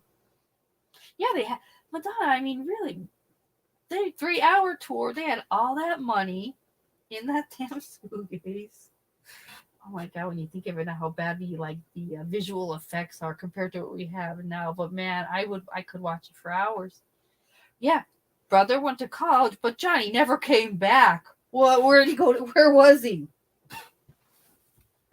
I mean, a 3-hour tour is not. I mean, they didn't even need an overnight bag, Madonna, let alone millions of dollars in a suitcase. I love the huts. I always used to say that though to my mother. Why can't we have a hut? Go out and play. I hate such an Italian mother. I miss her to death, but she was just so realistic. The Fonz. Oh, that's nice. Yeah, our brother's gone to college. You could have his room. We're not going to let him back. Technically, the brother from Happy Days went up to his room one day and he never came down. That was it. That's fantastic. I always found that to be so weird. It was just weird. That was another great show. Mrs. C. Mrs. C was sexy. Poor Joni, Erin Moran, man, she really ended up, with the dark side of fame in life. It's awful. I hate those. Even though my channel's about all that, like Erin Moran had a shitty ending. Her life went downhill. Awful. Oh my God, Grease and Dirty Dancing? Are you kidding me? I never watched Mama's Family, but man, I could still. I went up and got all my albums from the attic the other night, and I have the album, the Grease soundtrack. I have so many. We Are the World, Thrill. I was so excited. I put some. I don't even know what I put on Christmas morning, but I was so happy. Speaking of gay, I live 2 blocks from Heath Ledger and Jake's. Oh, from where they did the iconic Brokeback Kiss. Did you really? Oh, do you really? And he's they do a lot of movies up in Canada. It's cheap, beautiful. Vancouver's gorgeous. Yeah, Aaron Moran died, and the other one too from Dana Plato. From what was that one with little Gary Coleman? She had a shitty ending too. Like it's I hate it. I hate when those endings. It makes me sad. But those were two, like in their day they were like such pretty girls and like on top of their game, popular with their shows, and then like their shows they didn't save their money. They're living. The one was living in a trailer, like just drugs. That's so sad. Different strokes. Yeah, I loved the facts of the facts of life. The funny thing with the facts of life, they're all still alive. They're all still alive. None of them got caught up in like they all, I guess, financed their money right. No one died of drugs. Yeah, that was a great show too, though. I loved it. Oh God, Mia, my Xanax. I'll take it now, and it maybe in 3 hours kick in. I'm jealous. All right, honey. I'll talk to you though tomorrow. Love you. Yes, you're right. That's 100% right, Rosie. With the different strokes, not only did Dana's life suck, Now he's alive now, Todd Bridges, but he was really bad. And Gary Coleman, is Gary dead? He got like he ended up being like a security guard, and he like got in a fight with somebody, and they had it on like video. It was awful. Like it's almost like a lot of those shows truly were cursed. Saved by the Bell. Oh yeah, Screech is dead.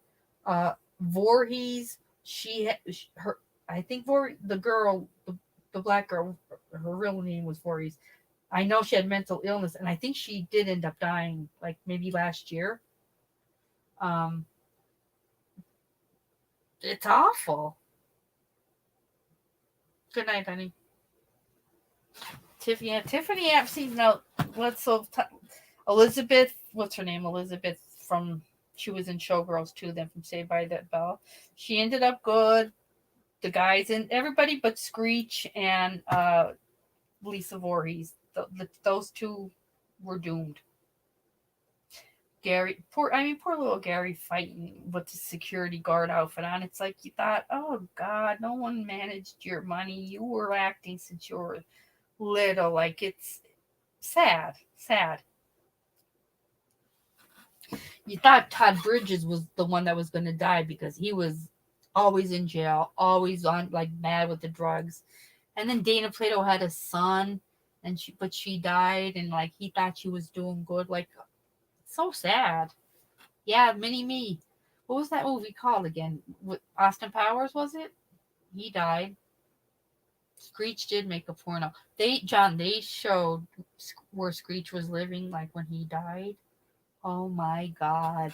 You would have thought like it was a meth lab that had been abandoned for years and he was living in it. Filthy. He like hoarder.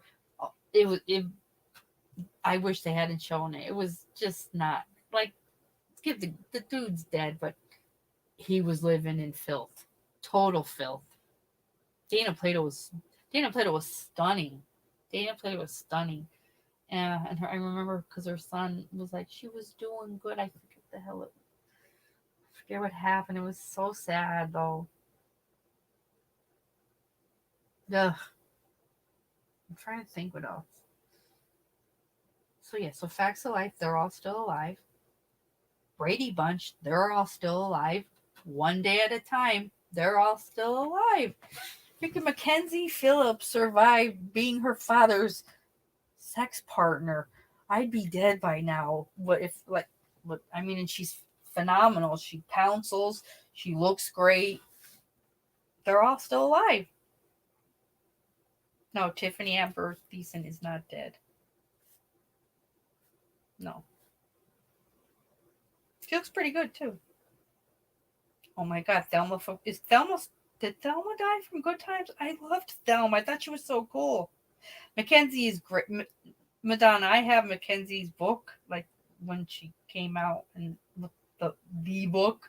It's phenomenal. If you want to read it ever, let me know. I'll mail it to you. Phenomenal. What insanity.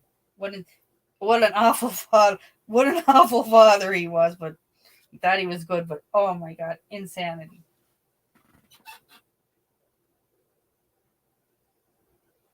Yeah, Tiffany was just, in fact, she was just on something recently. I can't even remember what. Yeah, and for a while, I truly did think, and I watched a really good, like they did a good like documentary type show with Mackenzie, because she was clean, but she became a hoarder, and she had a garage loaded from one end to the other with just junk, and it was like the last part of her, like really, like of her therapy part was like, you've got to get that cleaned out. Until they brought a counselor in, and like her son was with her, and her son was like just saying like, this is just so bad and stuff. And like for a while, like the first 2 days, like she walked out on the lady, but then by the end, like she got rid of everything, and it was like, oh God, it's so good when you see like these people that you're rooting for to be okay, especially after what you knew she went through. Yeah, she's doing really good. Screech just had lots of problems. Then God bless him. I loved the homo. Mackenzie Phillips, like, her life was hell. Her father, that was her sex partner. They would do drugs and that went on for years and years and years. Her and her father having sex. It's so bad. So bad. By the time she wrote the book, he was dead. But yeah, that and she let all her. She had a brother because he was married a few times. Her and her brother. Then John Phillips left their mother for Michelle Phillips, who was in the band, in the Mamas and Papas then, and he had China and I forget who, and then he had Bijou. So Mackenzie went and told all her sisters, like, I'm writing, and they at first were like, what? Like, Bijou didn't believe her, China did, and then she let them know, like, I'm releasing the book today, and it was like, and it is a phenomenal book, phenomenal. She was 13 years old when Mick Jagger had sex with her, which is disgusting. Also, she went through some rough stuff.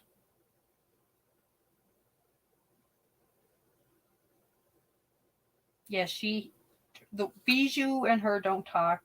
That's one of her half sisters. China's her other half sister, and they do talk. And her brother talk. Keith Richards. Oh God, John Phillips was nuts. Keith Richards doesn't even smoke now. Have you seen him? He looks better than ever. I'm like, he's never dying. He can't now. He looks fantastic. He's like, oh, I'm working on. I'm not smoking. I'm like, who are you? Your skin looks so good.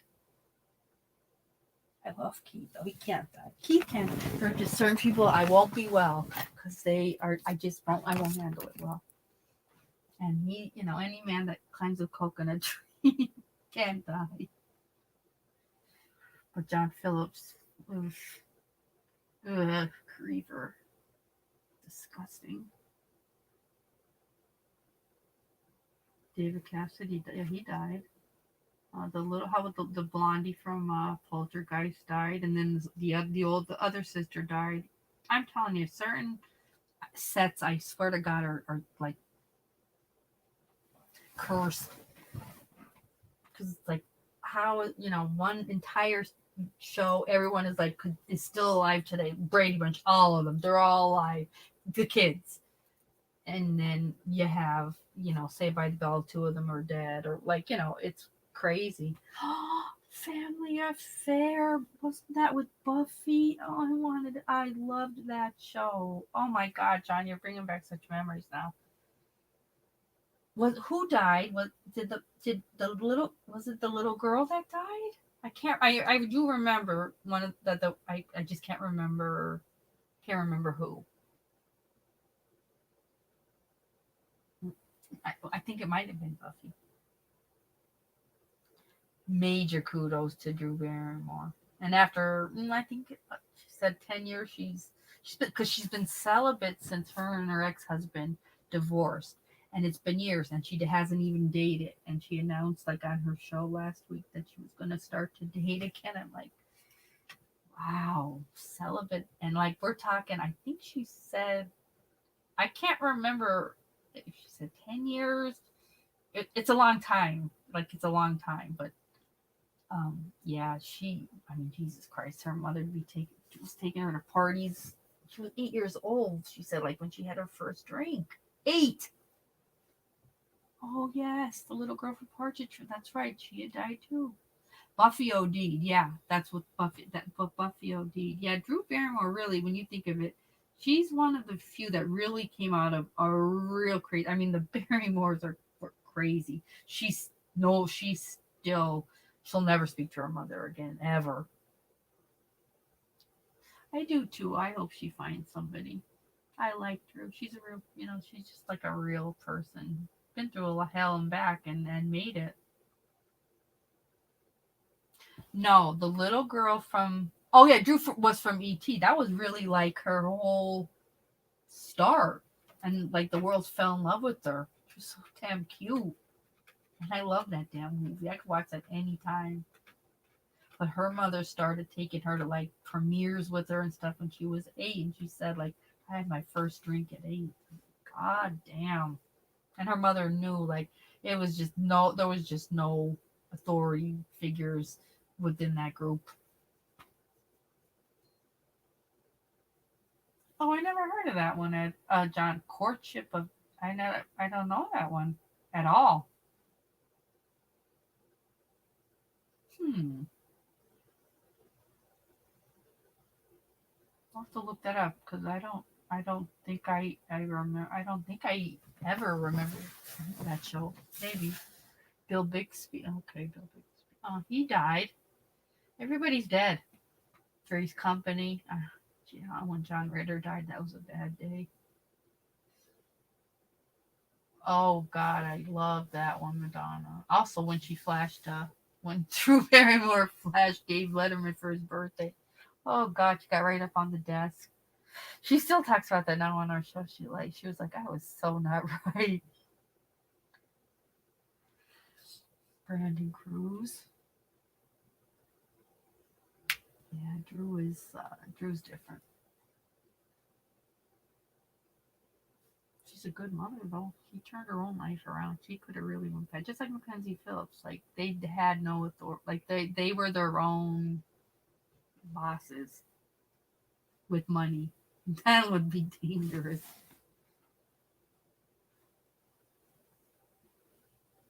I mean, the Barrymores are well known. Like they're a major like Broadway family. Like, but her mother was just like her mother thought they were friends. She wasn't any kind of mother to her. What did it say? To be honest, I got so sick on beer when I was you told me this. I loved it. I couldn't stand the taste until I was 13. But you quote, I loved it though. We loved that night. I remember Kevin loved it. You're like, wow, till you were 13. You were like, yeah. Like, that's a great story. I got so sick of beer and I couldn't drink it again until I was 13. It's a big milestone, Ed. Hated Joyce DeWitt. A lot of people didn't like Joyce DeWitt on Priest. I didn't find Joyce DeWitt funny. I mean, when you watch the shows now, it's such like artificial comedy and the fake clapping. But man, John Ritter was different, And I mean, Suzanne Summers took a stance like, you're gonna pay me the same as a man, or I'm out of here. It was, that show was made its way in for those reasons alone. But I didn't find Joyce DeWitt funny. I loved John Ritter, and then Sleazy Larry, friggin' Ropers. I loved Mr. Roper. And Mrs. Roper with her big long moo-moos on. She always wanted to do it. Oh, God. They had their own children. That's right. They had a spin-off. A couple shows. And remember the Jeffersons? That was a good show. See, we don't have... It's a different world now. We don't have... We have Netflix, we have Prime, but it's like we're not... It's just a different world. I'd go back to the days of, Tuesday night, Happy Days, Laverne and Shirley, Three's Company. I miss all that. Laverne and Shirley was great too. Squiggy and Lenny and Squiggy. Oh God, such stupid stuff, but loved it. Yeah, John Ritter, man, when he died, that was rough. That was rough. He was like, everybody loved him. Loved him.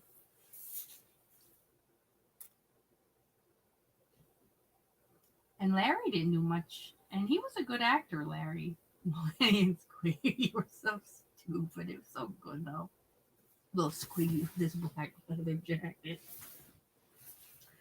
And then Penny Marshall went on to just have an amazing career as, was she a director? She was fantastic. Her and her brother. I think her brother's dead, though, if I'm not mistaken, right? I'm pretty sure the brother's dead. Gary. But they're both, that's a talented family. Yeah, when John Ritter died, I mean, like you just like he was definitely like just a love. He really was a loved actor, and his high school is right in downtown L.A., like Hollywood. I think it's like Hollywood area, and on the side of the high school, it's an enormous mural painting of him. It's beautiful. I wasn't expecting it when we went to California. I'm like, whoa, and they're like, and we were with my cousin. They're like, that's where John went to high school. I'm like, oh God, I'm sad. Wait, is Penny? Did Penny die? Give me a minute. Um, hmm. Madonna, you hang on. You might. Oh God, you might be right. Why am I thinking? Why am I thinking you might be right on that one? And maybe it's not Gary. Maybe I'm wrong. And it's Penny that died. I don't know. I don't know why. I wasn't thinking that. But hang on. I'm gonna look at it right now.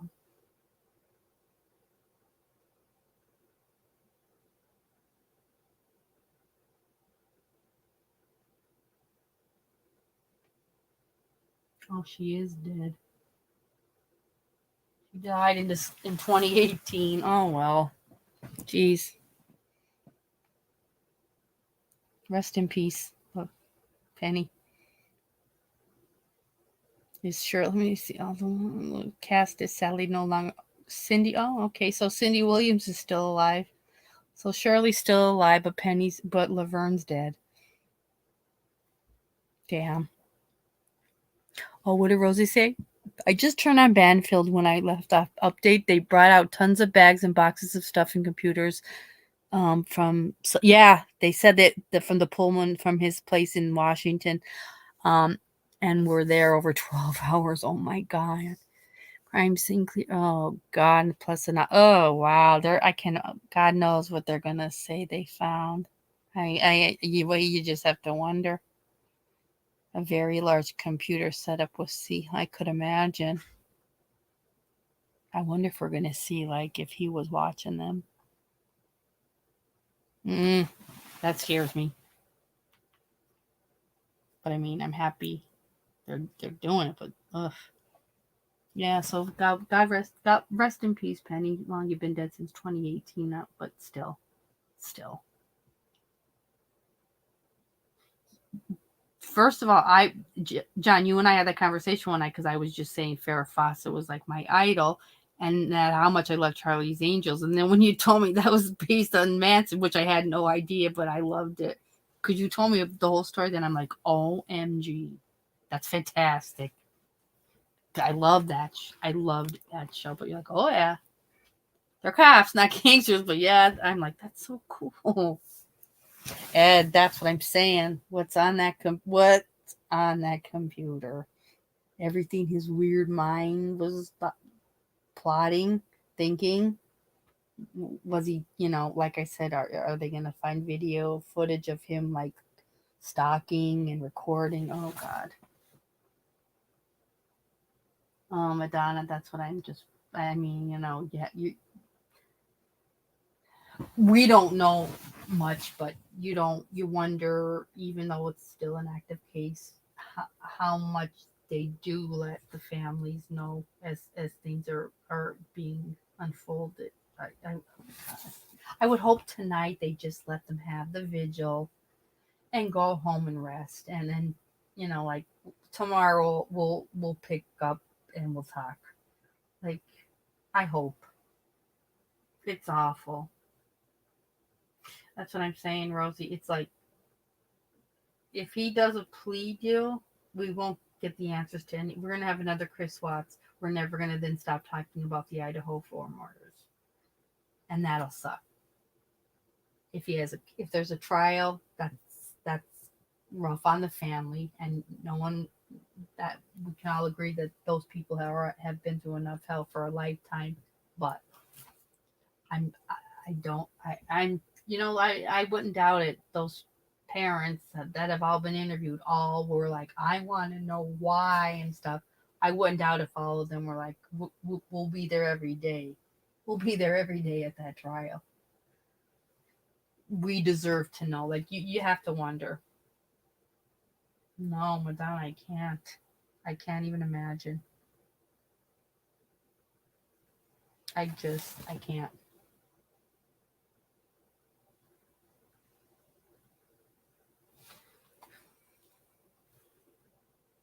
Yeah, I mean, we don't know what he's gonna. I mean, I don't know.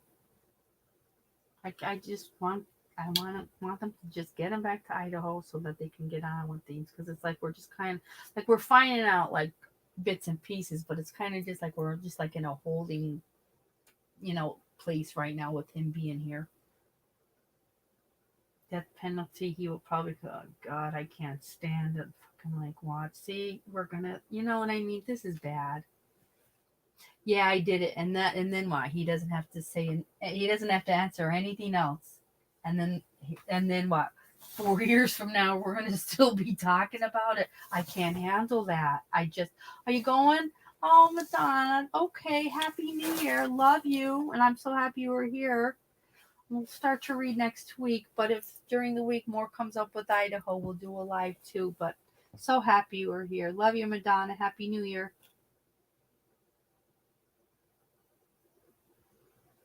It's Idaho, Rosie. Remember, I keep saying Iowa. It's Idaho, but it's up to the judge as far as allowing cameras in. Between the DA and the judge, they discuss what goes on. So I wonder. We'll see what they're gonna allow. It'll. If that's, I don't God, it'll be interesting. Dear God. Mm. Yeah, I hate to say that. I mean, you don't want to trail, but you got to realize it doesn't happen overnight. They're gonna have to find, a jury pool that hasn't heard a thing about this. How long it's months then that the family's going to even be waiting for there to be a trial. That's your life really is just kind of like on hold, regardless, which does suck. But I definitely these parents are parents that want answers. I don't think they have a problem with having to go to a trial every day. I really don't. I just think it would be the way he would make anybody crazy. But I'd rather wait knowing that, okay, we need to hear more. If, like I said, maybe they already are told more than we'll ever know, but I don't know how that works. And it is, I mean, they're adults, but it's so high profile. It's up to a judge. If you want what kind of a circus you want your courtroom to be like, or if you can just say, I want, like the Johnny Depp, we're allowing 2 cameras to be in here. They could do that, and then you still at least have an orderly courtroom. You would hope that's what they would do, but who knows? These people aren't public figures, so I mean, they could keep it as private as they want.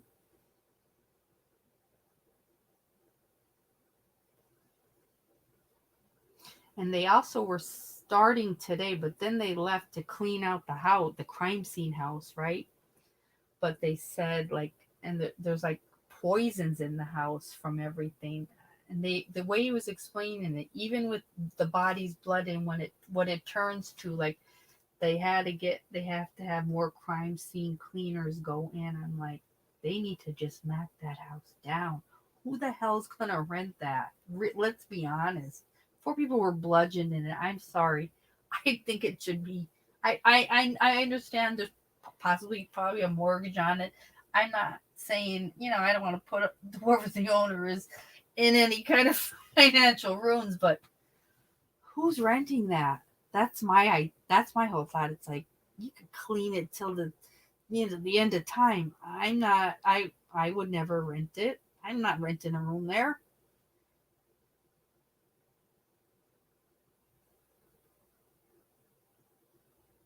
But that was another issue because they showed them leaving it because they were like, then they had like a forensic just explain it. And I forget the hell he was saying, like with the poisons and the toxins. And I was like, wow, why? That's a real job. Well, what did that say? Cindy Williams, Ron Howard, Harrison Ford, Kenzie Phillips, Suzanne Summers, and a couple others. Well, oh yeah, American. That was made. That was a major movie, American Graffiti. And wait, they're all alive. There you go. All right, that's not a curse set. Thanks, Ed. I needed some positivity. Oh, Rosie, I wonder if we've got to find out if any other friends came out of the woodwork. I'm wondering. I wish I could remember. Um, what the hell channel that I? It was a girl that just. I forget if she said I know him or something. I can't remember, but I was like, God, it was a girl. You see, I don't see it yet, but there'll be so much more tomorrow. It'll be like overload.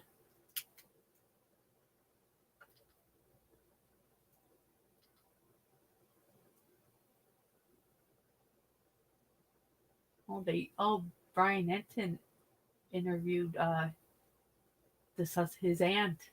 Oh God, that'll be interesting. That's on News Nation, guys. Check that out later. I what the suspect's aunt told this reporter. So they talked the report News Nation talked to his aunts. Let's see if they talked to anybody else.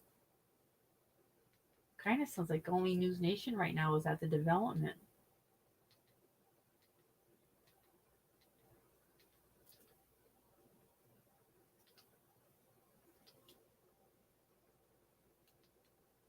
I don't see I don't see the vigil on here yet. If I see it, I'll let you guys know. I'm just kind of trying to see if we're seeing anything.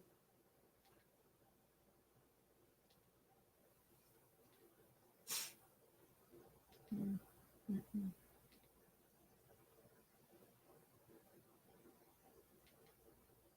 The neighbor speaks about Moscow murder. A suspect speaks about his arrest. Oh, who cares? We could all speak about the rest. I want to hear what he's like.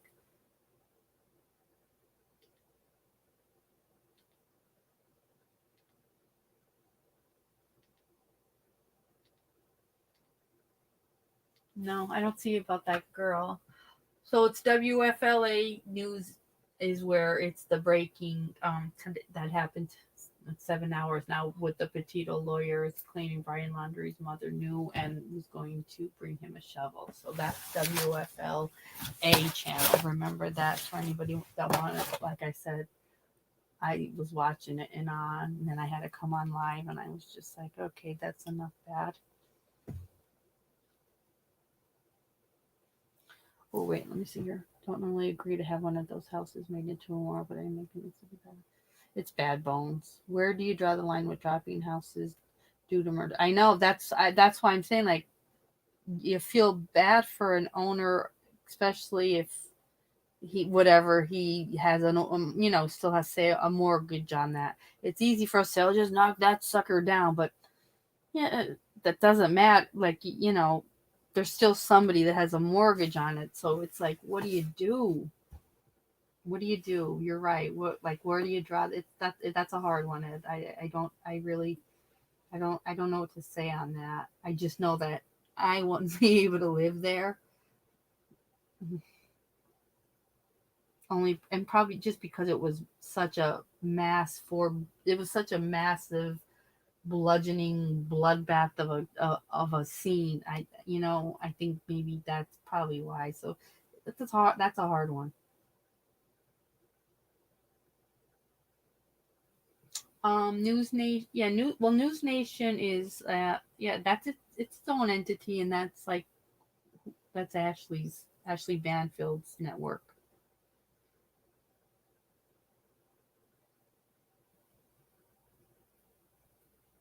People love Brian Enton, so that's he gets the scoop. Like he's out first on the scene, gets right in like with families. He handled the Tito case so good. Like that's I think when we all like fell in love, like just with his style. When he went to Wyoming and like went backtracked her every move, like he was excellent. So I could see why the suspect's aunts, allowed an interview with him. And like I said, I don't know who else is here yet. I just he at the when he was outside of the house, he just said there's a lot of cop cars around, and the development is petitioned off. So I don't know if that means that tomorrow just pretty much then they're any network has no reason to go there. They'll most likely be at the prison. Can't petition off an entire street where a prison is. This is a closed development where he was at, so that's a different story. But I don't know. To me, it's just crazy though.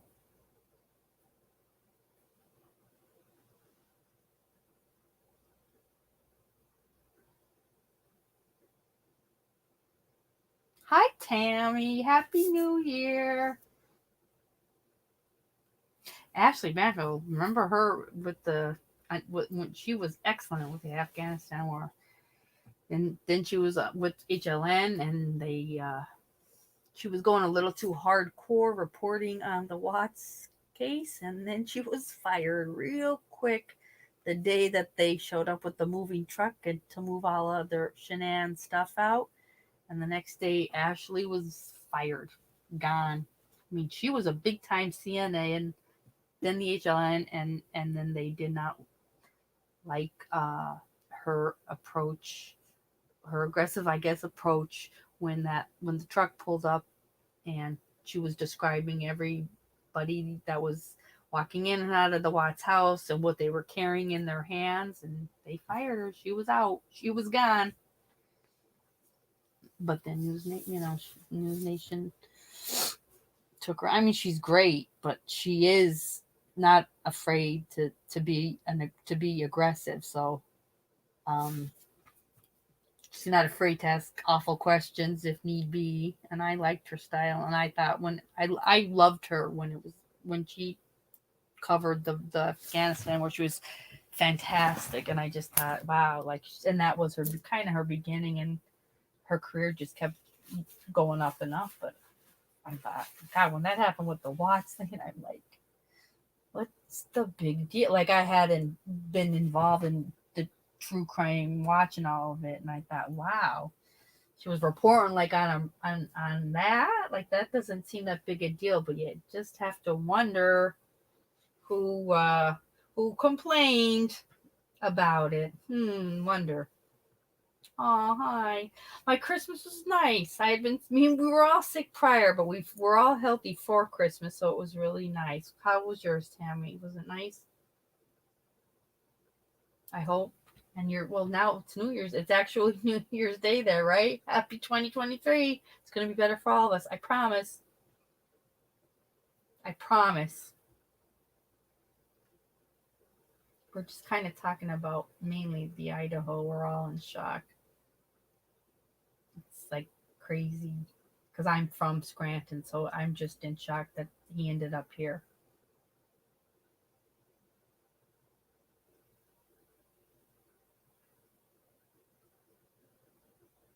Hang on, I'm just checking on this News Nation. I want to make sure that it is its own.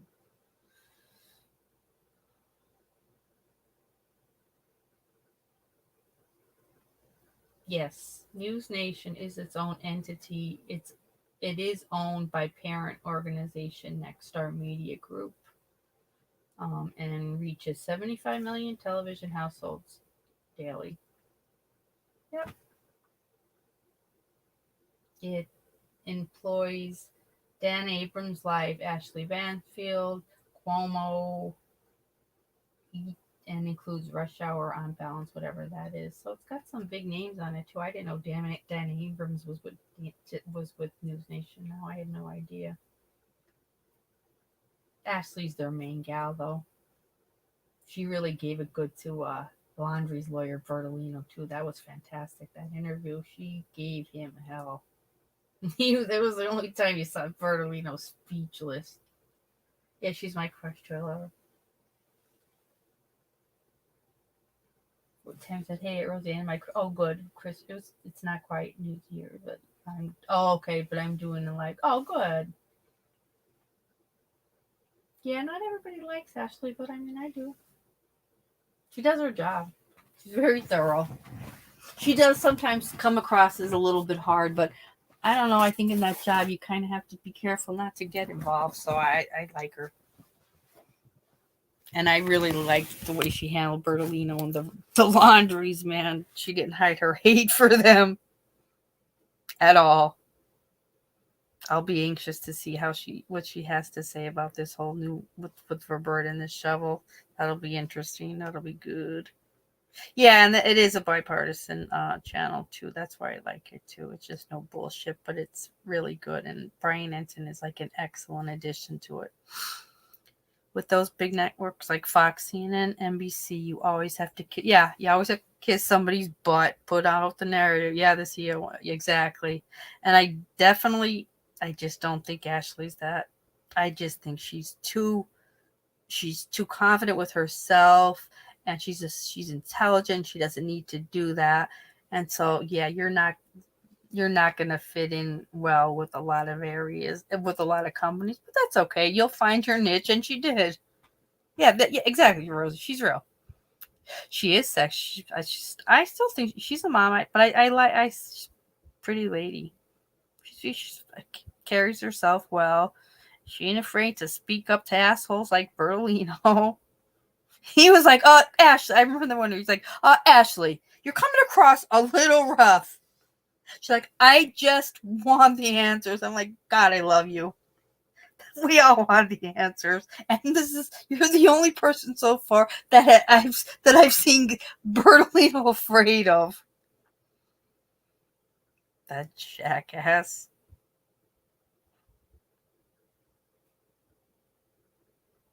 Yeah, she's really it. I forgot she has really had an extensive career, Ashley, with a lot of major networks. A lot. Tammy, I was very upset. They told me about Barbara Walters tonight while we were in chat, and I'm like, it's a year to the day that we lost Betty White. Now Barbara Walters. What's up with that? I mean, I loved Betty White. But Barbara Walters was just an American icon. It's sad, but God bless her. We haven't seen her in years, the poor thing. I'm pretty sure. Years ago, they said she had dementia, but I'm like, she probably was like Alzheimer's by now. Oh my, John, Zoom. Come on, Zoom. Yes, I watched it. I was obsessed with that show. Don't even tell me you watched it too. You're killing me. These are such good shows. Yeah, they definitely, Tam. They were both icons in different ways. It's odd how a year to the day. God bless them. Yeah, Zoom was great, John. Remember the kids? Like, I remember the beginning, and then they formed a pyramid. I wanted to be part of that pyramid so bad. Between that and not having the braces and glasses, it was rough for me.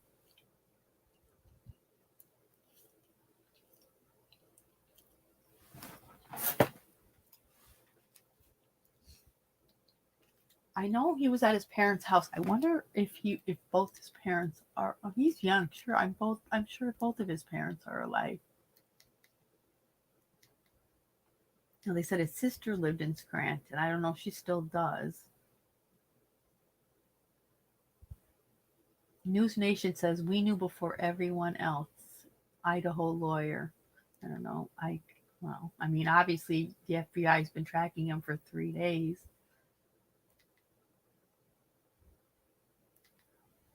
There's tomorrow between Idaho and this Roberta Laundrie thing. There's not going to be time for anyone to go out on New Year's Eve. Yeah, she definitely suffered with it, with the Alzheimer's. And Brian May is knighted. Get out. He's a sir now. Really? Tammy, I didn't know that. John, we're going to zoom. Come on and zoom with me. I love that. Brian May is now a knight. How about that? It was a great show, though. How about that? God bless the fact, too, though, that her daughter was adopted, but, had enough of her brain to just, like, give her dignity and let her, she doesn't need to do, she doesn't, we don't need to take her in a wheelchair for lunch, downtown in Manhattan where they're going to snap her. Like, you just didn't see her anymore. Like, they said she would, friends would visit her at her townhouse or whatever, but yeah, that was it. Oh, Ed, please, I could not watch The View unless it was to torture myself or, I hated myself. Awful show. Awful cat. They're terrible. They hate each other. Somebody's always getting bitch yelled at. Oh my God. I could not, all the money in the world. I couldn't. Pee-wee's Playhouse. Fantastic. Love Pee-wee. Pervy Pee-wee. I love them. Okay. Yeah, they were all cackling hands. And you know what's weird, Ed, is that fucking show is still going. It's like, it's your time. Just end. When Megan McCain, Megan McCain was awful. Elizabeth Hasselbeck was awful. Awful, just a awful group of people. If Barbara didn't like you, you were screwed. You were screwed. If Barbara didn't like it, the first season, that young blonde girl, she didn't like her. She was gone by the end of the season. But SNL did the best skit on it, where Barbara would tell the girl, "Now go and sit down." And it was like a cage that they would put her in. Like, it was the best skit ever. Go in your cage. You've said enough. I'm like, why? It's kind of like how you think it would be, like, because she would be so mean to her. Oh my God, John, don't even say Phil Hartman's name. I loved him.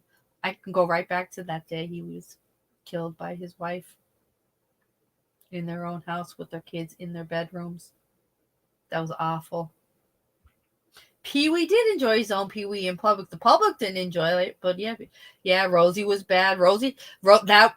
And when people exit, it's ugly. Like, it's never a nice, like, we're going to have a party. Today's Rosie's last day. No. It's like she's just gone. Everybody's making statements.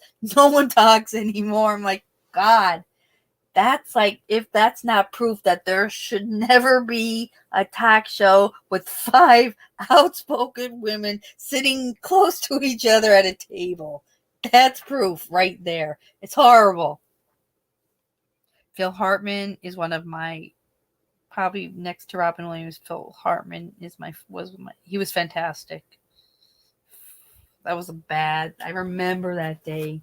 Because I remember them rushing his kids out of the house.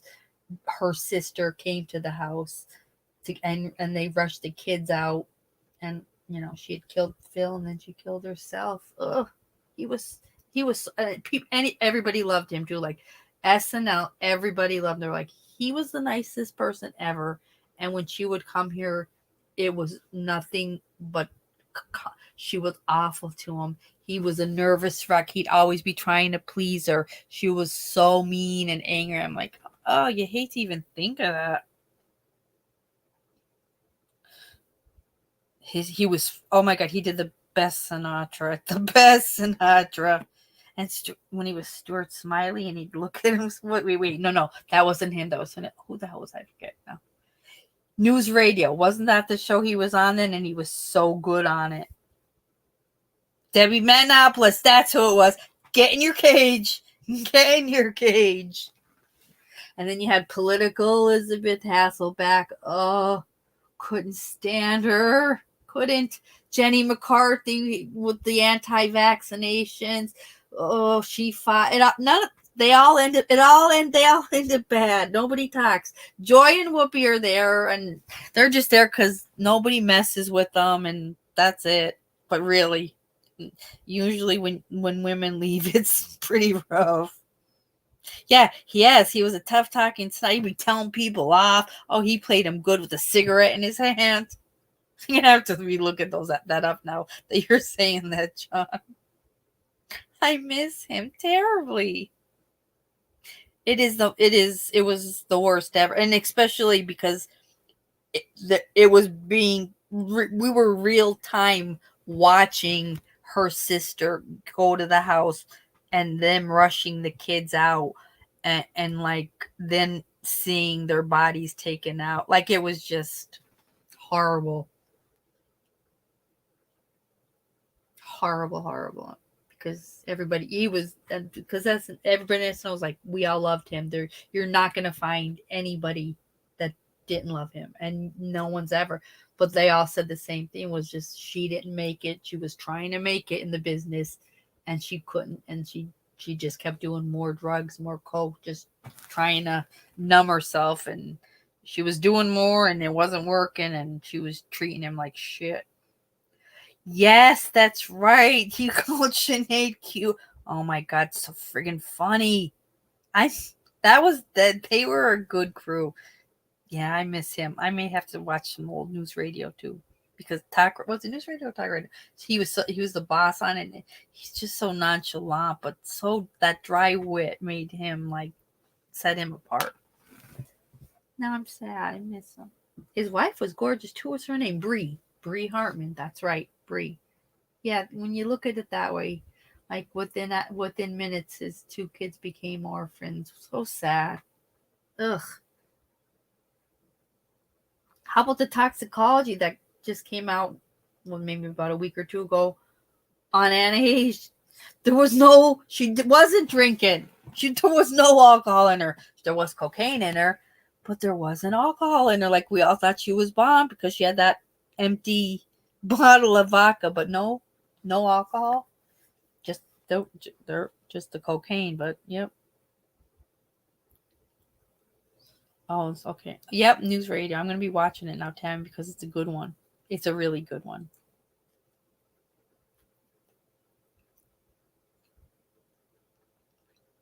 All right. Wait, what was the other show now, guys? Help me out with this one. Brooke Shields.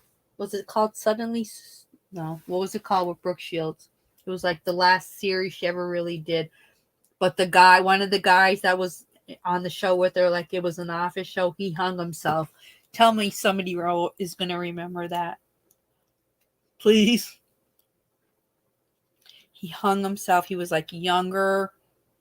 The show was Suddenly Susan, but who would remember him? Remember the guy? Oh God, it'll make me nuts now. Yeah, take it evil. I just remember the Blue Lagoon. Oh my God, I know. I had to sneak to watch that. My mother wouldn't let me. They never verified the bottle was booze. Oh no, we thought it was. We're all like, look at that. That's an empty vodka bottle. God bless her. She was just not that it's any better, but yeah, she had cocaine in her. Her poor sons too. That's so sad. Oh God, I can't remember, but I can't remember, but I do remember because Brooke Shields. They said like she hardcore needed like therapy because she was like real close with them. And he was like depressed. They knew David Strickland. Oh God, thank you, Tammy. I wasn't gonna be able to sleep. His name was David Strickland, and he was on the show with Brooke Shields called Suddenly Susan, and he hung himself. And he was young, but he hung himself, and like Brooke was devastated. Kathy Griffin was on the show with her. It was a good show, but I remember that because like Brooke was a mess because they were really close. And that was on around the time of news radio. Like there was a few shows that I was like obsessed with, loved, and it was just weird because Phil died, David died. It was just rough times. Phil's was awful though because there were the kids in the house, and he was in bed. He slept in his own. They didn't even sleep together. Like he slept like up in a bedroom in an attic. It was awful. Awful. I'm in on and off of Brooke Shields. Yeah, I am too. I go in spurts. She hasn't. I mean, has she done anything? I haven't seen her lately. Oh my God, I know. Ed, I love that interview with Stevie Nicks when she's like, She had an 8-ball in her purse at all times. She's like, me and not Lindsay. I think when she left Lindsay for a while and then she had the affair with Mick, she's like, one of us was going to die. We were doing so much cocaine. I don't know how we lived. I'm like, that's crazy. Yeah, I was upset when I did post it, but when Christine McVie died, I was like, damn.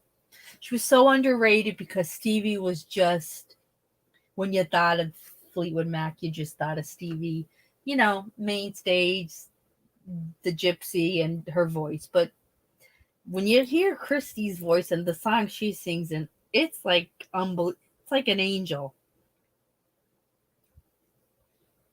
And now Lindsey Buckingham isn't well. He's not doing well at all. They said he's in, and they didn't say what it is. They just said he's not well. He's in bad shape, and I don't know what's going on with them. But if he dies, that's it. I'll be done for because I'm still waiting for him. I'd like him and Stevie to hook up at least one more time. Oh, Lonnie Anderson. Yeah, when her and Bert divorced, I know they had the son together. I don't remember her doing much after that. I don't think not that I can think of, like, geez, just so she didn't die. I can't handle any more deaths. I mean, Barbara's gone. Stevie's great though. No matter who Stevie sings with, Don Henley, okay, Leather and Lace, phenomenal song. Tom Petty, Stop Dragging My Heart On. Oh my God, she does concerts with Harry Styles, and like you can't take your eyes off the screen. I don't care who she sings with. Stevie is, to me, she's just beyond cool. Her voice is one of the men you barely need to hear it, and it's like, that's Stevie Nicks, and I just love her. Kirstie Alley, that shocked me too, Tammy, and I know that she had just been like recently diagnosed, but I had not heard anything, so I was just like, damn. But she looked pretty damn good for her age, but I wasn't ready for Kirstie Alley to be dead. WKP was Billy Cordes, and I'm trying. I feel like it was so long ago, that show, but I mean, we all remember Lonnie from it. Brooke Shields went on humanitarian in another country, I believe, in badly injured. No, you're thinking of Ashley Judd. She was in the middle of Rwanda, and it took a village to carry her to get help. Like a day of carrying her, she almost lost her entire leg. You got to look it up. It's phenomenal. No, there were no pain meds. They were literally in the middle of, I want to say, Rwanda, in the middle of the bush. There was nothing around. Like, she was in so much pain, she thought she was going to die.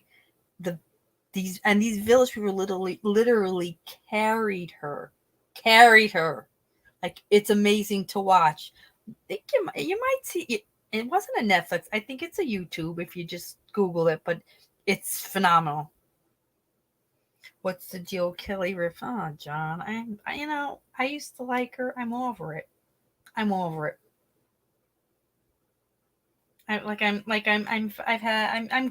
I'm good. I've had enough. Because once when Michael Strand left, and then you found out, like, she's a real tyrant, like, because you think she's real sweet, but she's not. Like, she wasn't even nice to poor Regis. She didn't even go to, like nothing. He left. That was it. She never called him again. Like, I don't like that. I mean, come on. Yeah, she was on All My Children, but Regis, brought her on board his show, and her career took a major takeoff. Yeah, Ro, and they just said he's in bad health right now.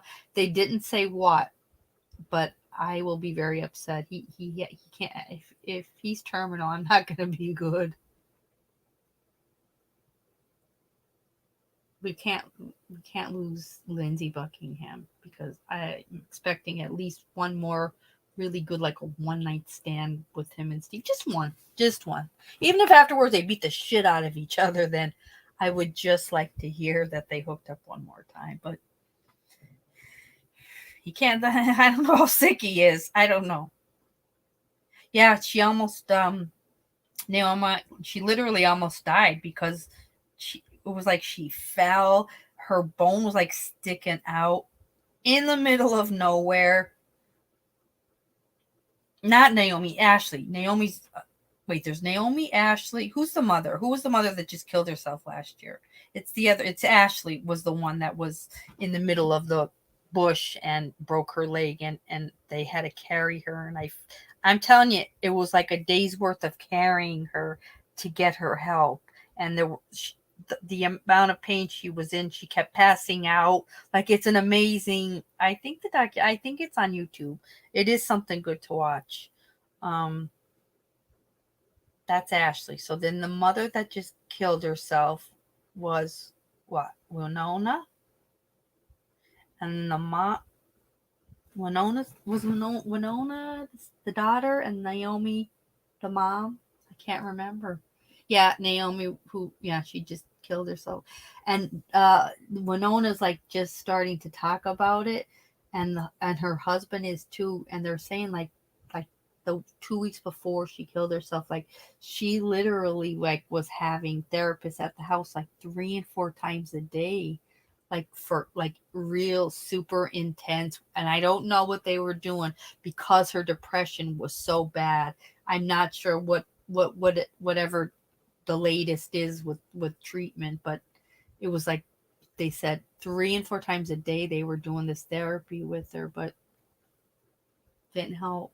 In the end, they said she was like they would leave, and she would just still say like I'm never gonna be better, and so sad. It's just awful. Ugh. Yeah, it's been about a year now. I would think around that's when Naomi passed, I think. But yeah, Ashley's story is horrifying. Like, that's one tough girl.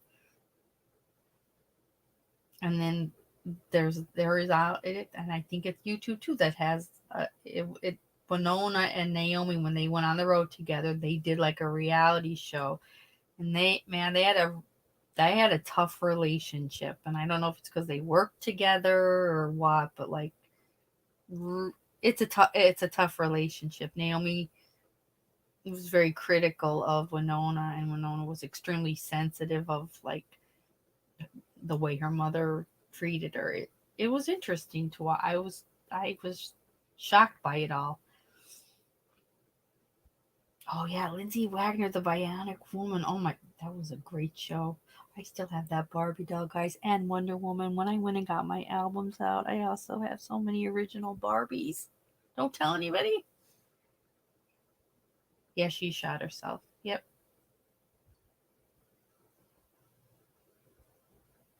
I mean, Ashley's a great actress, but she does more now, like with humanitarian work, and that's literally what she was doing in Rwanda.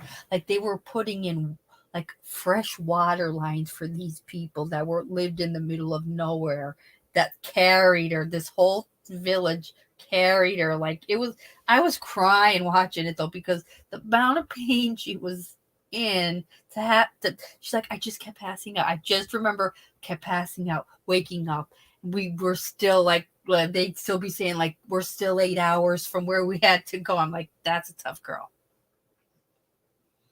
That's a tough girl.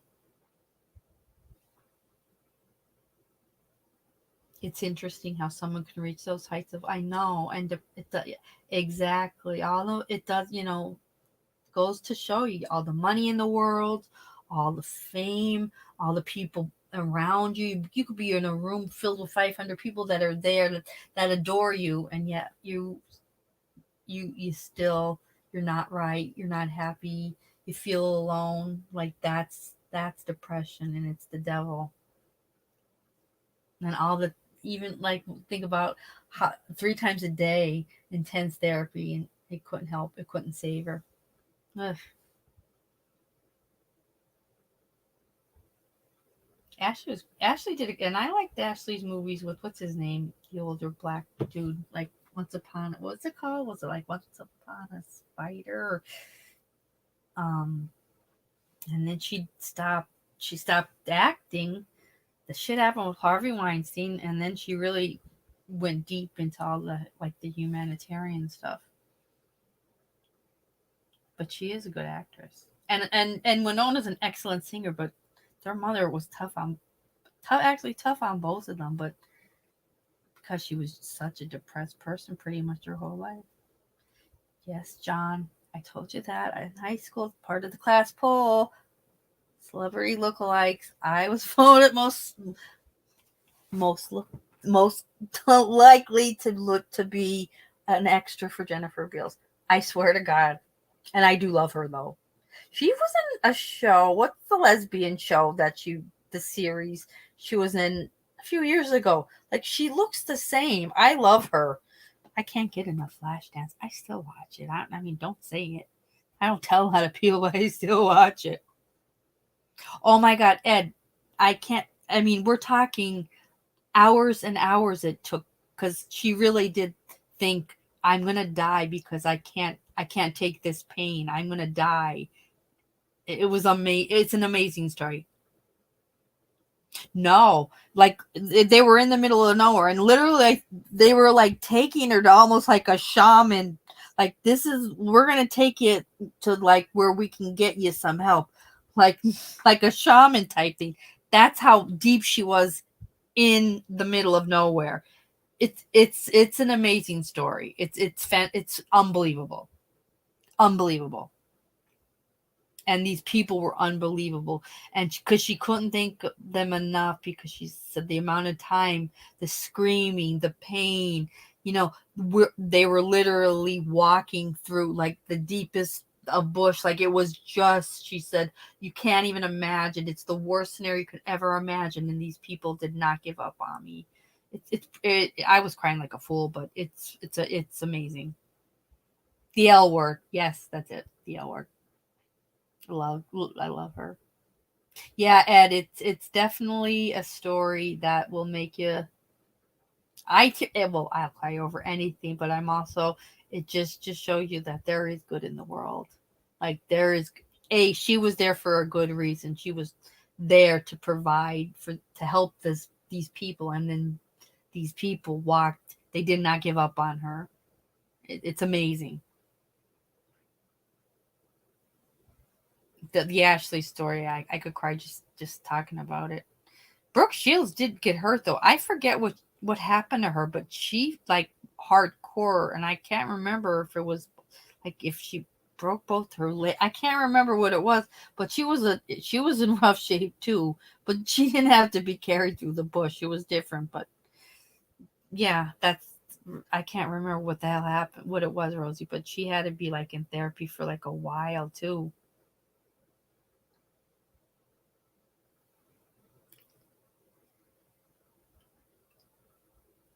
Yeah, Jennifer Beals doesn't change. She's awesome. I can like, yeah. Yeah, that's when I started to cry. Cause I'm like, oh, hearing her say like, the pain was so bad, I just kept like pass out, wake up, ask them where we were, and she's like, I felt like they just kept saying like, we're 8 hours away. She's like, I just don't know.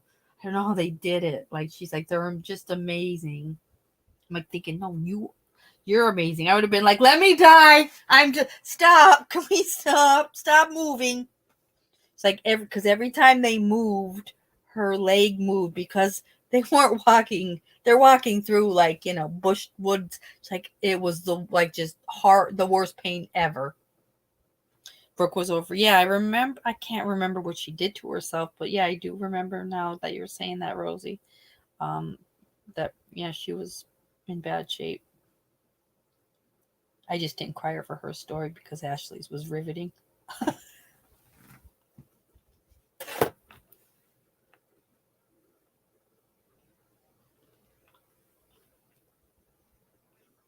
I think for Brooke Shields' first actor, yeah, she was. She was, and she kind of like her and her mother. That's another. Her mother was her agent, and they had a real rough relationship. She for a while they didn't even talk. She's like, my mother pimped me out when I was in like she was months old when she did that commercial. She's like, my mother has pimped me out since I was blah blah blah. And she didn't want to do Blue Lagoon. Her mother's like, no, you're doing it. And like, if I remember, it was like a sex scene and a couple things, but she was like, I was not that kind of a person, but what my mother told me to do, I did. And then years later, her mother ended up with Alzheimer's, and Brooke took care of her. Terry Shields, that I remember now. Terry Shields.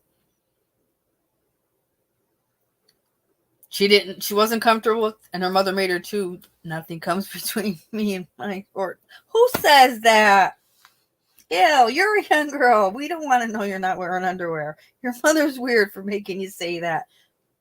But it made her a ton of money. She's like, it was me and my mom, and I was the provider. So whatever came along, my mother made me take. Pretty girl, yeah. Uh-huh.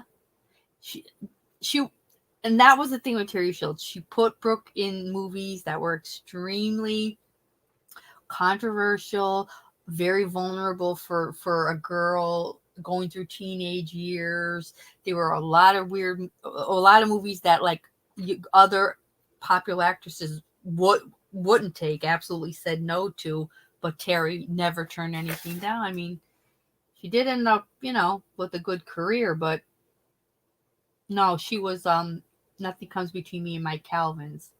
Anna, what's her name? That's dead. Poor Anna Nicole Smith was a guest model, but Brooke was for Calvin.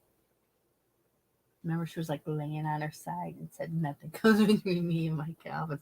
And I was young at the time, and I had to ask my mother, and I remember, like, she said it real fast. She's like, she forgot to wear her underwear. It's weird. But I never thought. I was just talking about that. That's weird. How you forget not to put your underwear on? She made a lot of money for those commercials.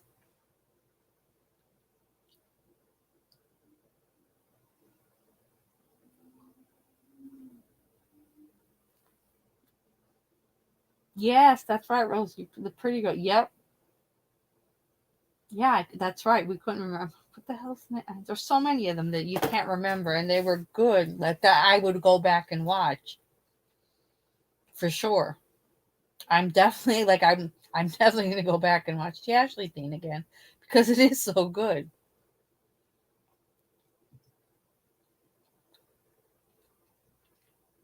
Anna Nicole was so pretty too at one. Oh my god! I mean, she was awful at one point, but Jesus, she was such a pretty girl at different stages. Talk about tragedy, right? With her too. She has a baby. The next day, her son dies. Oh my god, that's so bad. Then she died a couple months later. Like, it was horrible. Her daughter looks just like her too, and luckily, like, the father is a normal guy and is like raising her really well. But man, when you look at her face, you're like, that's Anna Nicole Smith's daughter to a T. To a T, yeah. Rosie, my phone always dies. Remember, you're like, oh, my story was just about to climax. Pretty girls, and it was about a teenage hooker.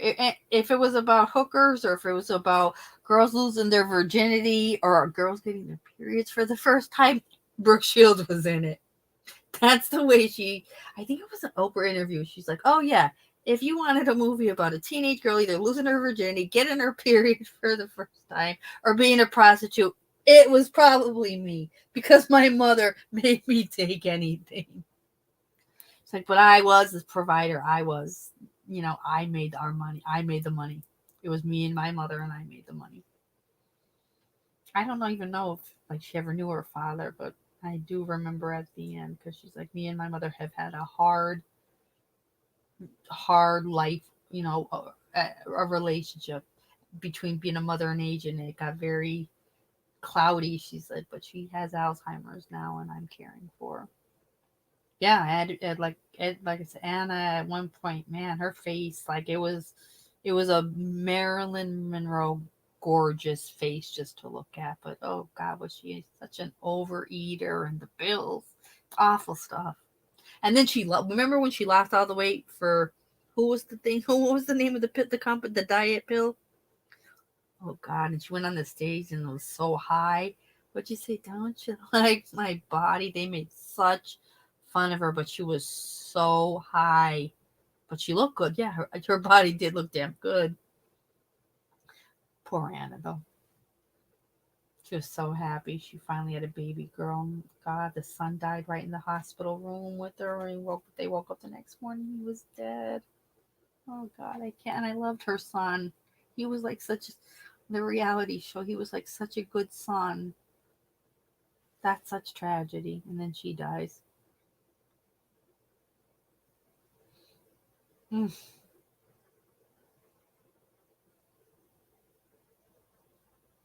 Yeah, pretty lovely. Yeah, loses her. She's young, teen who lost her virginity.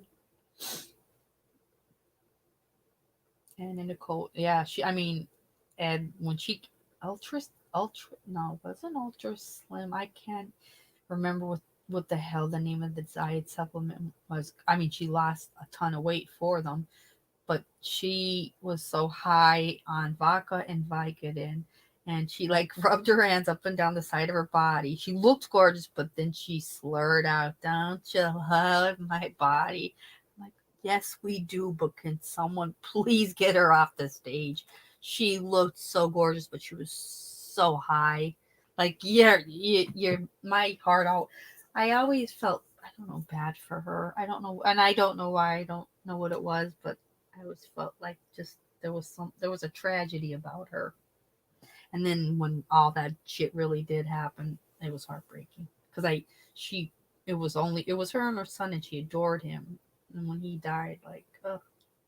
How do you like, you just had a baby, your son dies the next day? Like, I don't even know how I'd go home and take care of then a newborn. And they had cameras at his funeral. She was diving in his casket. It was a horror. They should have never televised it. She was literally picking him up in the casket and like wanted to get in it. So sad. Thank God it ended up that Larry Burkhead was her father, because like they'll do every now and then like something on Inside Edition or whatever about her. They have a really nice life, and he's such a good dad. Like, but man, and when you see her face, it's Anna's face to a T, to a T. But he's kept her pretty grounded.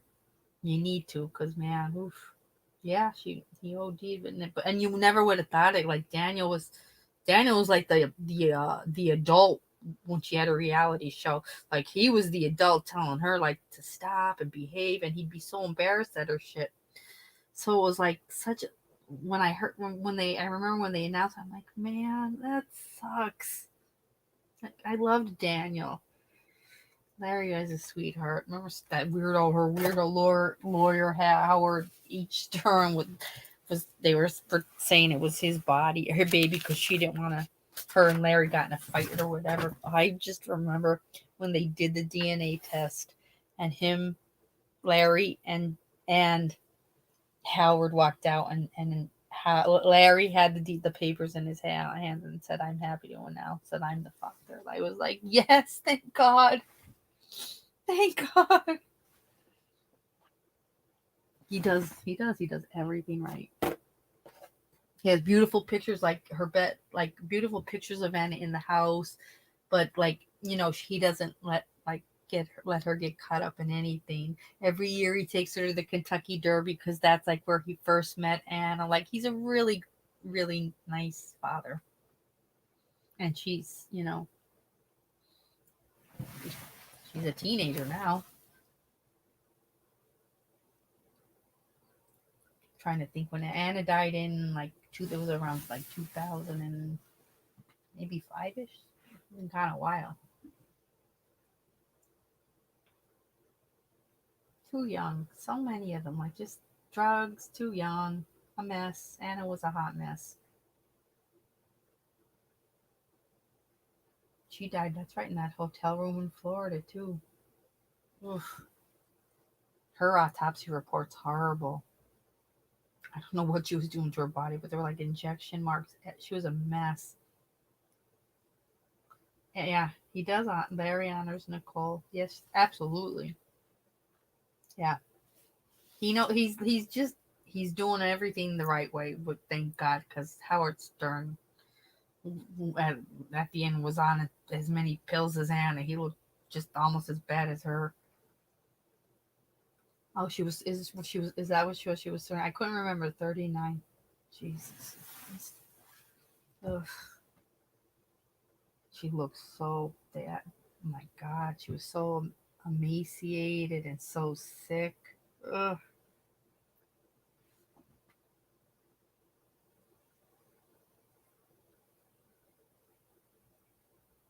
2000 February, yeah, because it was my nephew's birthday, and I remember we were at my brother's, and they announced it. I was just in shock. What? Not that I mean, not that it's the craziest thing, but that it was just like, oh, she's been sick for a while now with whatever, and I'm like, oh, there's got to be more to it, but I don't know. She was just taking a combination of deadly meds.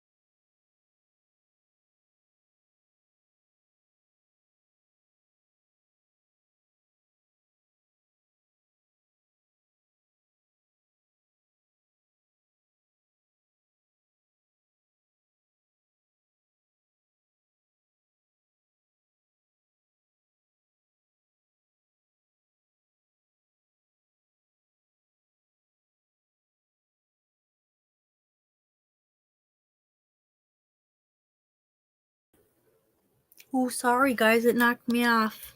I'm here. I'm sorry. I'm back. It sounds very windy out. I'm sorry. What the hell were we talking about? Whose death were we just talking about? Oh, with Michael Jackson. Yeah, that damn doctor. Idiot. Dr. Murray. For God's sakes. The creepier part of it is, okay, yes, I know he died. The creepier part of it was the aftermath and showing his room. Why was there a doll in the bed with them? Okay, and the doll looked like a real baby. Remember that? There's a doll in the bed with them. And also under him, like we use them in nursing homes. They're called Chuck's pads. It's for the elderly when they wet themselves so it doesn't go through to the sheet. I'm like, this is the creepiest room. Like, he had weird pictures of like Victorian children on like his walls. Like, that is like a creepy horror home room. The doll looks alive. And why is he sleeping with it? It was, and there's an IV pole. I'm like, whoo. Yeah, the IV pole. Then Dr. Murray goes back to the house to dispose of the 30 different vials he had of propofol. That was just, what a mess. That and I remember it when he was first announced, like, and it pissed me off too because I'm a Farrah Fawcett fan and they died the same day, and I was a little pissed. I'm like, he stole her thunder. Farrah died today too, but she didn't get the coverage because Michael Jackson decided to die the same way. I still hold a bit of a grudge to that. I was not happy about it. It's like June 25th. I'm like, are you kidding me? This is not good.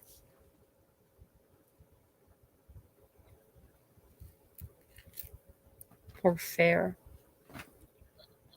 Propofol is anesthesia that we give in the OR.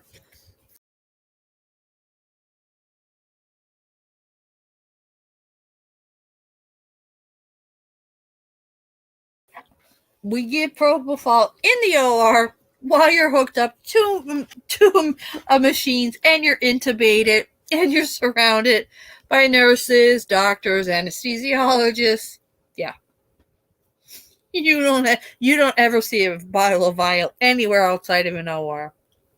It was unbelievable that doctor felt that being paid whatever it was, $100,000 a month, was worth him possibly killing Michael or losing his license. Hi, Ginger. Happy New Year, doll.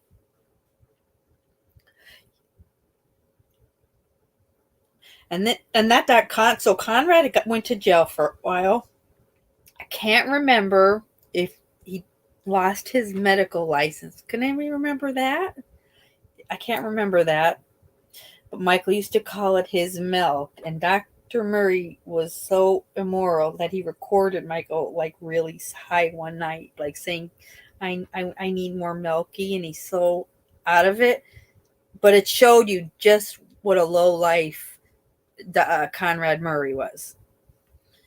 I know he went to jail. I know he's out, but I hope he lost his license. I'm pretty sure he did. I'm pretty sure he did.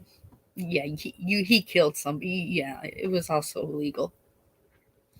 If you ever look that up, man, you'll be freaked out. I need more milky. It's so creepy and it's disrespectful even for Michael's sake. Like, listen, you're a doctor. You're the doctor giving him this, so the fact that you're recording it for I don't know what reason doesn't matter. You're still going to be at fault because you're the one who's hooking him up to it every night. I hope it was his license. I hope he told. I can't remember. Yeah, Michael wasn't right for a while, but God bless him, man. Ginger, you doing anything for New Year's Eve? We're not, because there's way too much true crime to worry about. Because I'm right here in Scranton, where the crazy Idaho murderer came. So I'm very busy. Morning, my love. Happy New Year, Tam. We're just talking about all the craziness with true crime and all the fact that wacko ended up in my town and just everything. Barbara Walters died tonight. I don't know if anybody you guys know that, but they let me know that tonight. I'm like, a year to the day that Betty White died, Barbara died. Barbara, they said, died at home, surrounded by her family. So Barbara's no longer with us as well. Sad, but she had Alzheimer's. But nonetheless, I just thought it was like, wow, a year to the day of us losing Betty White, who everybody loved. I'm happy to see you here, Tam.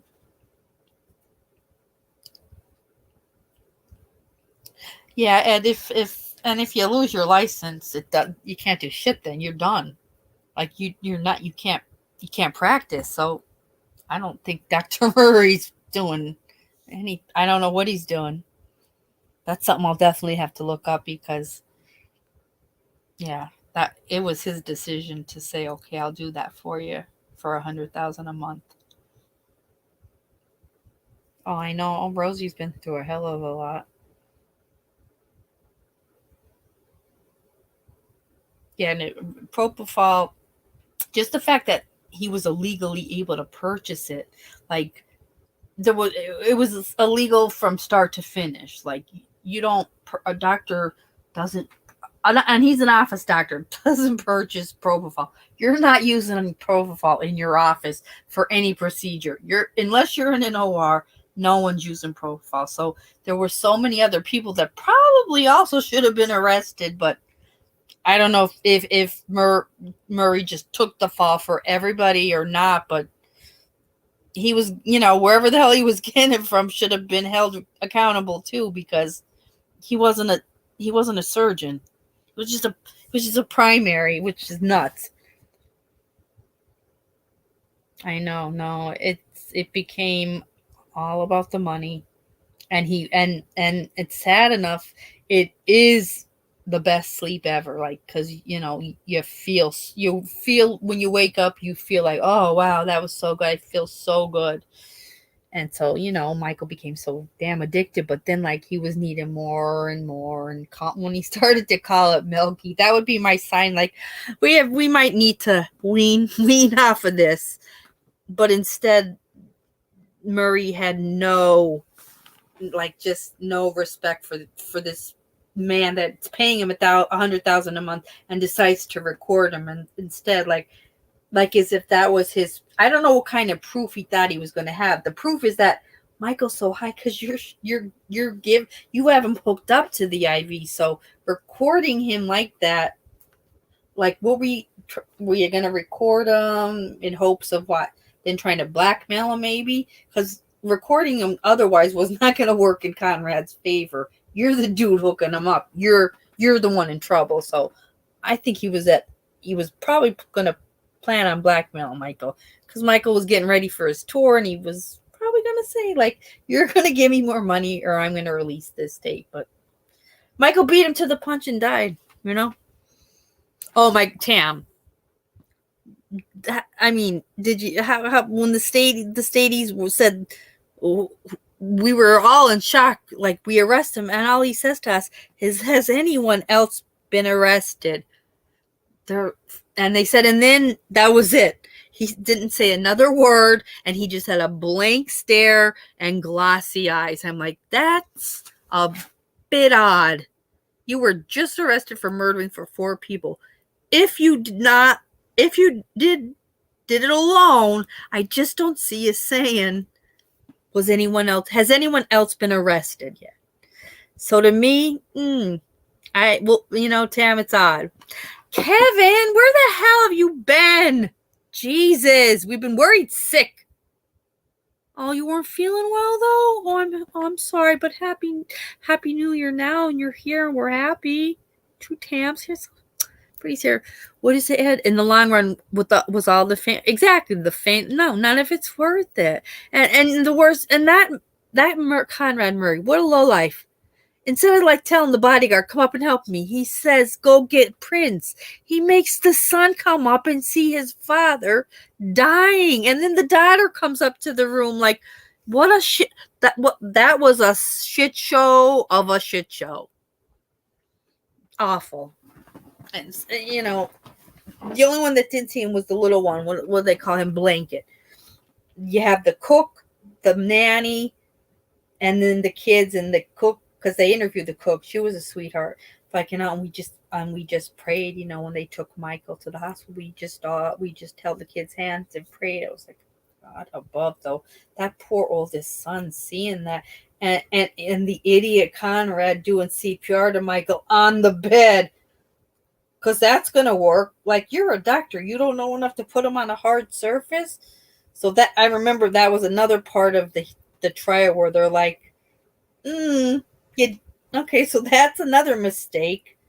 911 even told you, get him on the floor. What are you doing? Like, yeah, he wasn't the sharpest tool in the shed. Hi, Laced Up. How you doing? Almost Happy New Year. I'm happy you're here. Hope you're well. Oh, and I just feel like today, but it's going to be a ton on of course, Idaho, and a lot's gonna now with the Roberta Laundrie and the shovel and the note now, because I hope they end up. I hope she goes to jail, but I think that's going to be the two big topics. Number one, of course, will be Idaho, but that we will definitely be hearing, because this just all went down with the Roberta Laundrie and the Gabby's parents were just in court. That was just this afternoon, so that's kind of newer. So between the two, it'll be nonstop. And like I said, it's New Year's Eve today. I don't know. Maybe I'll wait till Sunday to go by the Monroe prison to see the networks there. I don't think I want to go today. I think today is going to be it's going to be crazy there. And plus it's New Year's Eve. Maybe, I don't know, maybe the other, although they said CNN, like Brian Enton was out there, but CNN was on their way, and Fox and somebody else, but maybe I don't know. Maybe they'll wait till Sunday. The hearing's not till Tuesday. Really, there's really no need for them to be here. He's not being extradited till Tuesday, so maybe they won't even. Believe me, I'll be there Tuesday. Maybe I'll just hold off till then. In fact, you're in Australia too. Happy New Year, honey. 2023 is going to be good for all of us. I promise. It has to be. It has to be. I'm happy you're feeling better though, Kevin. I hope you don't have the flu. Do you have the flu? Like, I was a mess.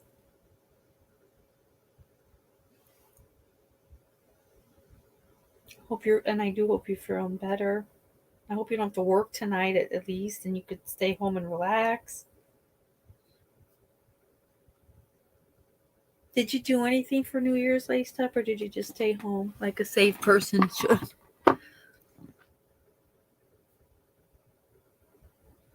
I like your name too, Laced Up. That's cute.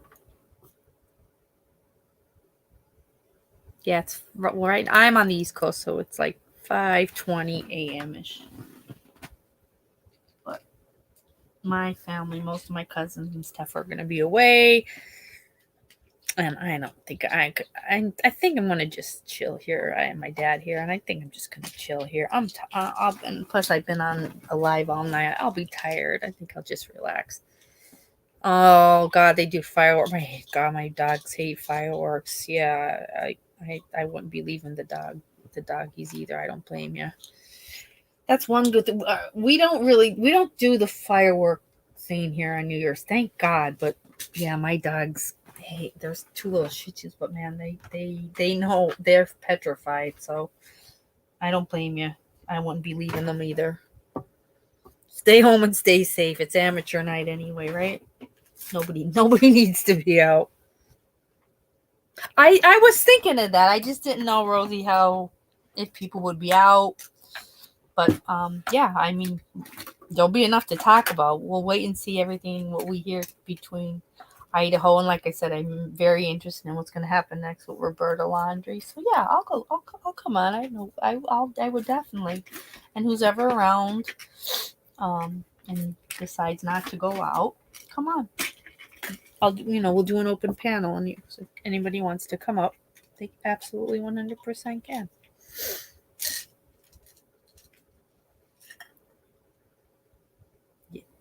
I hate people doing effing fireworks. 4th of July is a nightmare here. Poor dogs are so damn scared. Nobody needs all those fireworks. I don't either. I mean, when you were younger, you thought it was fun, and then you got older, it's like, oh, God. I'm tired. It's not even midnight yet. I want to go home. Oh, and I'm this. Oh my God, Laced Up. Are we related? The whole Halloween thing too with the adults. Calm down, people. Relax. Get your slutty nurse outfit off. It's an awful costume. Take that off. Yeah, I'm with you.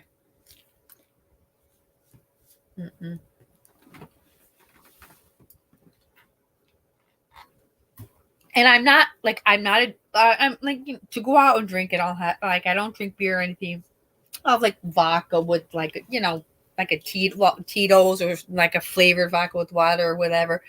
Whether I drink one or I drink five, I've noticed as I'm getting older, like when I come home, then the onset of such extreme anxiety is insane. It's like, it's awful. And it's like everybody my age that I tell about, they're like, oh yeah, hell yeah.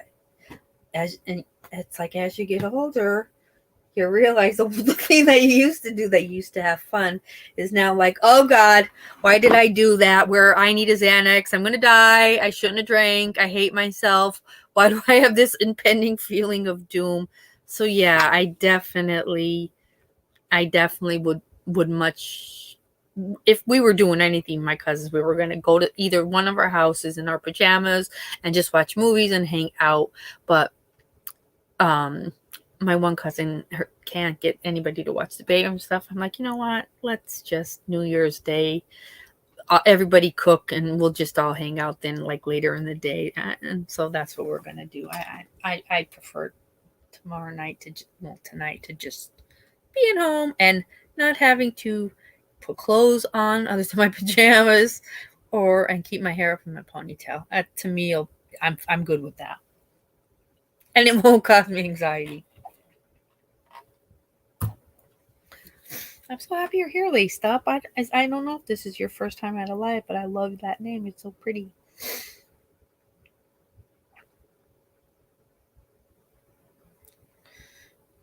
Where's Kevin? Kevin, Kevin, go to bed if you didn't go to bed yet. I hope you don't have COVID or influenza, do you, Kevin? I hope not. Oh wait, Kevin, tell me you're still here. I was telling them about the Geisinger shooting, and because I took a nap then. So if you're still here, Kevin, do we know if anyone else was killed other than they had confirmed the one? Yeah, guys, there was too much news today. Rose, you know me by my real. Oh yeah. Oh my God. Oh, I didn't know. Okay, and thank you. I didn't know that. All right, now I know. But Laced Up is cute. Yeah, there was too much bad news today. I was woke up by my brother, who let me know that the murderer was in our hometown.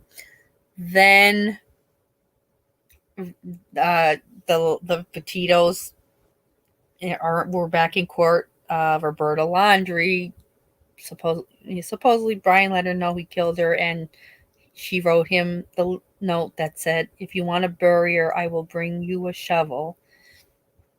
And then that was returned to Stephen Bertolino, the Laundrie's lawyer, in June. And so now that's part of the trial.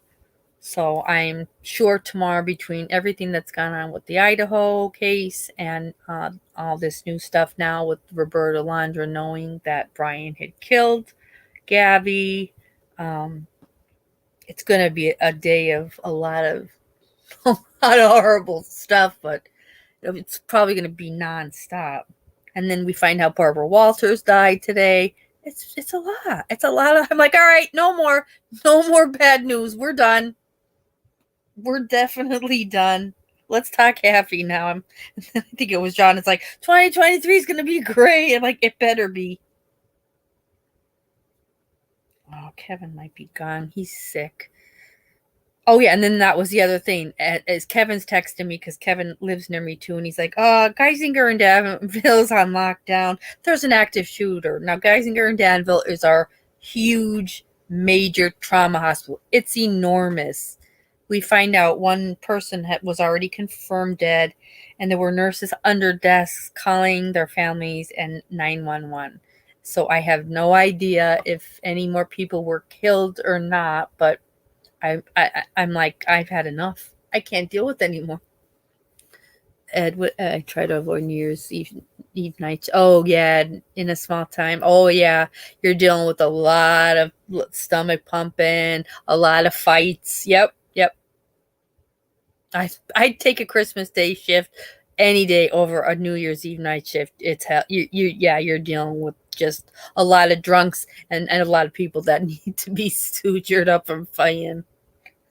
There's nothing quiet about working night shift on New Year's Eve at all. Wait, I'm checking real quick. I just want to see, guys. I just want to just see if there was anyone else with the guys. I don't know, with the active shooter thing. That made me sick to my stomach. Like essential workers hiding under desks and one killed. It's like, God, oh my gosh, hang on here. Oh, Jesus Christ. Oh, God, I don't even want to open this.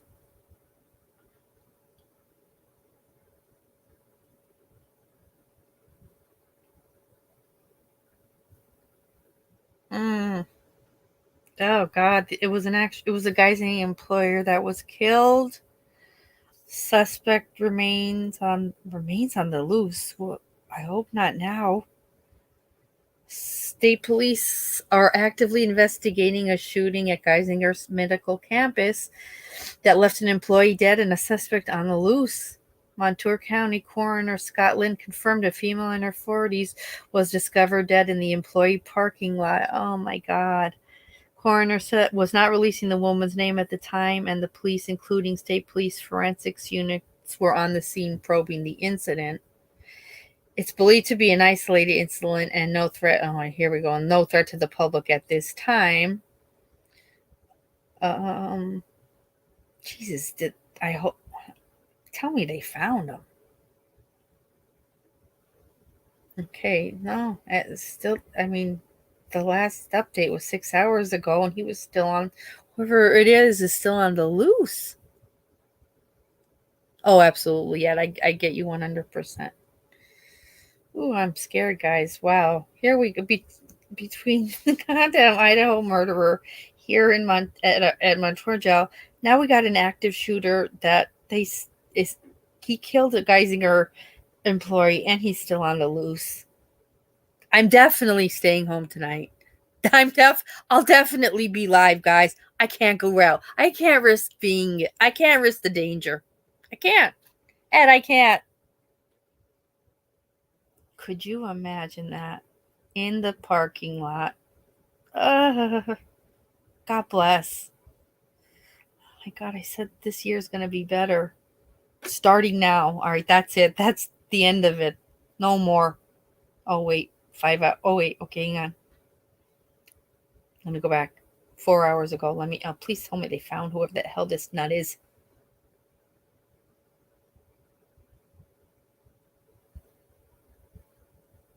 Oh, no, he's still on the loose. Okay. Well, guys, any of you live in Pennsylvania near me, in Scranton, near Danville, please stay home because whoever this active shooter was, he's still on the loose. He's still on the effing loose. Dear Lord. Jesus, God bless these people.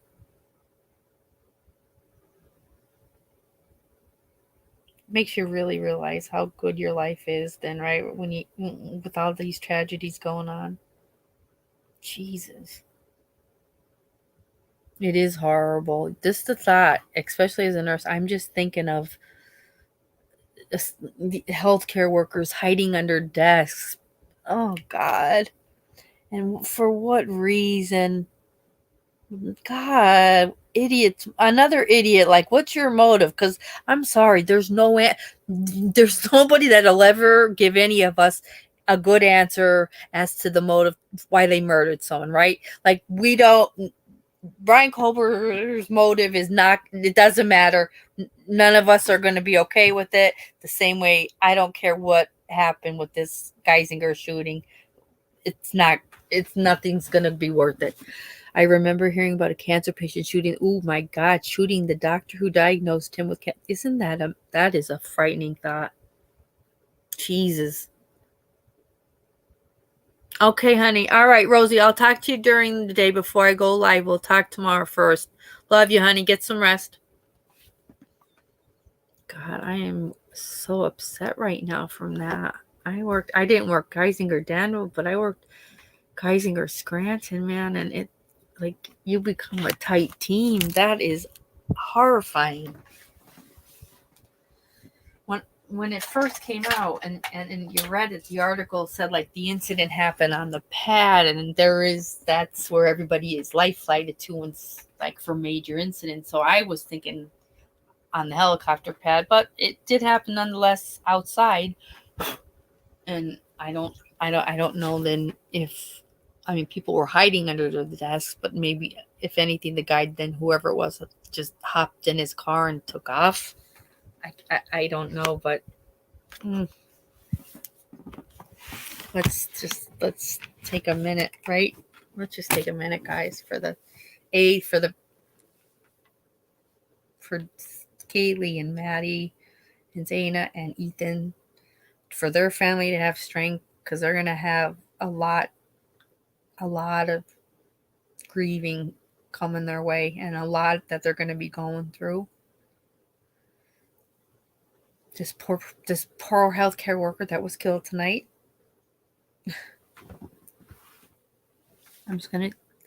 Just 1 minute. Can we have 1 minute of just quiet, guys? Just 1 minute, please. Thank you.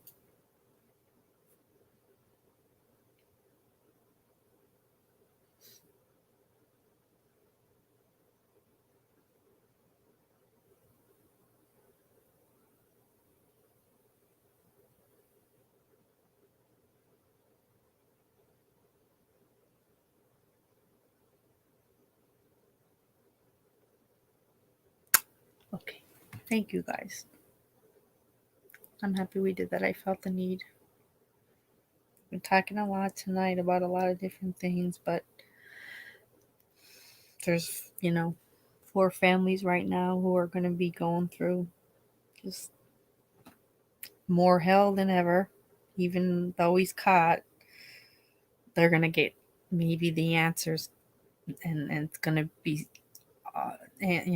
whether they want the answers or not, it's going to be things that I'm sure they wish they didn't hear. And once you hear it, you can't not hear it. So I pray for their strength. I really pray for their strength.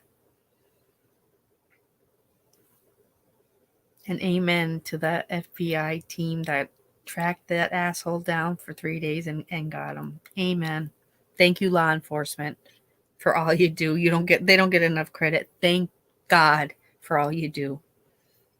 Because we were all starting to be a little concerned that this was going to go cold. So amen to our legals. Amen.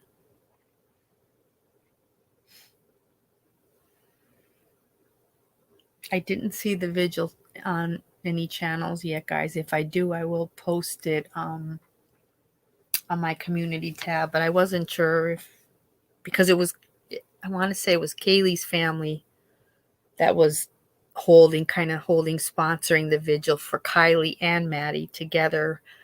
So I don't know if it was outside, like an outdoor candle, or if it was just something indoor private. I have not seen one channel yet, but we've been on here for a couple hours, so I only just kind of went through real quick. I have not seen any channel yet that showed that. Every channel is just like what we know about the suspect, and then a couple channels are now starting to talk about Bryan Laundrie's mother offered a shovel to bring to Bryan to bury Gabby. So yeah, we're gonna hear some pretty gruesome shit tomorrow.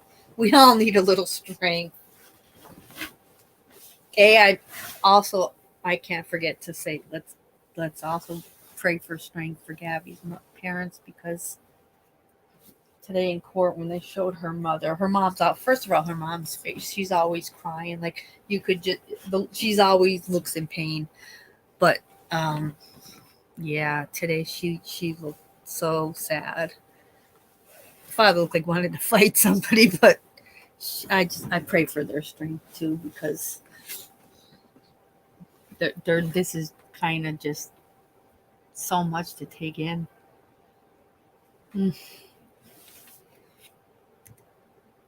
I don't know, guys. 2023, please be good to us. I'm gonna write that down so it manifests.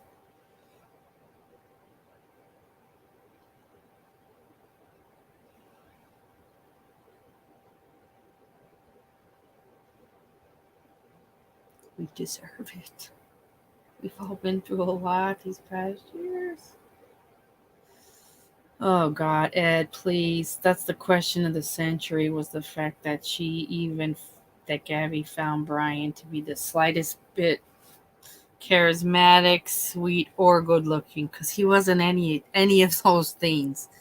The only thing I can make of it is, she suffered tremendous anxiety, and she was slightly agoraphobic. She preferred being inside as to going out. It took a lot for her to go out and to make friends. So I don't know if she saw him as kind of like her counterpart and he got her because he was such a misfit. But God, was she such a bright, beautiful girl, and he was such a dark jackass. I'll never understand that. And then when he's moving for her to pick up and to move with them, like God, she I don't know. She obviously loved him. Her father didn't, but she did. So I don't know. And when did it all change for him that though he loved her so much I'm gonna have to kill her? Like what happened? That's my whole thing, is like we never got a discovery on Gabby's case. Why? Like, will we ever? Because I truly want to see. I want to see forensics. I want to see text. I want to see anything on the computer. I want to see anything text-wise, the phones. And I don't know if if we'll ever get that.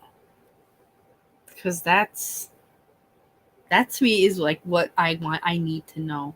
Like, I don't know. And for him to have told his mom, I killed her, like, but why? Like, what happened that made you so mad? And when did you kill her? What day did you, like, we don't know those certain things. And they're like, they kind of, when they just said, oh yeah, he killed her, it was in the notebook that we found, that kind of like was like, what? And now we're done? So yeah, she was such a beautiful girl, but yeah, she was definitely she had a lot of shortcomings with herself. So I do think that's why she was with him. I don't think she thought she deserved better.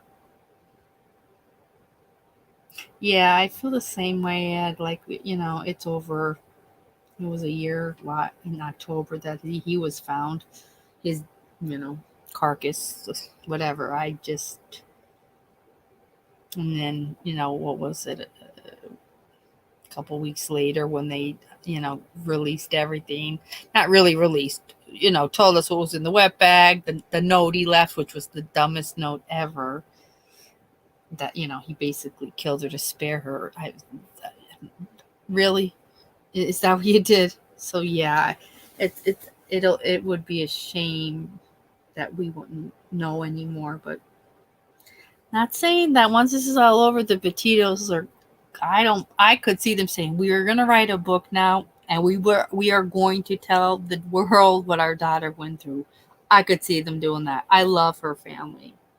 I absolutely adore her family, and they aren't afraid of anything. Like, they're going to get justice.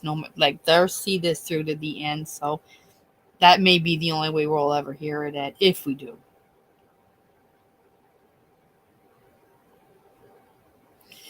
Yeah, and like Gabby, and that was the whole thing though. Like, she didn't even he didn't date and she didn't date. So like I said, I don't know if they kind of felt like, oh, this, like, I found my person, because I'm socially misfit, and I don't like, I'm uncomfortable in crowds and stuff.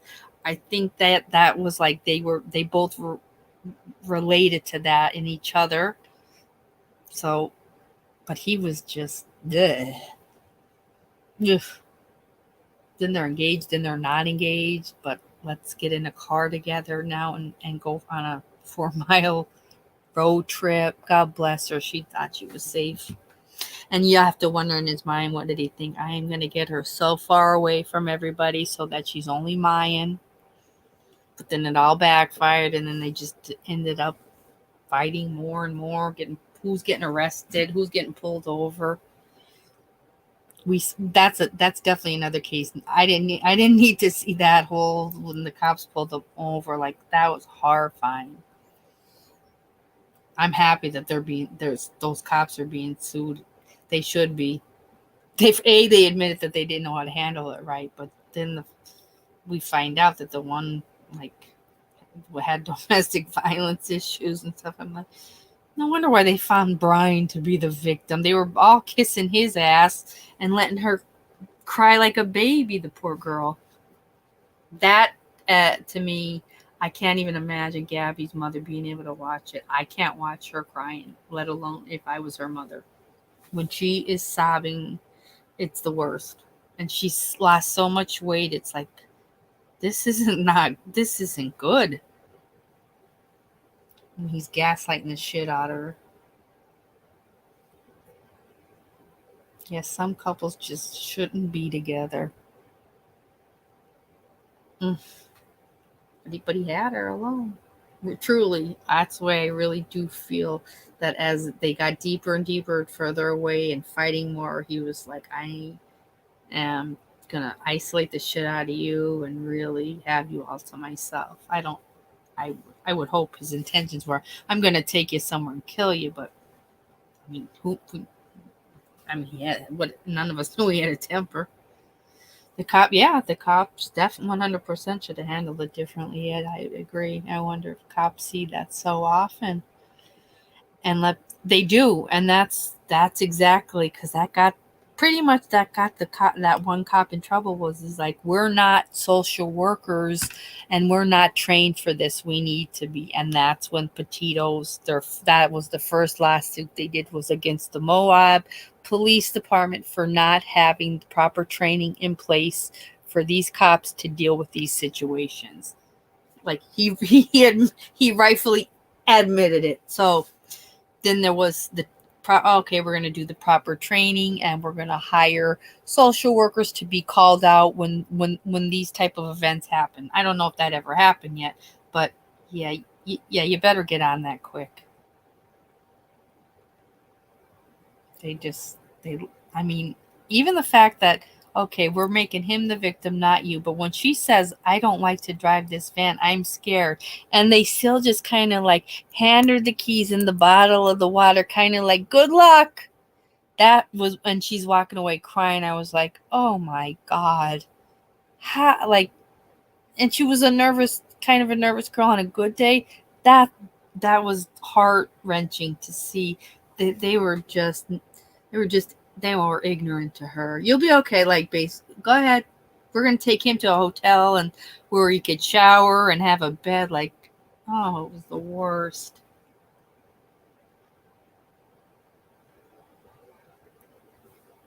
I would hope that a lot of changes will be made since then. There needs to be part of like an entire police force. There should be crisis workers who are also part of the team, because cops don't see those certain signs that crisis workers are trained to see. So it so easily could have been prevented. She would have probably been safer had they arrested her. I know. No, we're not going to take you anywhere. You can go right now. You can go in the van now wherever you want. You're in the middle of the desert, but here you go. Here's your keys that you said you don't drive this van and you're scared, but here you go. But we're going to keep him safe, and we're even going to pay for the hotel we're going to put him in. Oh my God. And so that's another thing. Where did she go that night? We don't know that. Or did they meet back up that night? Like, we have no idea where she went that night. Did he really, where did he go? Did he go to that? Remember, then somebody saw him in a bar. Like, there's so many things that we like you said, probably won't ever know, unfortunately.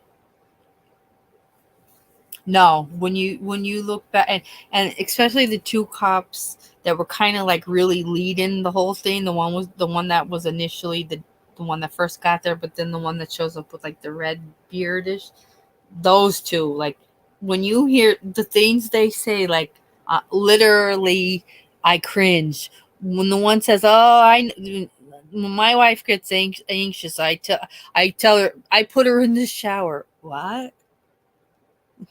What do you do? Do do you waterboard? Are you waterboarding her when she gets things? When you notice her getting anxious, you shove her in the shower. You just said that out loud. So he says that, yeah, the one driving is basically kissing his ass all the way to the hotel, telling him the different tourist spots that he must make sure you still hit up. Like, excuse me, excuse me. These two both admitted to hitting each other, but this one's letting him know he waterboards his wife when she gets anxious. And this other asshole, I think, kind of likes Bryan and is giving him the best tourist spots to make sure he still hits up. Like, and Gabby walked away crying and said, I don't like to drive this van," and no one cared. And the only body cam that they don't let us hear is the female ranger that they call to be there for Gabby. That's the only body cam that they left out. Hopefully it's because she probably said, like, leave this animal, you got to get out of this isn't safe. But for whatever reason, that body cam was never publicly given out.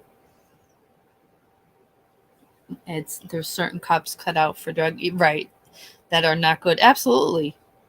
100%. I mean, and what, these are two or three, they're mainly rangers, right? They're just dealing maybe with some disorderly incidents that are happening within the park. Nothing major, right? They're definitely not capable or competent for what was going on that day.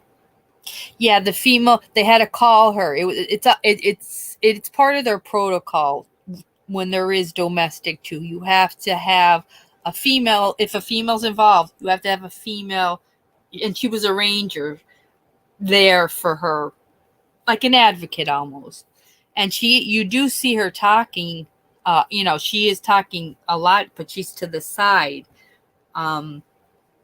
And they keep putting her to the side when they go over to talk to her. She has to like keep moving out of the way, especially for the cop with the red beard.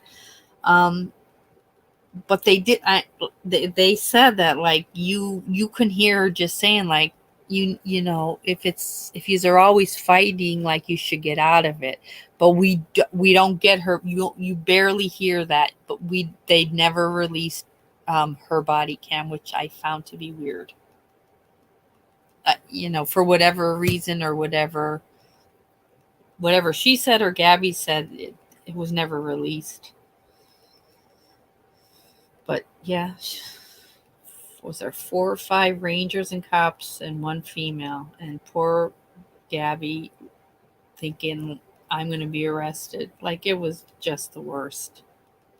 It was the worst ever to see. And her mother also said, when I watch that, I want to jump through the TV and just grab her and hug her. Ugh.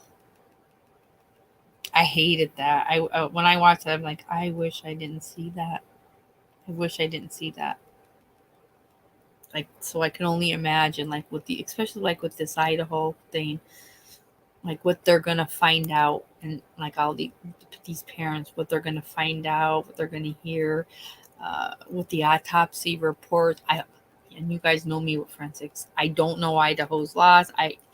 They're adults. I don't know if I hope the autopsy reports would respectfully be released. I don't know, but the families will know. I mean, I can't imagine how horrifying it'll be, but as a nurse, I really do want to read, especially Kaylee's, for what the father said. Just like, basically,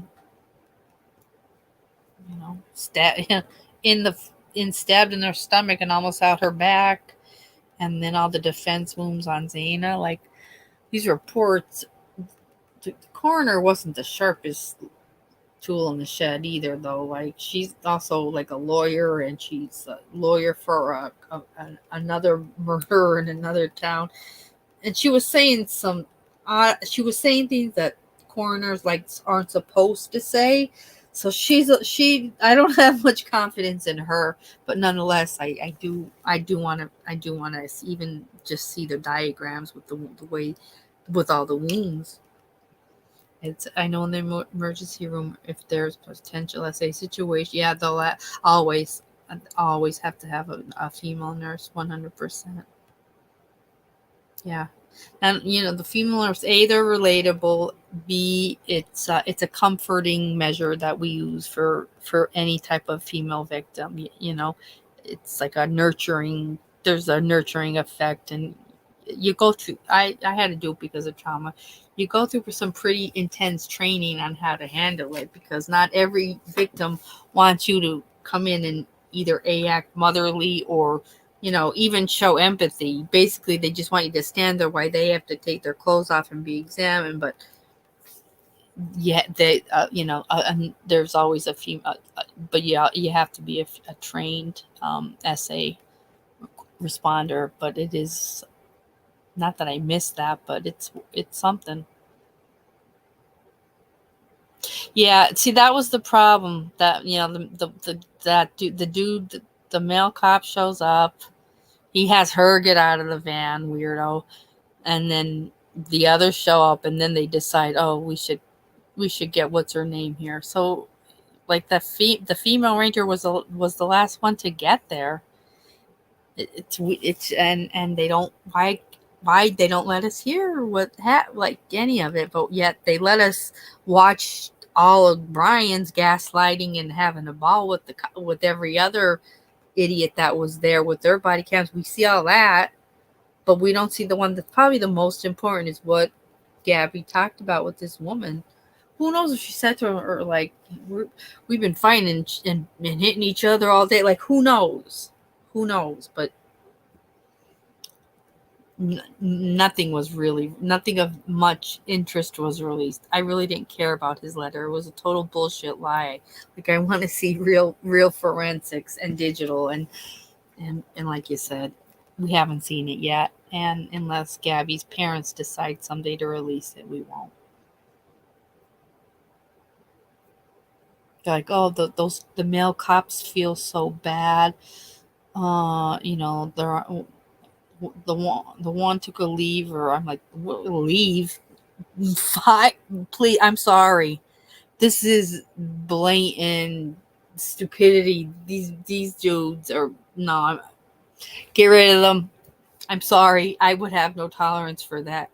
Even just down to the basic, you had someone that was also, whether she hit him first or not, you notice that her face has a mark on it. He hit her. She tells you, I'm afraid to drive this van. I don't drive it. I'm scared. And you still let her walk away upset, knowing she's going to drive in a town that she doesn't know. You really don't deserve to be on our force. But they were given a leave, and I don't know now. If they, since all this has happened with the lawsuits, I would imagine they've probably been let go. Yeah, I mean, Gabby's mother said that did it for her. She said that video brought me to my knees when I saw my daughter sobbing. I wanted to jump through the TV and just hug her and tell her everything will be all right. It's a weird state, Wyoming. They only, the autopsy release was minimal. That's their law. So unless Gabby's parents decide what they want to talk about, we're not going to get anything. The van was taken in Florida. Forensics was FBI Florida. They haven't said anything. So I don't, like you said it, we're not, legal wise, I think they're done with what they've told us, other than now with all this, with this now, with the letter and Roberta, offering to bring him a shovel. It may get pretty interesting. And supposedly, they returned the letter then to Bertolino this summer, but I can't remember if they also said the Bertolino knew, like, immediately that he killed her. I can't remember that part, because I was kind of watching it like, is this really happening? How, what, like, when it rains, it pours with true crime. Like when Kaylee died, and then there was that whole thing with Adventures with Purpose. Then all of a sudden, like, the Delphi murderers caught, like, it's like you wonder, like, oh, like, it's like one thing leads to another, so then we're distracted from what we were first, like, almost focusing on. Everything gets lost in the shuffle, and I would just hope the Idaho and especially Gabby, these were the two that I couldn't stop. I was obsessed. I really just could not get over Gabby. And then with these 4 students, I was just in awe that someone could do that and get in and out of the house. So that one drives me nuts. And also the one, and I don't know if anybody else, me and Melissa were following her, and we're kind of upset with the whole Debbie Collier, that older woman, and from, like, someone setting her on fire till she killed herself, and there were, she was taking pills. Really? I'm no discovery, nothing on it. I need to see her autopsy, and I'd like to see her toxicology, because I'm sorry, the woman was saying crazy stuff, texting the daughter, they won't let me go. Like, no, I just think there's more to it. I don't think that woman killed herself. And if I was going to kill myself, I certainly wasn't going to light myself on fire. Would I say there was obviously no chance of Abby getting on a plane in Wyoming and flying home, although it's irrelevant. No, but here's the thing, Ed. Gabby didn't get on a plane, but 3 days later, Bryan got on a plane and flew back to Florida to supposedly empty out a storage unit that they had, because they decided they were going to stay on the trip. They were going to continue their trip a little bit longer. So from the 17th to the 23rd, he's in Florida emptying out their storage unit, and she's staying at that, I think it was a Red Roof, or we're at Hampton alone. He took her credit card to go back home. That's when she had to call her father that one night, and he ordered her a pizza. She's alone in a hotel room, and he ordered her a pizza. Meanwhile, Bryan's back in Florida with her credit card, emptying a storage unit, telling his parents, we've decided we're going to extend the trip. And then he comes back on the 23rd, and 3 days later, she's dead. Oh, what's that, Ed? That Jarek Lysick thing with his 13-year-old cousin years ago was never heard of. Which one? Which one didn't you hear of? With Gabby? Are you saying, you mean Gary? Gabby? You heard of Gabby, the Gabby Petito case, right? No, which one didn't you hear of?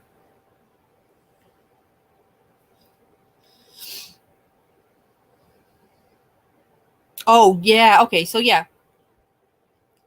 What I'm just saying is everything happened with Adventures with Purpose comes to town.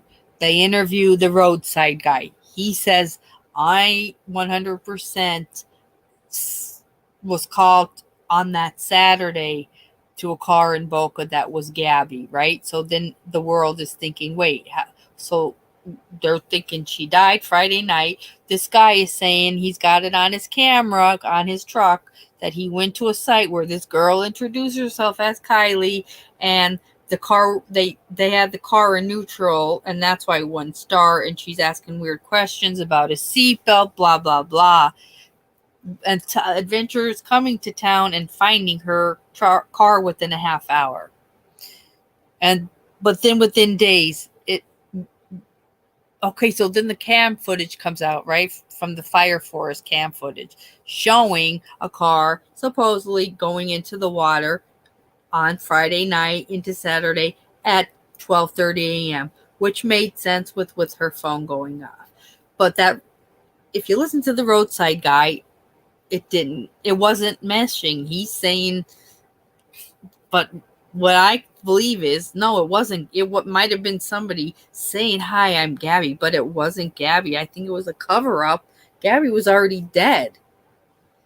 He said, but it doesn't matter. We have my tapes on my on all our vehicles that I handed over to my company. Then his company's like, no, we don't.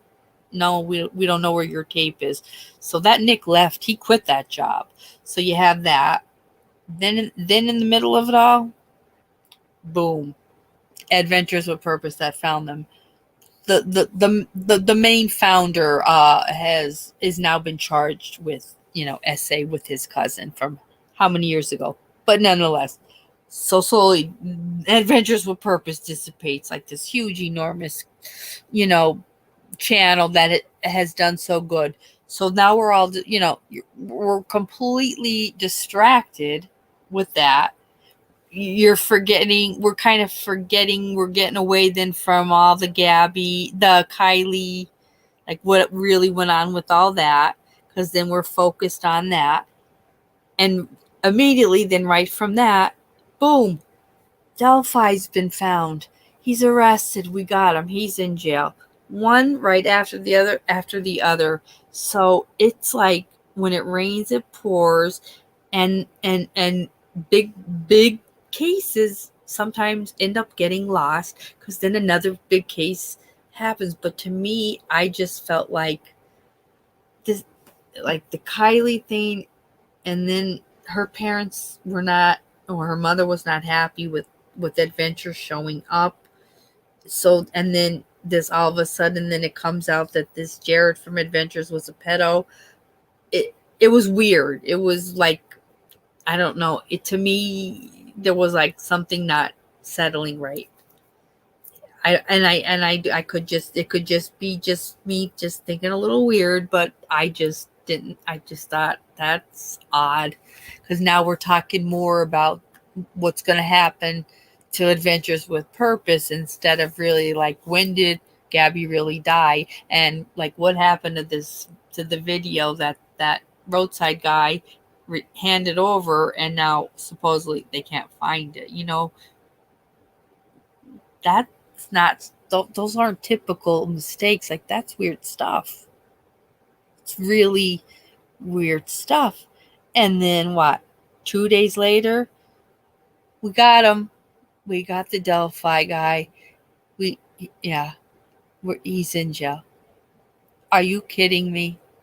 Within a 2-week span, all of a sudden now, 3 major cases have gone through, like, insanity. So that's how it ends. Then everybody then is focused on all the Delphi thing. Did he do it alone? What's happening? What's going to happen? He's like, Kaylee. We stopped talking about Kaylee. We even then slowly stopped talking about Adventures with Purpose, because then we're all like waiting now for this Delphi idiot's trial, arraignment, whatever, which isn't until February.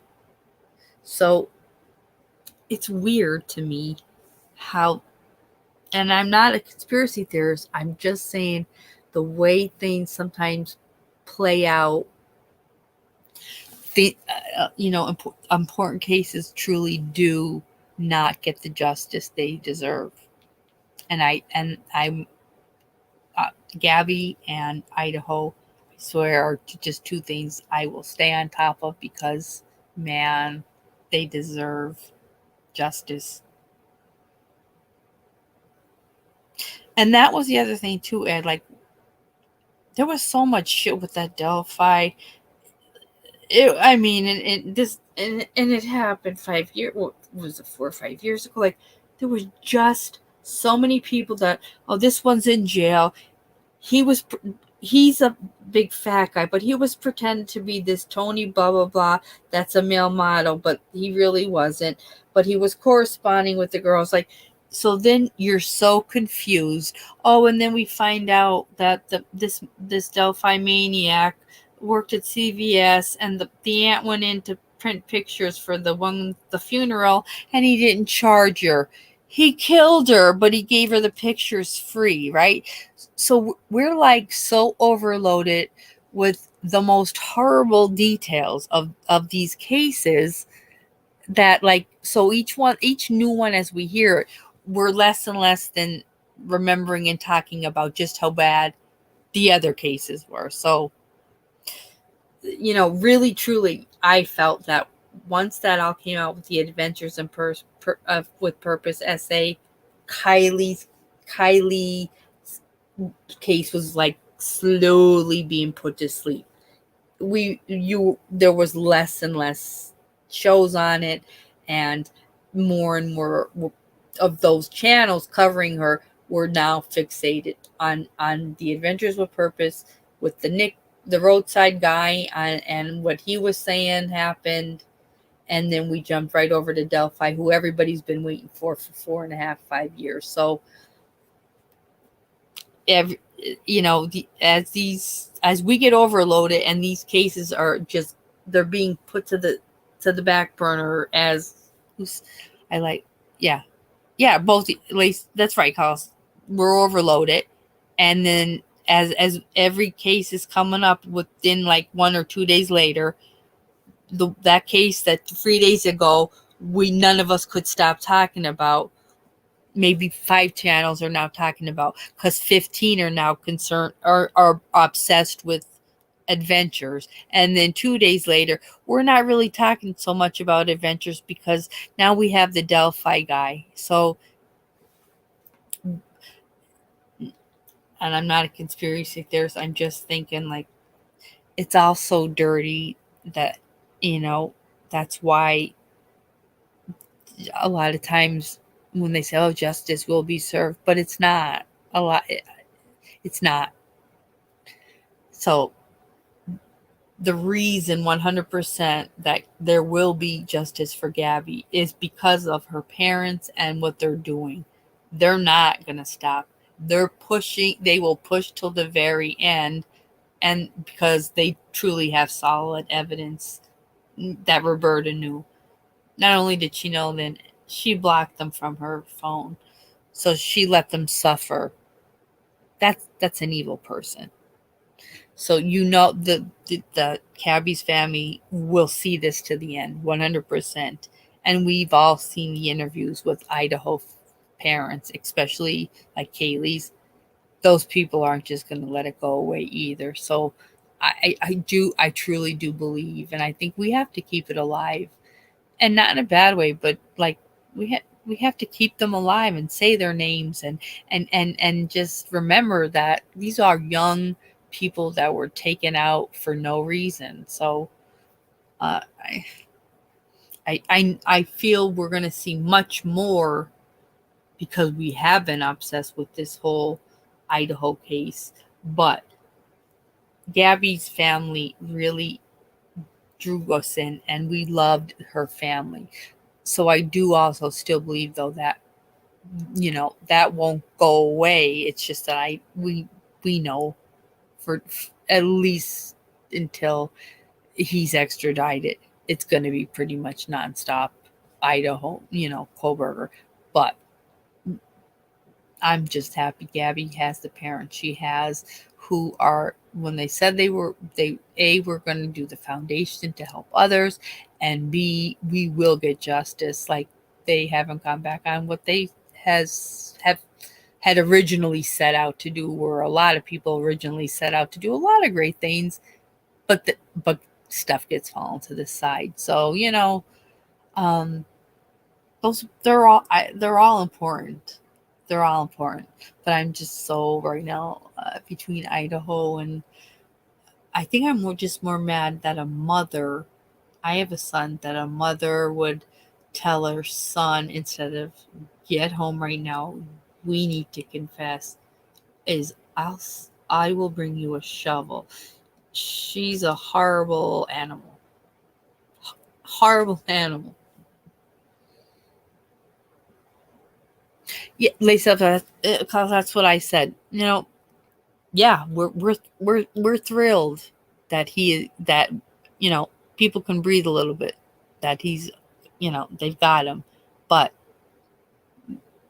I have literally written down a list of the questions that we want to know, and we were all talking about earlier. It's like, what's Kohberger gonna do though? Because Idaho is a death penalty state. Is he gonna do the old Chris Watts plea deal? Because if he does, here we go. 5 years later, just like we're still talking about Watts, we're gonna please still be talking then about the Idaho murderer? Because if he makes a plea deal, our questions won't be answered. The other is, okay, yeah, I do want a trial because I want the questions answered. But then you think of the family, they'll go through hell. But I also don't think that we've seen these families, and these are tough ass families who want answers. So I really don't see this family just being okay with a plea deal. Like, Shanann's mother was like, no death penalty. We're fine with the plea deal. That was their son-in-law. This dude is a complete stranger that bludgeoned these 4 young, vibrant people that had their whole life ahead of them. These families, I truly do believe, will have no problem with the trial, and I think would probably go ballistic if it was like a plea. Oh, we got a plea deal. I cannot imagine any of them being okay with that. So let's hope that that's what will happen. That this scumbag. We shouldn't even, I hate the fact that we plea bargain with convicts. No, we shouldn't. It's disgusting. We shouldn't. And I truly hope that this dude ends up in a courtroom, and these families, it's the only way there will be true closure. A plea deal doesn't bring anything but an ending to the whole shit show. But there's way too much, and these especially, like I said, Kaylee's parents they're hot-headed people. I can't see them agreeing to, oh yeah, you know what, we don't need that trial. We're we've been through enough. No, they'll be like, when is it? And we'll be there. It's that I have a lot more respect for Chris Watts' family than it's the Laundries. It's almost as if, well, they are. That's what they said on that report today. So A, he let you know that he killed her. B, you let him know, if you decide you want to bury her, I will bring you a shovel. And that's the letter where on the outside of the envelope said burn after reading, but they never told us what was inside the envelope. Well, that now we find out today that's what was inside it. And then we also find out she then, not only knowing this, puts her family through the most horrific grief by blocking them from their phones, not answering their doors, taking him camping, knowing Gabby's dead somewhere. Roberta needs to go away. Roberta needs to go away. And I don't know, like, if with this civil case they're suing for a huge amount of money. I don't know how this works now with this coming out, like how it happens. Like does a jury now need to be? I'm not sure how it's going to work, but we all know the Petito families, and what we do know is, believe me when I tell you, whatever trial needs to happen for Roberta to do what time she should have coming to her, they will follow through on it all. So that's a blessing. To me, that's a blessing. Yeah. Oh, Ed, please. That I'm gonna when we go live tomorrow. I'll pull out that report, especially on that FBI ex agent, on him with his criminology PhD, and then posting for volunteers for the creepiest research project that I've ever heard of, ever. The craziest things that he wanted people that were in trouble, convicts, even if you weren't arraigned or arrested, I'll still accept you. And if you wanted any time to get out of the program, you're allowed. I'm like, because that sounds normal. So that's what that was his latest project that he's been working on. So this dude basically has been going to college to learn how to get away with murder. You have a PhD in criminology. You know the tricks. You know what to say, what not to say. You know what the other side's trying to listen to what you're saying that they can nail you on. So we don't know, how manipulative he's going to be, if he's going to, as a criminology, major, know his rights and say, I plead the fifth on that, or I can't recall. Like, I hope they have a stack of DNA that we don't need you to even say a word.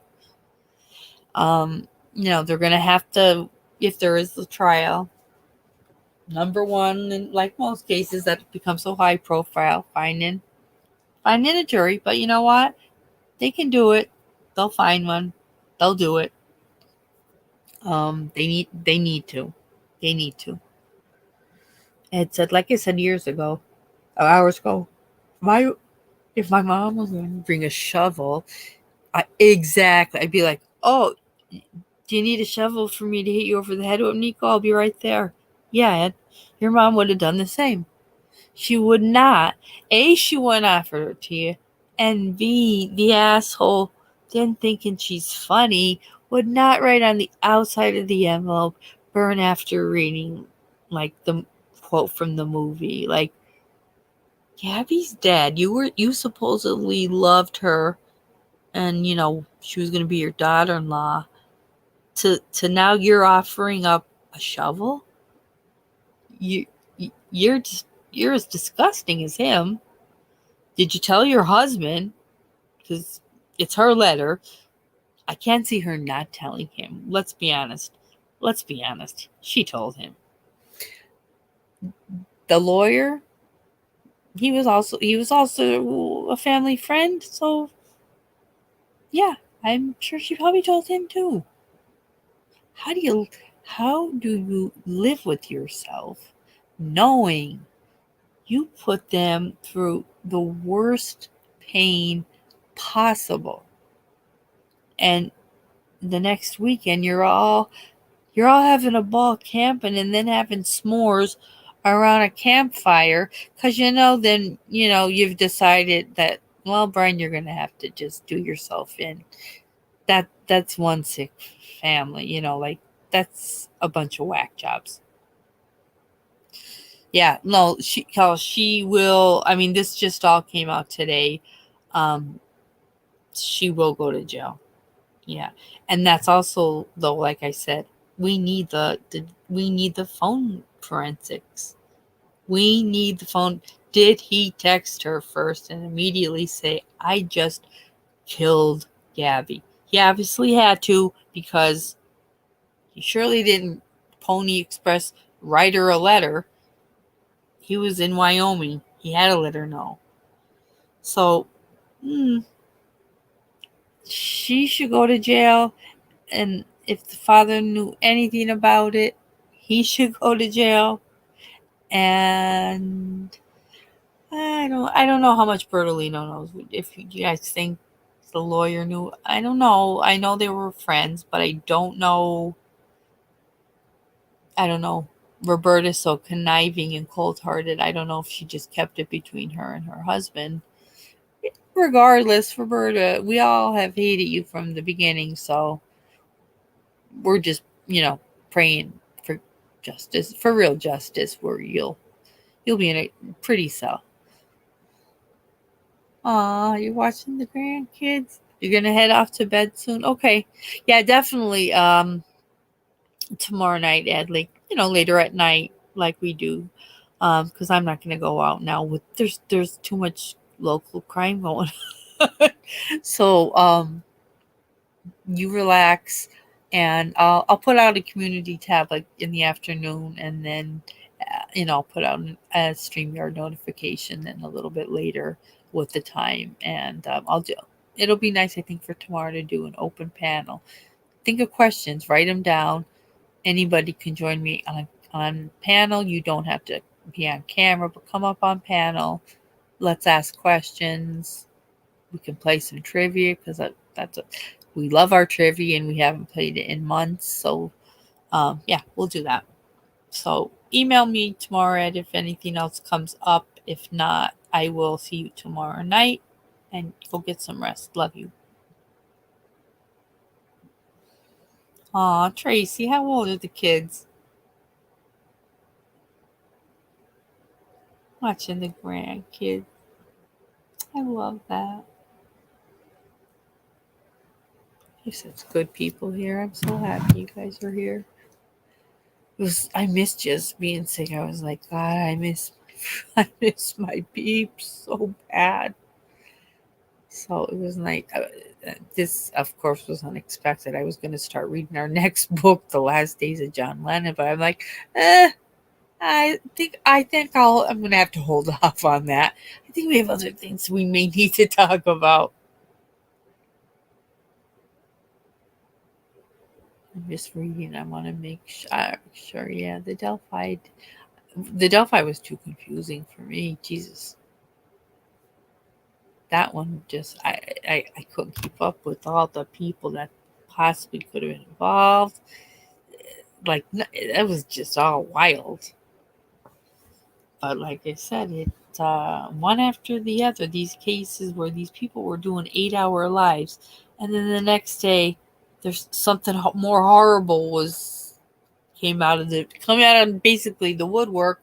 So yeah, Kylie's dead, but can we talk now about Jared being an SA? So that you saw the patterns, and then when Delphi was arrested, I'm like, what's happening here? Like who's paying off who to get attention off of, I don't know which one, Kylie's case, Adventure's case. Like, it just seemed so like planned for us to be distracted. And then this, we have four students murdered. Took over a month. They did get them. Then 2 hours later, breaking news: Roberta Laundrie knew Bryan killed Gabby and offered to send him a shovel. Oh, it's like, oh God! Like not that I was hooked on Gabby's, but I'm like, I could catch up. I need right now. This is like real time what's happening in Idaho. So I'm gonna focus on that. I'll end trivia really, so we can also have a good night. I know I've missed you so much, Carlos. I'm so happy you're here. Oh, Tracy, did I give a good advice? Thank you. I forget what the hell I'm talking about. There's been so much damn murder lately. It boggles my mind how anybody like a Roberta, who, according to his sister, we loved her, and she was gonna be my mom's daughter-in-law. Stop talking out of your ass. Your mom would not have said, I'll send you, like, good old Sonny boy, shovels in the mail. Like, no. Or don't even say when you get home you have to report this. Get them home and have the cops there waiting and let them handle it. Like, if you're that guilty, whatever, let them take it. But They didn't do any of the things that anybody with a heart, soul, or conscience would do. Instead, let's take our boy camping. Fucking idiots. This these people, the Laundries, I mean, really, they could make the lowest of low. They're not victims. He killed himself. Just the lowest of low of all the true crime. Like they're topping a list. They're topping a list. Idaho, they're pretty sure he didn't know them. It is a little bit different, but for Roberta, let Gabby live with him. So I really hope that there is a chance that she will do some kind of time. I mean, they're suing them for, oh God, is it 6,000? I mean, 6 million. Like, I can't remember now. Oh, shit, how much was it? A lot. It's definitely a lot. And whether they get it or not, that's not why. And Joe Petito said, that's not why we're doing it. The truth needs to come out, and they know it. And they have a lawyer who is giving us every excuse in the book. This will not go away. So I really want to say they were already looking into it, like a jury with his, but that was a while ago with Bryan's book. So I'm not sure now that I think of it, where they were at with that. But what does it matter? Because this I hopefully between him, obviously he must have texted her and said I just killed Gabby, or the fact that she sends him and whether it was an email or a letter that says that, I'll send the shovel. You gotta go, lady. You're deviant. And you need to do time. You're out of your effing mind. You need to do time. And she doesn't need to tell on her. That's the thing with being married. Whether she told her husband or not, she doesn't. He won't. He would not. She will. She won't. But that's her husband. She doesn't have to. So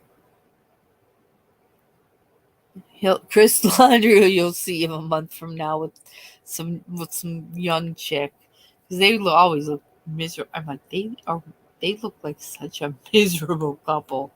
But well, now we know why, because Roberta was walking around with some pretty damning, information that she was withholding. I wouldn't be able to sleep at night. Like I'd be waiting every night. Yep, tonight's the night. They're gonna show up. They'll be here. FBI will be here. So somebody's gonna be here, but she didn't. She was a bitch. They were ignorant. They didn't even want Gabby's pictures or any memorials on their front yard. Like, she lived here with you guys. Why are you so mad at Gabby? Your son killed her, and truly your anger is at Gabby. Oh, to be Gabby's mom, she's so sweet, but she's a little bit more, emotional and reserved. Joe Petito, oh God, I hope there will be, and Joe's pretty good with it, that he'll go on definitely go on somebody's live, maybe like a Chris McDonough or something, and we'll see what he says, because he wasn't going to stop, he said. So this is definitely a start. Definitely a start. And we, in Pennsylvania with the Idaho case, like, we just want him gone. When they're like, oh, I fear what time they announced it. Idaho suspect has, due to suicidal ideations, has been placed on suicide watch. I'm like, give him a rope. Oh my God. We give a shit about him having suicidal thoughts after he had no problem killing 4, young adults. We're gonna spend our taxpayers' money making sure we keep this loon alive. That's the judicial system here. It's alive and well.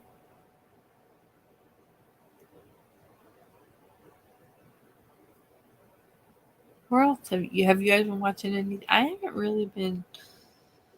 I haven't watched anything actually on at Delphi, or even really, once they find Kylie's car, I was like, all right, I could accept that, whatever.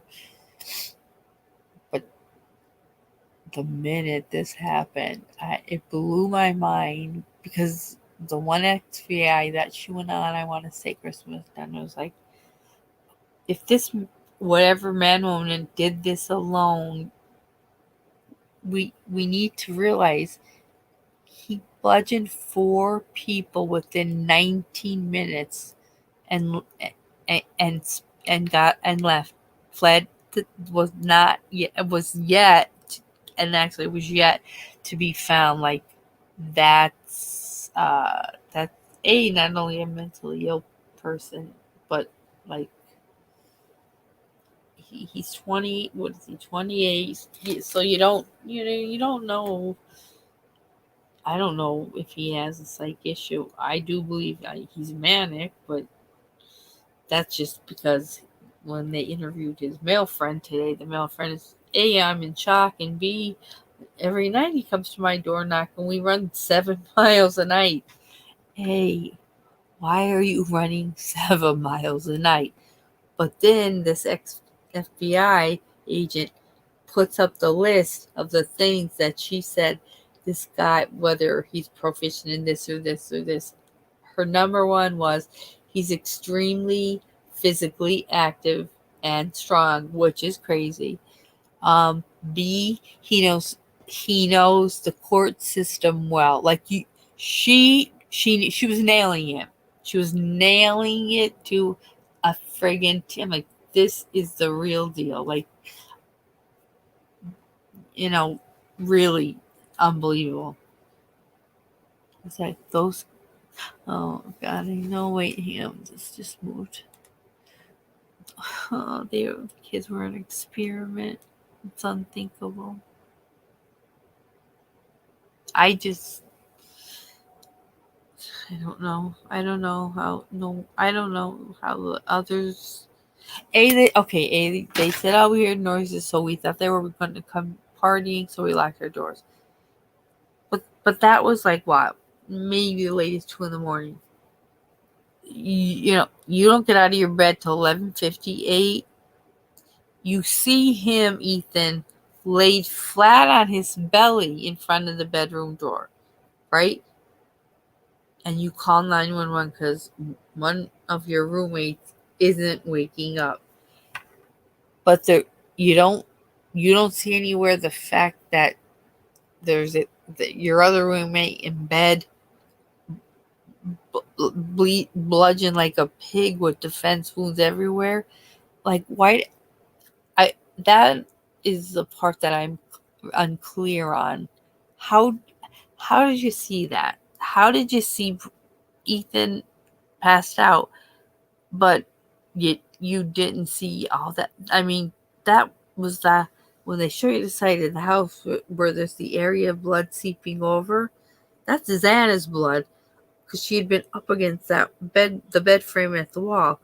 You don't see any of that. That is the only thing. And I'm not, like I said, no way conspiracy theories, but I got questions on that. Like I hope they have to talk to these girls and just truly get hard. They've been treating them with kid gloves, but I think that they should they got to start at least being more aggressive, because you guys were the last to see them.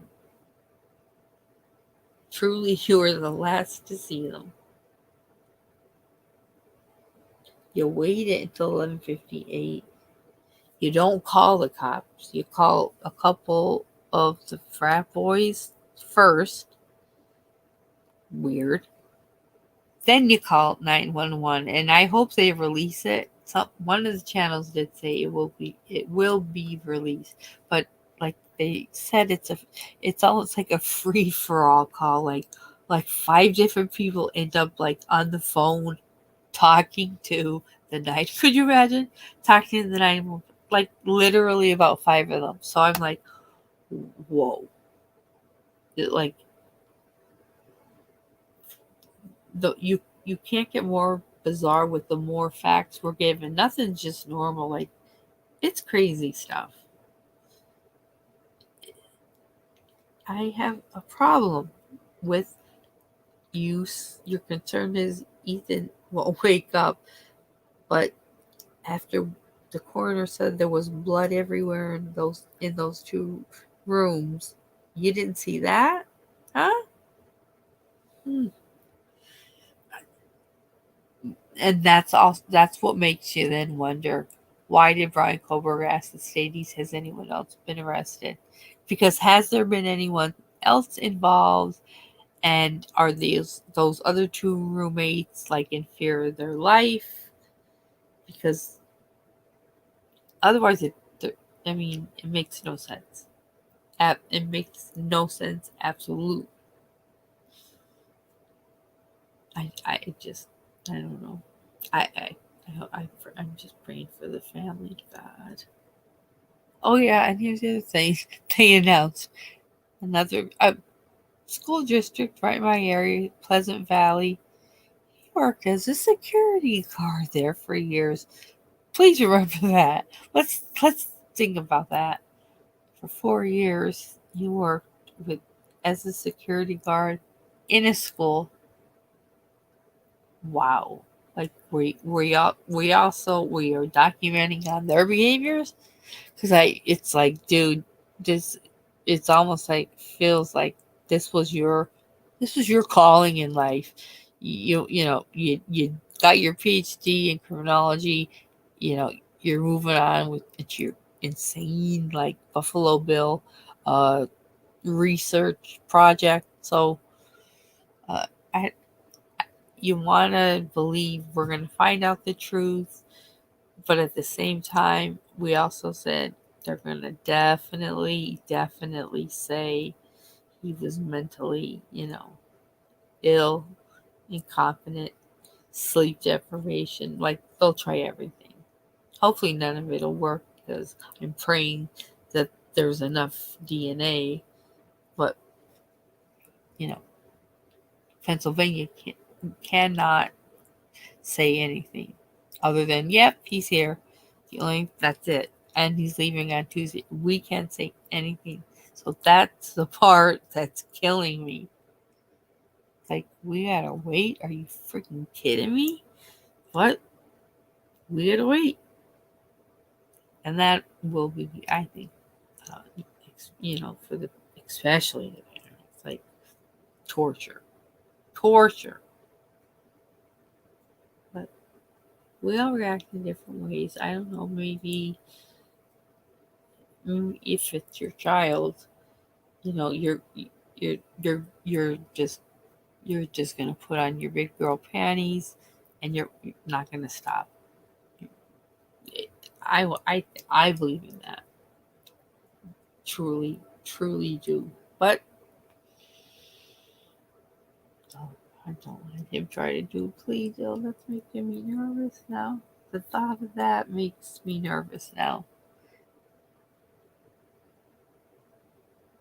they did talk about though, and like it wasn't. It sounded like it wasn't gonna happen, but there were like I don't know. There were some gray areas, and I'm like, oh God, all we want to do is get him out of our state. All he wants to do is not go back to Idaho. He is probably so shit scared of returning, and he should be. But he's 100% probably just shit in his pants. Like, oh no, no, I can't do this. But, oh no, you're gonna do it. You're gonna do it. If anybody comes across anything up, like with the the autopsies, like any news updates, whatever, let me know because I'm gonna have to look up their whole. Oh my God, it's a pain in the ass, but I will look up their guidelines as far as you know just displaying all of the information found, including the autopsies, who determines who has the final say, basically. And I do believe, well, what we saw with the Watts case, because Rourke was running that show and he was a bully, even though he was like pretending he was like asking for the judge's opinion. It really was Rourke who who was calling the shots. Totally. Okay, honey, go. Go, go, go. I'll put out a notification. And if you're not doing anything, we will pick up where we left off. Like I said, think of some questions, and if you want to pop up a panel, we'll do that. Happy New Year and good night. Love you. God, it's 6:42. I don't. How many? How many's left in here? Who's left in here? Let me see here. Oh wait, hang on.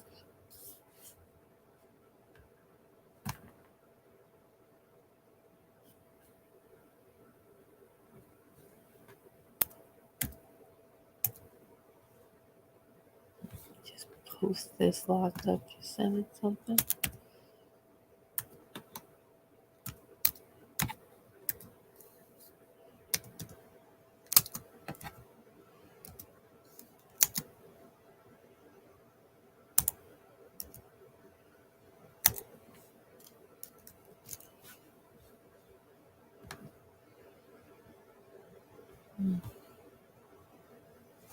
No, no, not all right. Well, I guess what I don't know whatever we know is it until the 3rd. That's gonna make me nuts. Nuts. I need to hear what even some more. Let us know where the dog was. Let us know. Mm, let us hear the 911 tape. Those are the two. That's what I'd ask. If we like, those are major issues that we've all been talking about. So I would hope we get some kind of, I don't know, even if it's basic, just something to keep us, I don't know, on top of it and not losing sight of it. Like it happens past too much.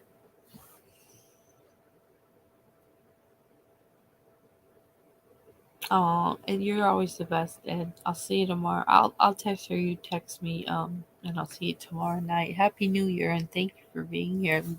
Love you.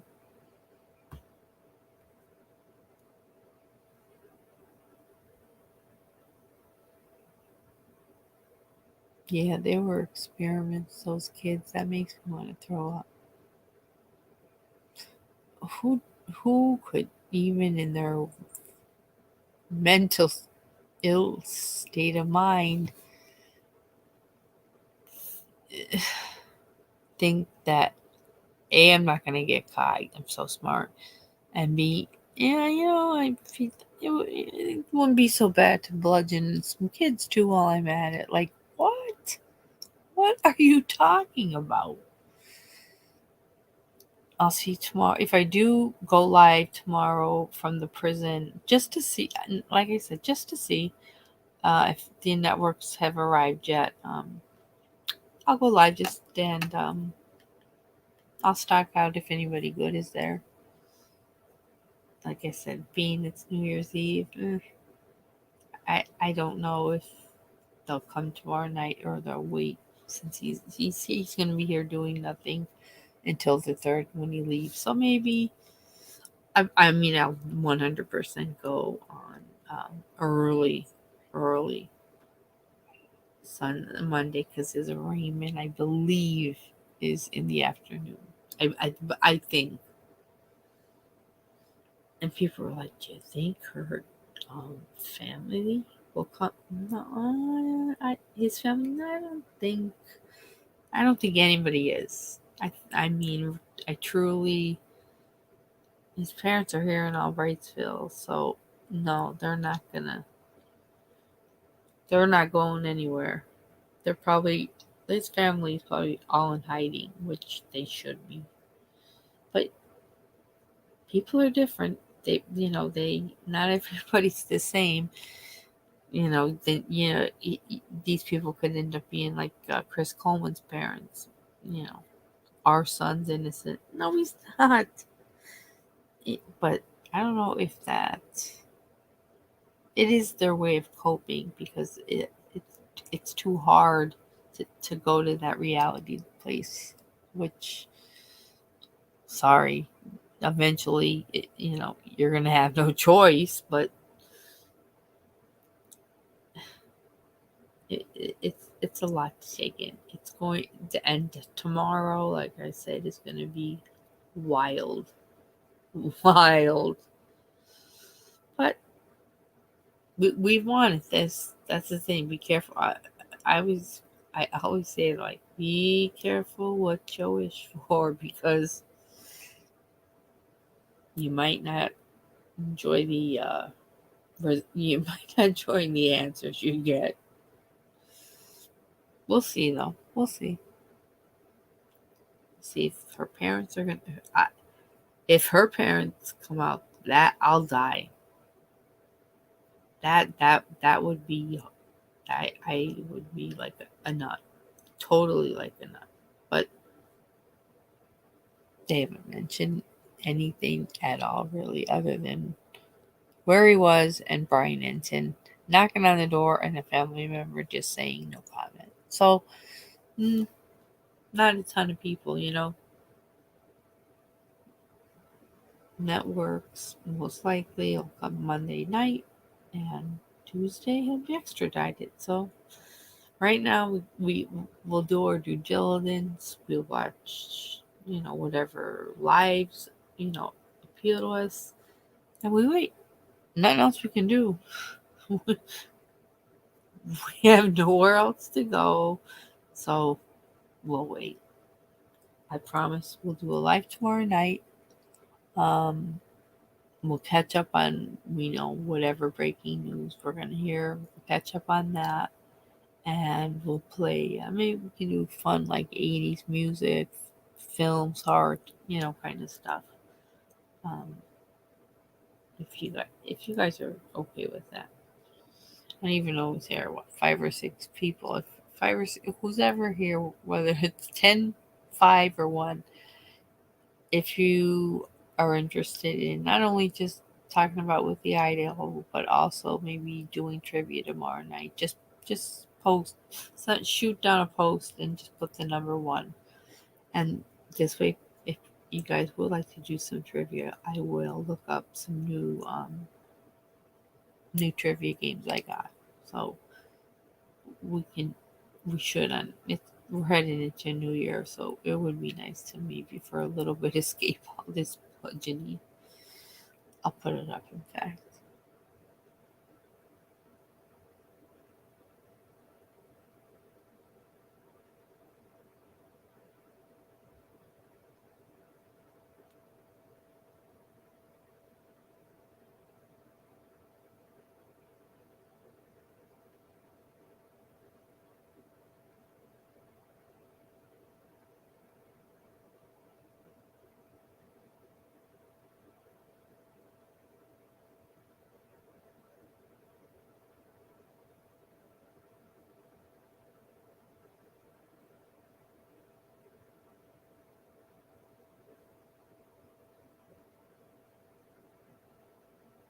Hang on, guys. I'm slow. I'm a slow typer.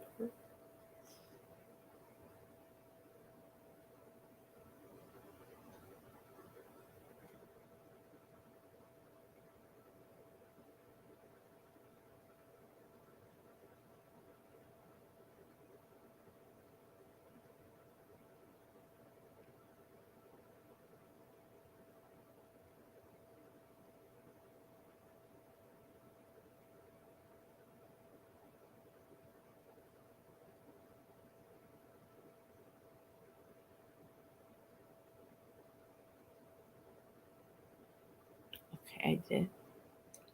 I did.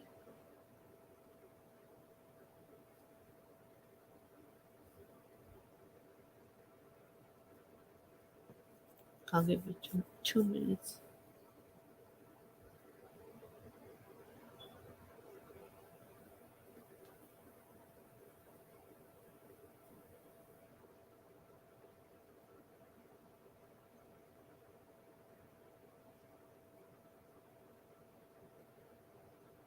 At least I'm sleepy. I'll get some rest. I never sleep. I'm the worst. So I'm happy that we kind of wind it.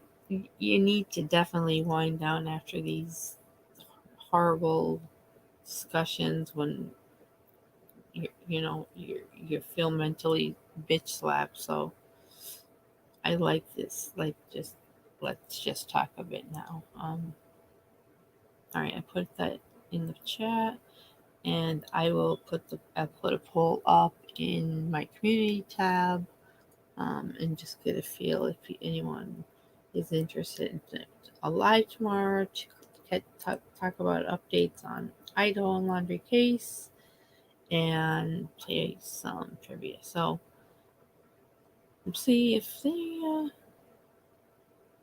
want to do that. I'm 100% all for.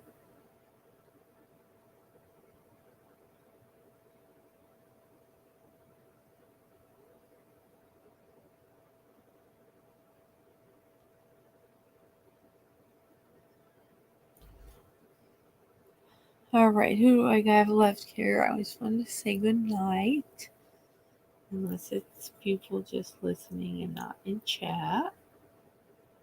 But yeah, anytime you guys want to come up on panel, my email is in my about section. I always get a lot of really great feedback through my email. So please, anything you might be interested in, or if you want to come on a panel, shoot me an email, and then we'll take it from there. All right, guys. Well, I guess I'll go because we've been here forever, but it flew by. Thank you, everyone, and I mean that. Like, the guys are just so good. Really, the reason I'm here. Ed, thanks to my Ed. Thank you so much. Lace up, Rosie. You're such dolls. Madonna, adore you. Laced up, you're fantastic with the Halloween for adults. Of course, Ed knows I love him. Laced up, it was fabulous having you here. I had such good people tonight. This was just so good. Okay. All right, so go get some rest, guys. And if you're already now celebrating New Year's, Happy New Year. I'll see you guys back here in a few hours from now tonight. And like I said, email me if there's anything you see that looks interesting that we could pop up on the screen tomorrow. All right, guys. Love you. You guys made me feel so much better since I've been sick. And can't wait to see you tomorrow. So until then, please be safe, stay healthy, and take care of yourselves. All right, guys. Talk to you and see you tomorrow. Good night. Good night, Rosie. Love you. I will call you tomorrow, baby.